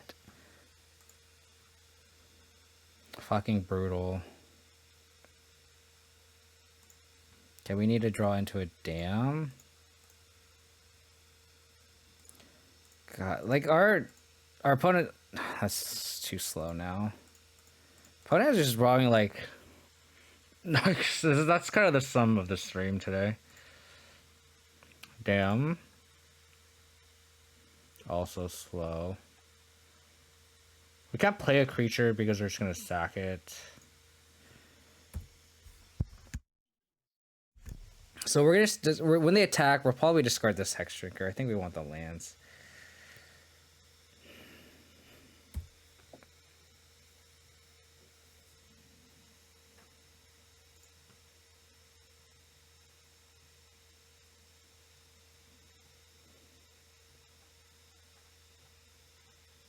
So they can still hold up Counterspell here.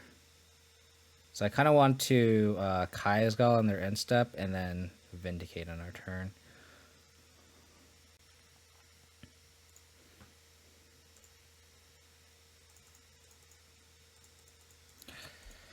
Kind of want them to like tap out for a Teferi and then we can Kai'Sgal in response or something.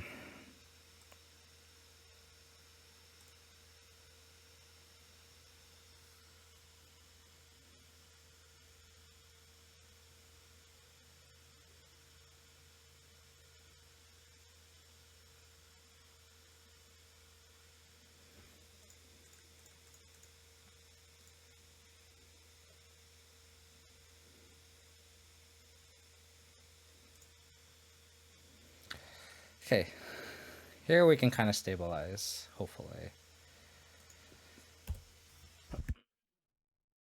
So now we can Inquisition, Scoos.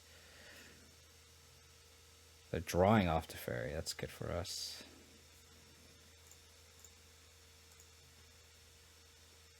Oh, their hand is ass.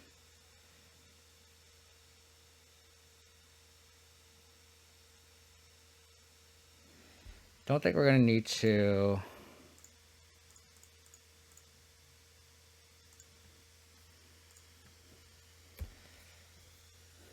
Okay. I wonder if they'll spend their turn casting.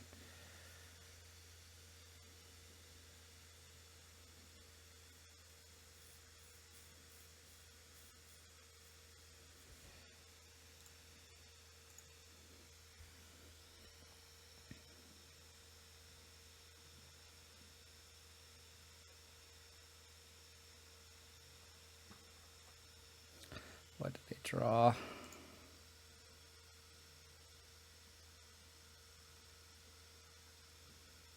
Interesting.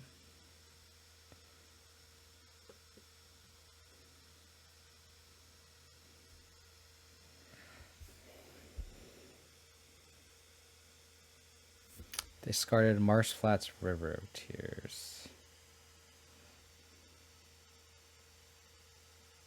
Played the island, right? So is the hand just lands? Or do they play the Flooded Strand? Or they played Flooded Strand. So we don't know. And they discarded Marsh Flats and a River Tear. So the hand just lands, right?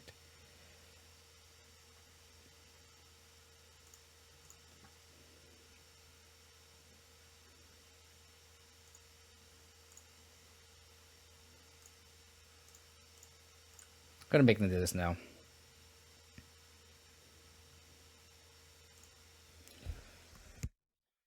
And then we can kill Teferi.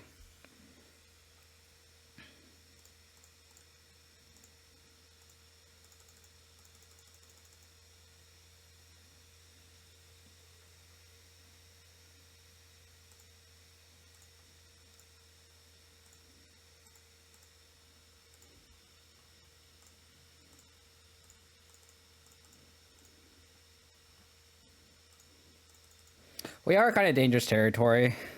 We're at 5.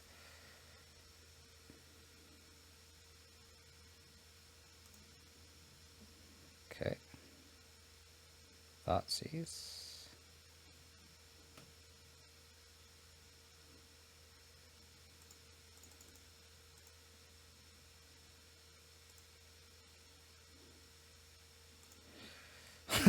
That's kind of a scary draw.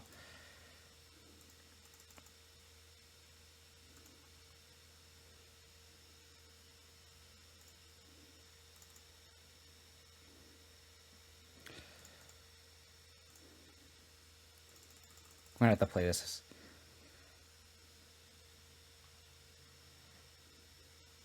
Okay.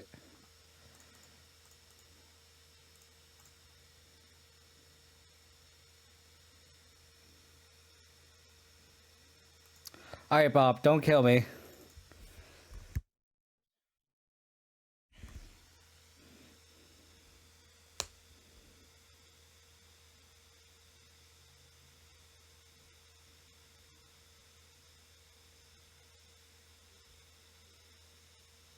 Maybe I should have fetched first.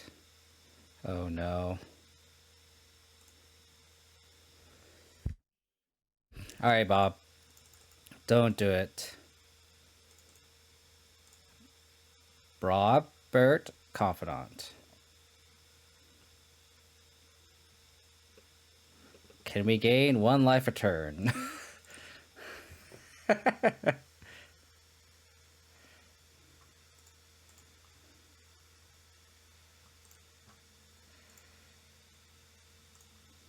I mean, we could vindicate our Bob.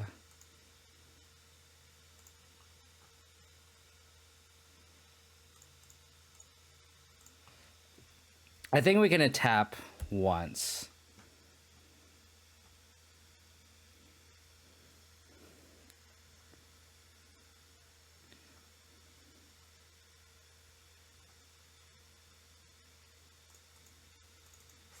Bob, don't kill me, please.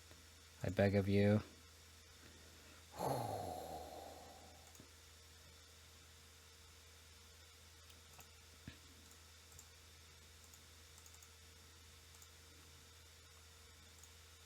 That.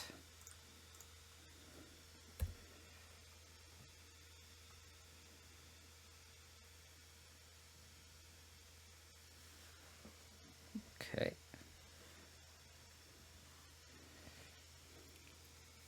Maybe I should be vindicating the castle. They top-bottomed. Because now we can get 2 life a turn off Hushbringer.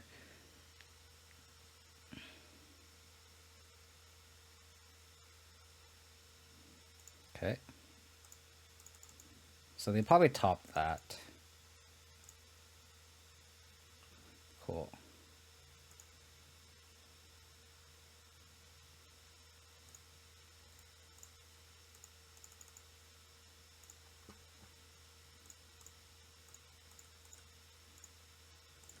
I would negate the castle. Like, it also just makes them further from hard casting anything too.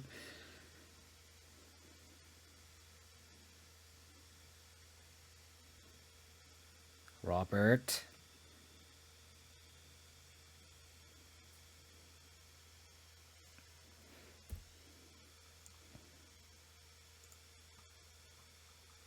Oh, he drew the Blooming Mars and not the Lingering Souls.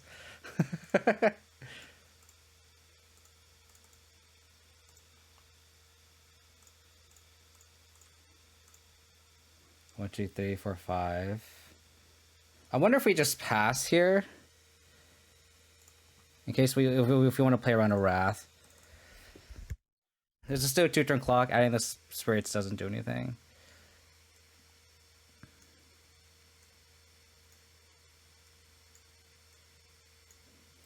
Okay.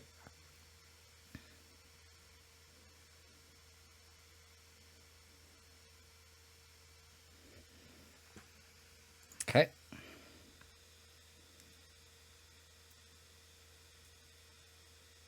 That was an argument to flashback souls. Is a Teferi.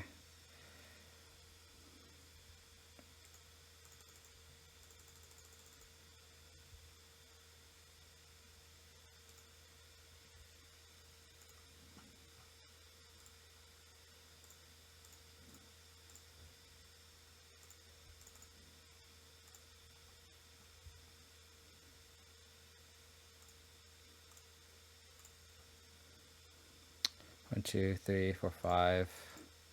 Let's present lethal here. Let's present lethal. I guess they don't want me to draw a card, which was kind of relevant because I drew a blank.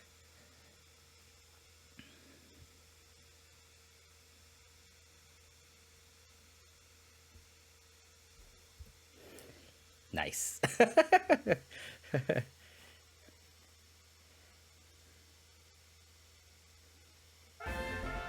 Hey, Andrea, thanks for the sub, buddy. 5 months, appreciate it. Appreciate the support, buddy. Man, these Hushbringers having lifelink, so relevant. I kind of want to look back and see how much life we gained.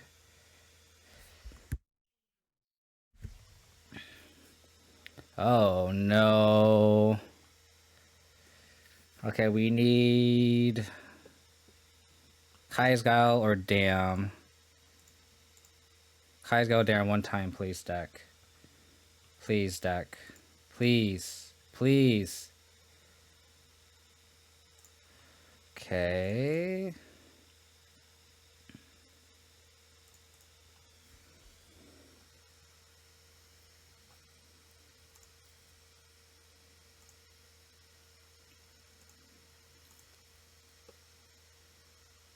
Oh, wait, instance. I could have won.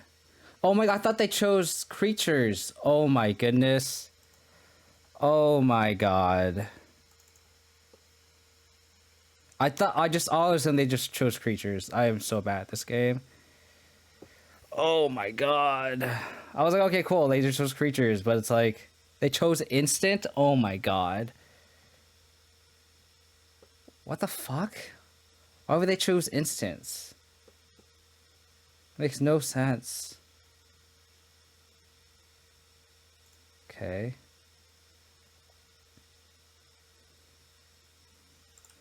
I just don't get it.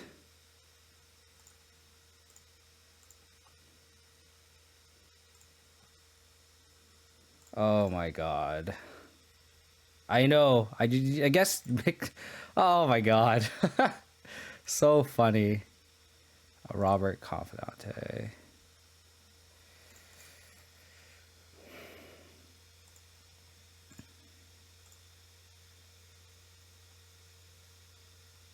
I mean, we have 3 redraws. So 3 draws to a...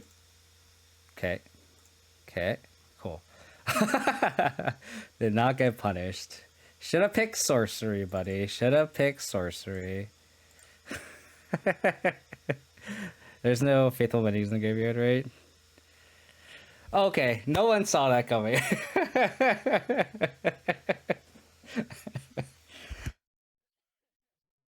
Oh my goodness, that's so funny. That is so funny. Alrighty. Alright, we went 3-2 into 3-2. Can't complain. I think we're gonna have to really think about how we want to fix the sideboard a bit. I think the meta has changed quite a bit. I think Dark Confidants are really good in the deck. As you saw against this, literally the last match, like, Dark Confidant was amazing. And kept us back. 2 Hushbringers feel fantastic. The lifelink was so relevant. We would have died to Bob. Just getting that 1 point of damage, just getting that 1 point back has been so relevant, like I said. I kind of built this deck to kind of combat control, which is why I have the main deck Confidants. But now I feel like control is kind of not around anymore. And neither are Living In and Rhinos. I think the meta shifted away from that. So I think we can cut the Dreadeth Magistrates. I think, or at minimum, just only have 1, and we can open up some sideboard slots. I think Tarak is good, even though it normals with like Hushbringer, but like against control, we do want the 3rd Tarak, right? So I can see like cutting the Magistrate and having like a second Pithing Needle, just because there's like a lot of Belcher that's going on right now. It's still good against Hammer, still against Yawgmoth, so like Pithing Needle does have some relevancy.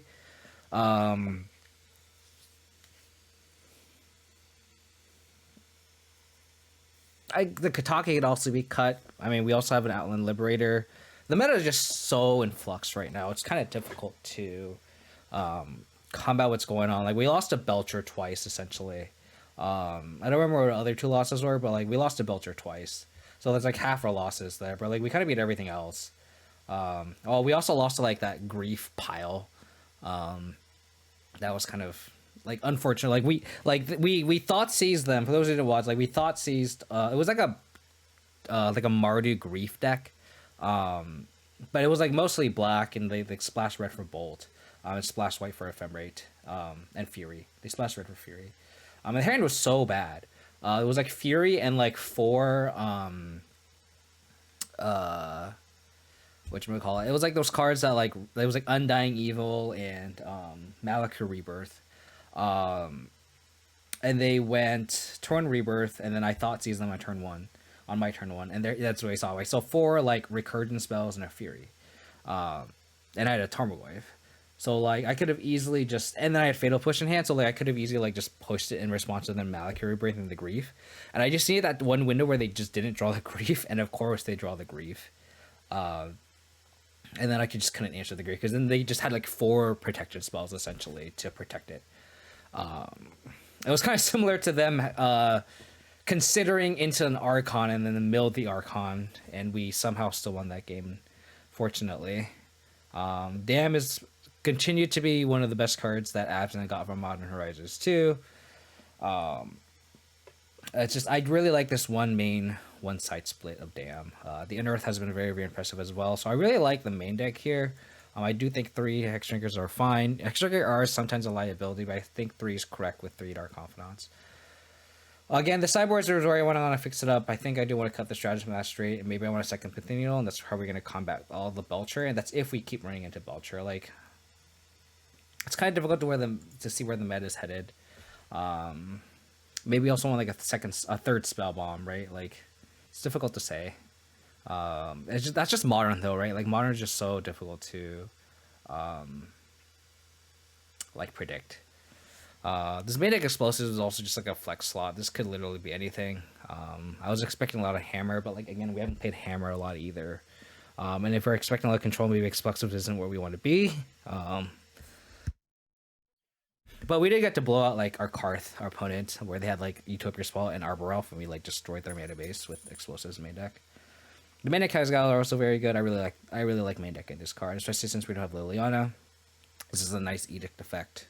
It's a nice combo with Damn. I haven't missed Liliana or Maelstrom Pulse or Vindicate's main. The Vindicate in the sides feels pretty good though. I do like that. So I think the only thing that really changed is cutting this one Magistrate, and then maybe adding a second Pithinial just because we just ran to Belcher twice, and then maybe that's just how the meta is for like this snapshot. Like right, like maybe this Thursday, like that's going to be when my next stream is. I'm just going to add the second Pithinial, and then after that I take the Pithinial out, and maybe I want like a second Explosives because there aren't a lot of Monkey decks. There aren't a lot of Hammer or decks I thought would be tier 1 that I'd be running into leagues. But that being said, like Hushbringer is still solid. I think 2 is a good number for this card. Very impressive today. Spellbonds have always been fantastic in our colors. And we got to like recur with the Lurrus game 2 in the Reanimator match. So back-to-back 3-2s, can't complain. I want to give a shout out to, we got a lot of support today, so I do want to take a second and give a bunch of people a couple shout outs. I want to give a shout out to the people who gave me raids today, so Big Ben and Giglio Chris, both of y'all for the raids, appreciate it. And then we got a bunch of subs too. Lonely Isotope, Roundsley, Extheris, and Capolo Andrea, thanks for the resubs, really appreciate it. Small streamer, but I get a lot of support and love, so I really just want to take a second and thank y'all for tuning and hanging out. Hope you're enjoying this Abzan content, since I am literally the only person playing this deck. But this deck is a lot of fun. I still think the deck is somewhat viable. I don't recommend anyone else playing because I feel bad if you were to run into some shitty matchups, but this deck is just so much fun. I can't complain about where Modern is right now, and how fun the format is currently. That being said, let's send y'all over to raid. My next stream will be Thursday, so I hope to catch everyone then. If you want to support the channel, there's already my bots submitting it, but if you want to support the channel, hit that follow button. If you want to check my past streams, you can go on YouTube. I'm going to be posting 2 leagues in a row today. only play like 3 matches on my stream Sunday, and then I'm gonna combine that video with this video, and it'll probably be up either tomorrow night, if you want to catch the earlier part of the stream. But yeah, check out my YouTube. Follow me on Twitter if you wanna get stream updates, and then if you wanna come hang out, talk Magic. My Discord is awesome. I love the people in my Discord. They are contribute a lot of interesting topics, especially during like spoiler season and stuff. And it's not just Abzan talk, I swear. But everybody should be tuning in and hanging out. Let's raid this person. Bans off 5 viewers, shall we? Again, appreciate everybody tuning in and hanging out. And I will hope to catch everyone on Thursday. Take care. Bye. Wow, this quality is ass, though. Okay, is that just me?